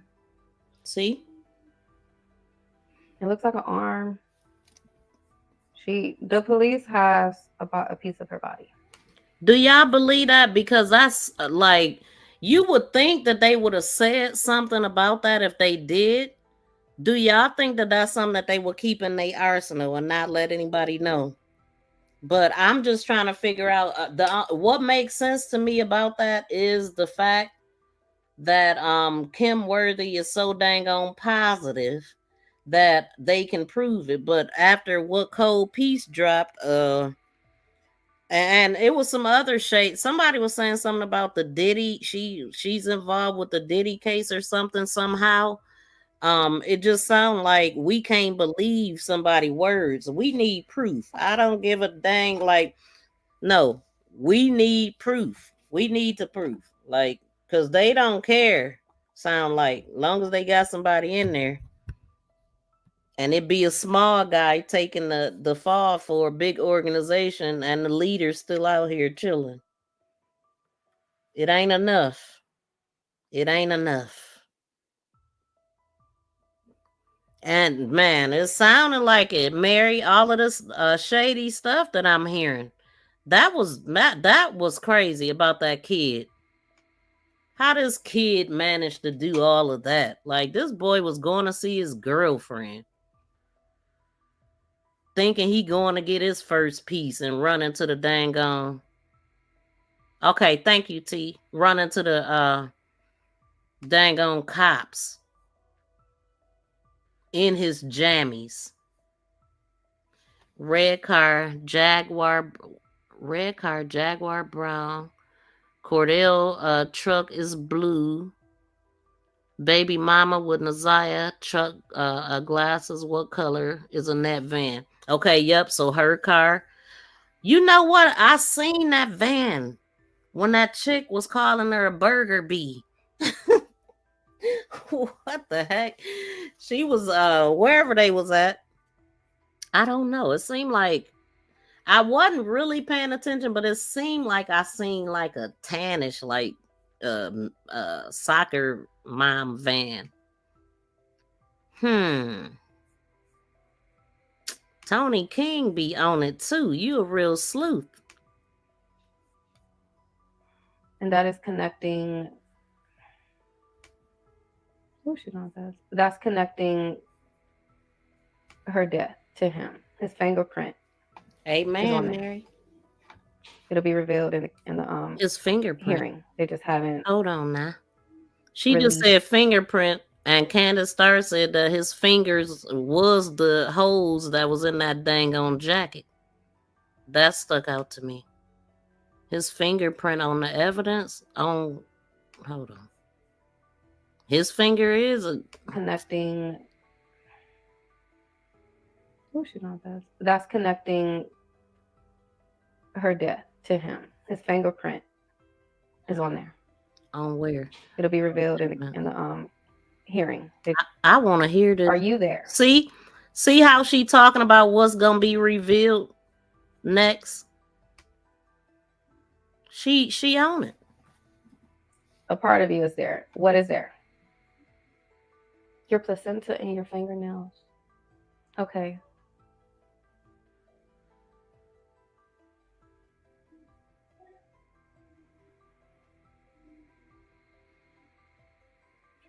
She said the police has her hand. And y'all know I thought about like an arm. Y'all know I thought about Kimani Lateef. And I also thought about Sade Robinson. They still ain't found all of Sade. Her head is still missing.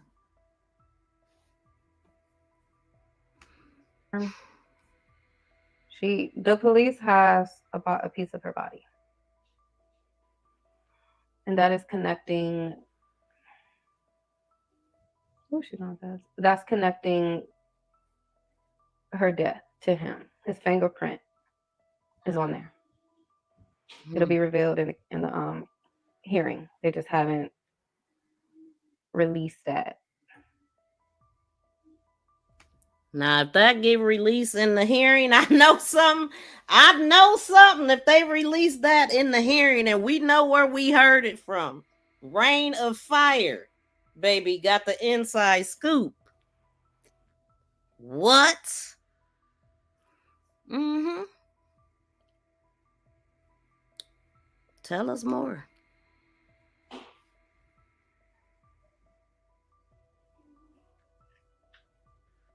Where am I, and why is she walking over you? You need to pull me out and let me see. Why is she walking over you? She got on Converse shoes, skinny jeans, a white and black t-shirt, and she got her hair in a ponytail, and she's talking on the phone with some glasses.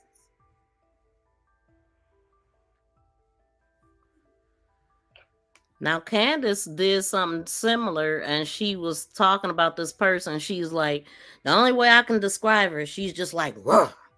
She's like Debo. That's what she said, how she described her, and then later revealed who Debo was.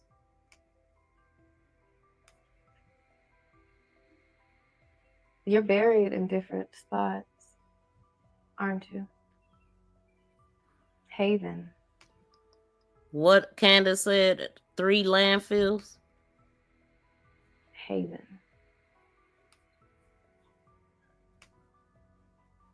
5572 Haven. Okay. I believe it, Mona. 5572 Haven. Hey, Drea. What's up, girl? She said they don't have all of her, but they got a piece of her. She's worried because she said everybody, she wants everyone to pay for her death, but she knows her grandma, they won't connect her grandma to it. They better. Because she kept her hands clean. She did most of the talking. Everybody listened and followed. Remember I said in my last live stream, Granny she controlled everything. But she like we could think about what Dre told us, like the grandmother be in her room, she have all the stuff locked up in the room. She the one that got all the goods. She the one you got to come to Granny to get socks. We found out about that from the morning prayer. So she's away from the kids, but she control every damn thing and benefit from them. Okay? She benefits from them. Yeah, I'm doing good, Drea. Thank you for listening there. I've been grinding. That's it. Just grinding. But yeah, so the grandmother controlled everything from where she sat at. She had chains on the refrigerator because she didn't want you to go in there. She ain't down there to watch you, so them chains gonna stop you. That's control. The morning prayer, she sat up there and cussed the kid, lined them up against the wall. She seen everything they had on. She treated them like they was in prison. She was cussing at them about like they was some niggas on the street that had just broken her house. And she was talking about how they had socks and they never came to the room to get socks, blase, skip a, and all that.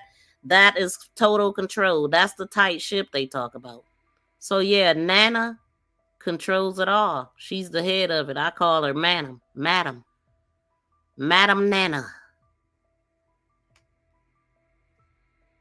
And Naziah, you are angry. Allegedly. Angry. She's crying.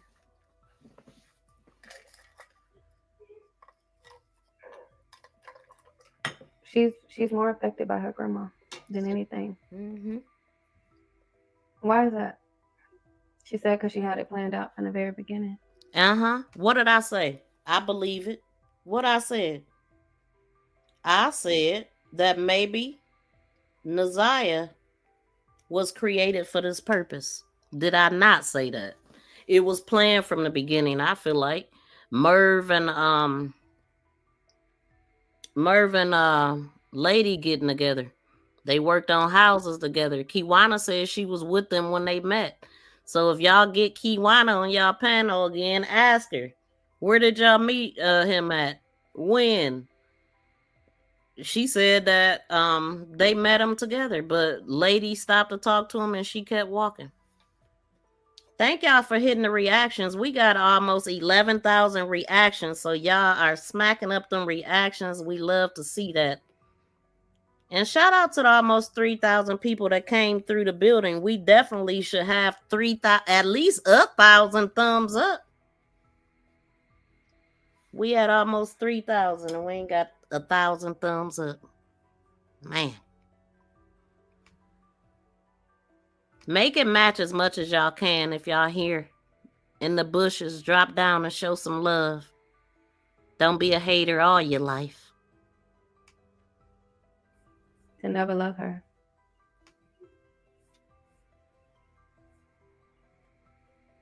Where am I?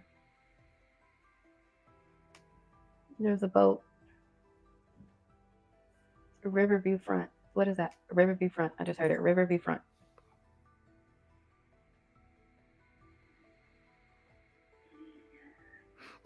There's Jarvis. He look rough. And he's handing a brown paper bag to he looked like he about 46 or 52. I called it the morning curse. And that's exactly what she was doing, cursing them before they went out the door to ensure that they would be angry and have a horrible day and make somebody else have a horrible day as well. Don't Drea laughing. She said, I'm cracking up. You know how it is, Drea. All these people that came through here and I only got 2 thumbs up. Nah, thank y'all for the 100 something. How many thumbs up we got? I don't even know. I said she ain't breaking no chains on that dang refrigerator. The chains are the good food like steak, the cousin said. Well, shoot, Dre said that that freezer was full of blocked ice and the food was trapped in it. You needed a sledgehammer to get the steak out of the ice. He said that food it came with the refrigerator, basically. I mean, it sounded like they ain't never defrosted it. Oh, thank y'all for the 147 thumbs up. We was hoping we could get 500.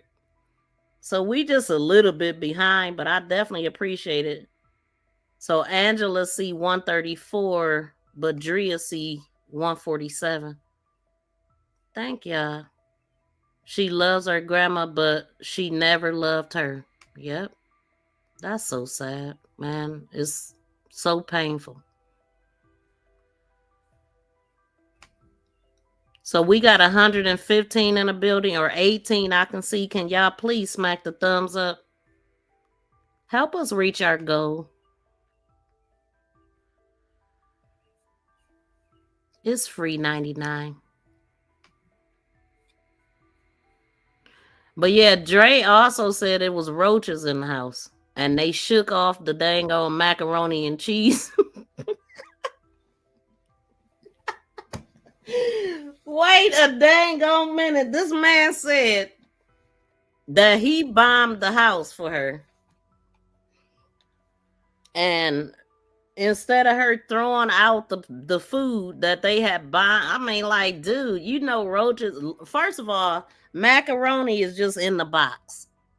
Any rat, rodent, mouse, roaches, what critters or whatever can get in a box of macaroni and cheese. And she got the kids shaking them off. Shake it off, make sure ain't nothing in it, and go on and pack it up. We'll eat that later.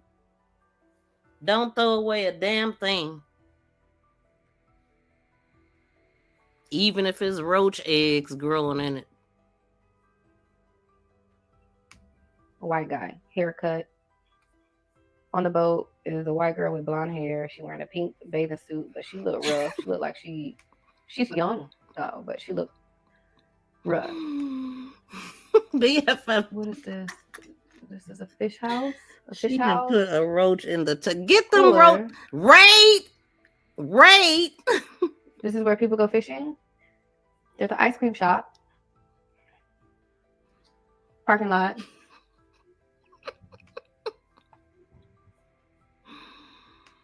And the guy is saying he'll take care of it. Yeah, Tony, I did an exclusive interview with, I had an exclusive conversation with Marquita boyfriend prior to Marquita coming on and all of that stuff. And I still got a whole conversation I haven't released yet. But in our conversation, he told me, I got an exclusive playlist. He told me that she moved. And he the one that helped paint the house and get the house ready, because I guess she was selling the house. So he was getting it ready or whatnot. And he had to bomb the place and all that because it had roaches. So it was a couple times. One time they moved in, they was moving in and had the bomb. So I'm getting confused on when exactly did the bombing happen. Was it before they moved in or was it after? Either way, I believe that she sold a house. And that's what somebody else was saying too, that I think it was Rain. That when she was talking about doing dark root work, she said that it would cost a lot of money to do that, to ensure that nobody ever find out the truth. And she was like selling a house. And so I didn't know that Annette sold her house, but I'm guessing that maybe she did. Let me know. That's what Rain said though. I haven't looked that up. Mona, then I got YouTube on my TV, and the first thing they show me is McCormick macaroni and cheese. Oh my God, are they listening to me, Julia? Miss V Rain of Fire is describing Frank, aka. That's what I was thinking when she said that, and it sounds like she's talking right, Fadi. It sounds like she's talking about some other people too. Like, and some people that possibly got money. We talking about, see, when she started talking about the restaurant and stuff like that, like I said, it's not the same. It's not always going to be identical. So it don't have to be a restaurant. It could be the shop. Because we know that it was said that some things could have jumped off in the shop. You know, I don't know. I'm sure they checked the shop, but it don't have to be the same. It could just be somebody with money that got businesses that said he'll take care of it. I think that's the part she's going into. Dang, I gotta walk away too. Take care of what? This 379. Show me again. 37962.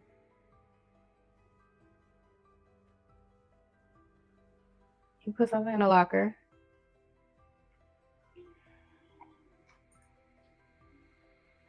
And I see the number 8. There's a lot 8.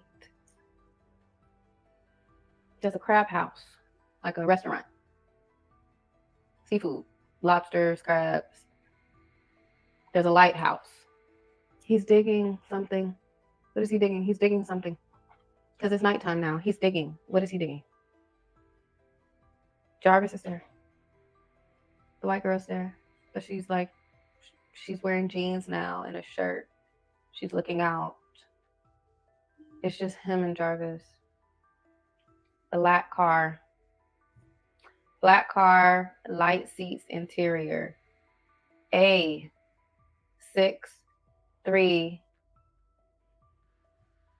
B0EG and F. Is that a license plate?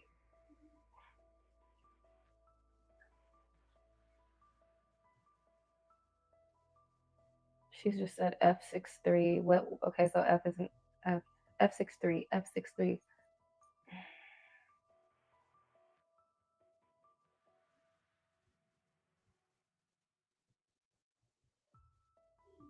So he's putting his bag there. His cell phone's inside of it. Weapons. It looks like a gun.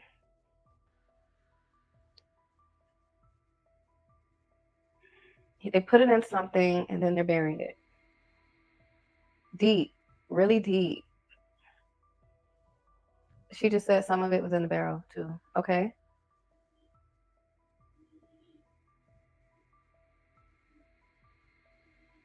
And he's saying they won't find it. Because of the cameras. They got cameras to know when people are nearby. So this guy, he must own the restaurant or something. He's like on the lookout. He'll know. And he has intel at the police station. He got a brother that works there. Brother-in-law. Got married to his sister. Just 526 Parkway. Oh, I had to pop in on this. Hold Near on. Riverview Hold on. Front. So we talked about Lot this. 8 through 16. We talked about this not being exactly the same. Like, so he's talking about the brother. Everything that she just said, it could be the opposite of what it is, because we know that Shannon is the one who has a brother that's a cop. It was something else she said. I wasn't in here, but hold on, let me take it back to make my point.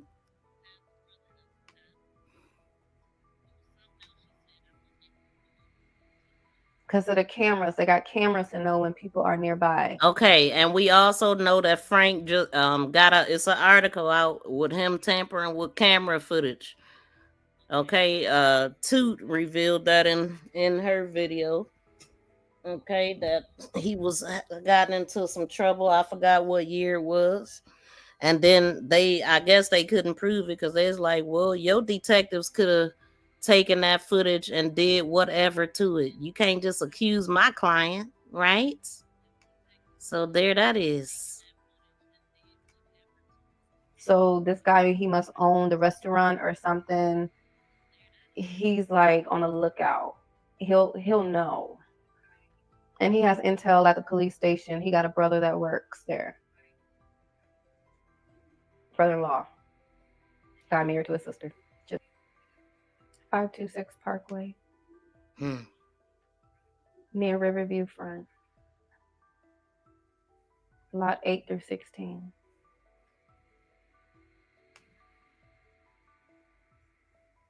I won't stop looking for you, Naziah. You don't have to say please. I won't stop. Even if people get tired of me and be straight disrespectful, I still won't stop. I do have a question. People have seen your clothes. They found your clothes in different locations. Tell me about that. She said to throw people off track. Grandma is giving people clothes.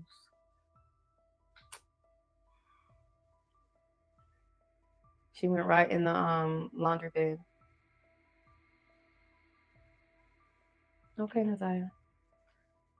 I'm going to keep in touch with you. I'm going to release you. Do you have anything else you want to tell people? She said they want people to forget about her, but she want people to still remember her. And she want justice. And to please remember her name. Okay, Naziah. I'm going to release you. I release you from me.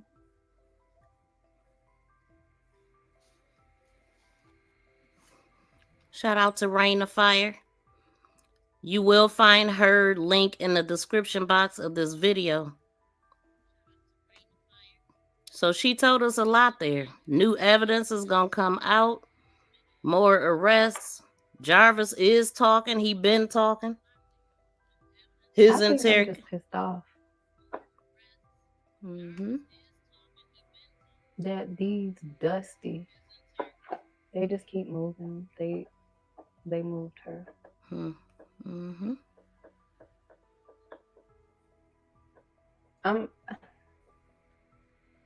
The same spot where everybody was looking. That's where she was at. She was just more further near the trees.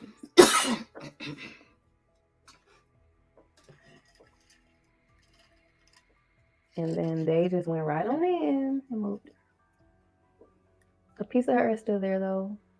Like some blood and garments. I think they forgot, but all right, y'all.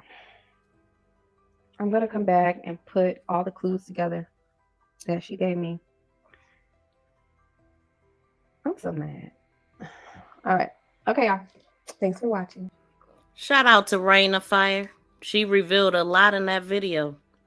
And so let's see what comes forth. Hold on, something in my ear. Hold on. Boy, we really put in some hours today, boy. We had time today, cuz. Yeah, I got time, cuz. Yeah, I got time. Yes, we did for these. You big dummy. You big dummy. We always got time for the big dummies. But she revealed a whole lot. It is evidence still. Hopefully they find it. Thank y'all so much for the 153 thumbs up. I know we can get 1,000. Shout out to my replay sleuths. I know y'all can get us to 1,000 on the replay. I know y'all can. Welcome in, Big Cap. No, he didn't put the G before the T. Make this go viral. Welcome in, though. Did Jarvis have a Russian girlfriend? I don't know. I think his brother might have. The one that passed. That's said to be a witch, as a matter of fact. But I wasn't going into, I don't know them folks, but that is what I heard, though, since you mentioned it. His brother, the one that we spoke on. If y'all have not checked out my playlist, please do. I don't know which way to direct y'all besides the playlist. I mean, I would say, you could check out the exclusive playlist and the video playlist. If you looking to remember certain little things that might have been said, you could look at my shorts because I take out a lot of little things that people might miss.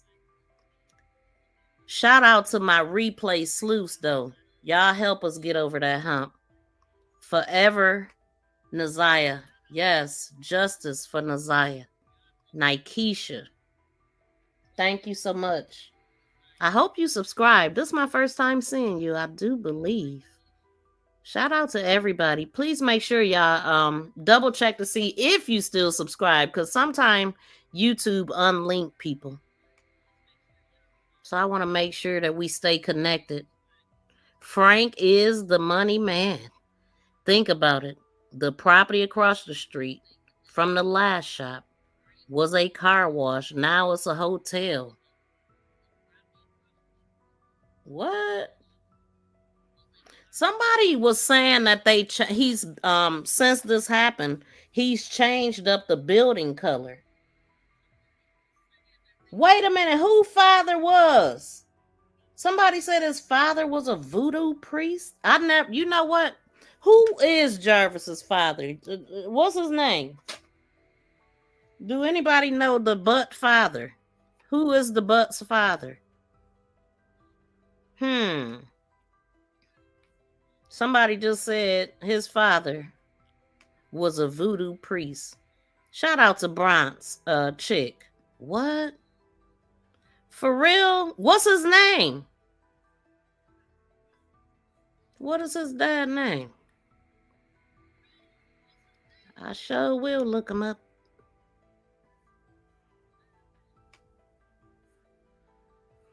I ain't heard no mentions of his pappy. This is the first time I heard them words put together. Jarvis' dad, he got a daddy? Wait a minute now. I thought Jarvis was his own daddy. Boy, I'm hearing myself talk double. I'm waiting on Bronx chick. I'm going to put my number up here too. Bronx chick, can you text me some information? You sound like you know something. I'm going to put the number up. Please send that information to my phone. Wow, JB looks like the bishop. I know people keep saying that. He don't though. The bishop, he look way better than the bishop. I mean, like, I don't know. I don't know what kind of hair the guy had. You know what stands out? What connects the bishop, Frank, and Jarvis? They ponytails. They all wear ponytail. Wore them at some point. Ponytails. That's like you know how PIMPs, you know, they used to wear the long hair, kind of like the Cat Williams look, you know. But shoot, I can't believe it. We put in a whole shift up in here today. And so I thank y'all for tuning in. Let me see. I still see 149. Oh, wait. That would have been nice to get at least 200 while we live, but I got 100. We got 157 thumbs up. Thank y'all for the ones that did hit the thumbs up. Pimp named Slickback. Slickback, because he's got a slick back? I don't know. Let me see. Let's see how many reactions we got. I'm still seeing like 11,000. That's good. We could use a few more. You know what I'm saying? Like 11,000 is not enough. Now, I appreciate y'all though. I do. Jarvis try to sound like D in Hustlin' Flow. That's exactly who that Inga sounded like.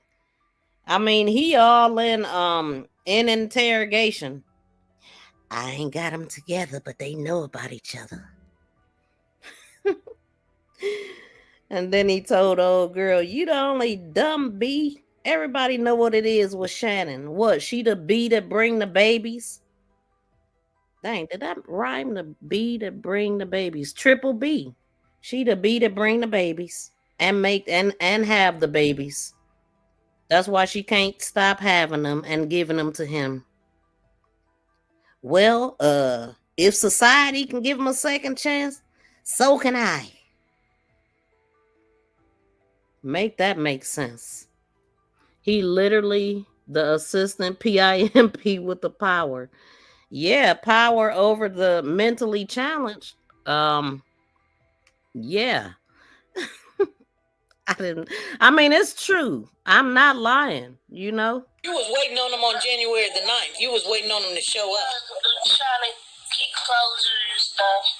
You do know that they're saying that his phone pinged at your apartment. Yeah, I know. So why is that?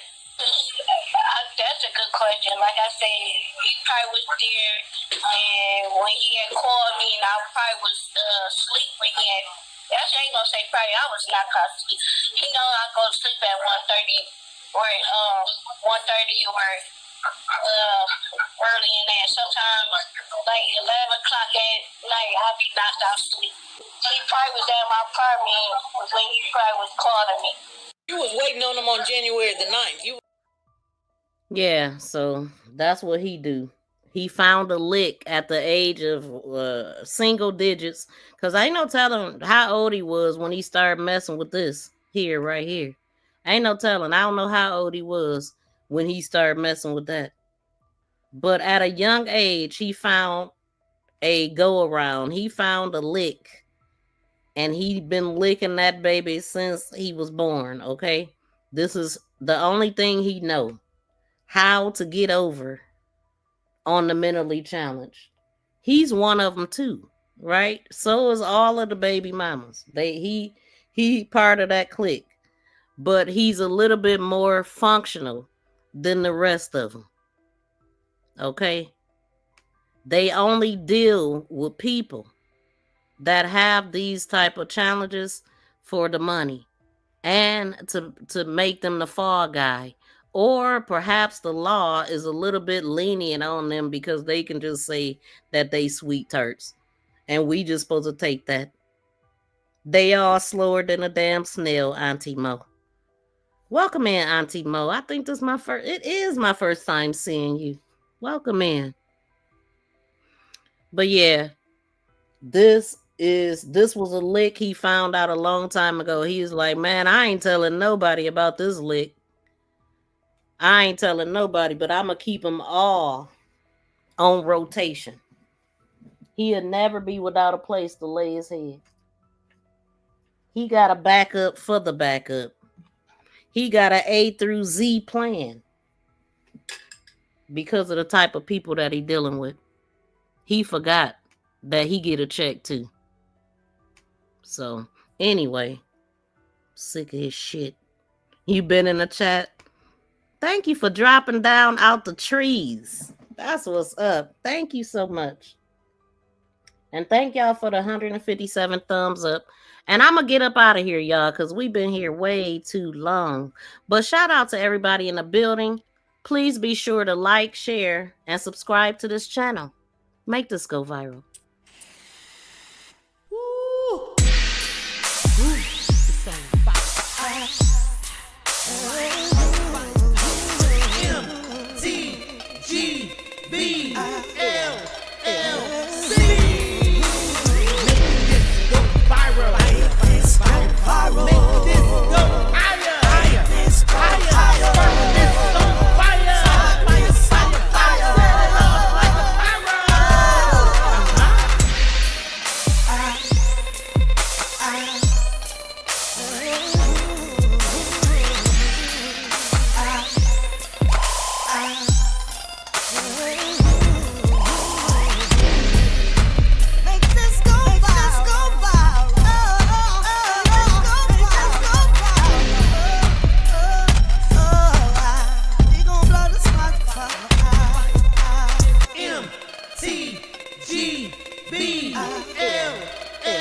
My big shout out to 75 Media on the beat, y'all.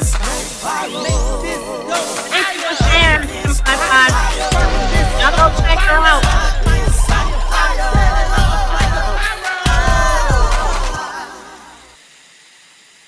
Peace and love, y'all. We out.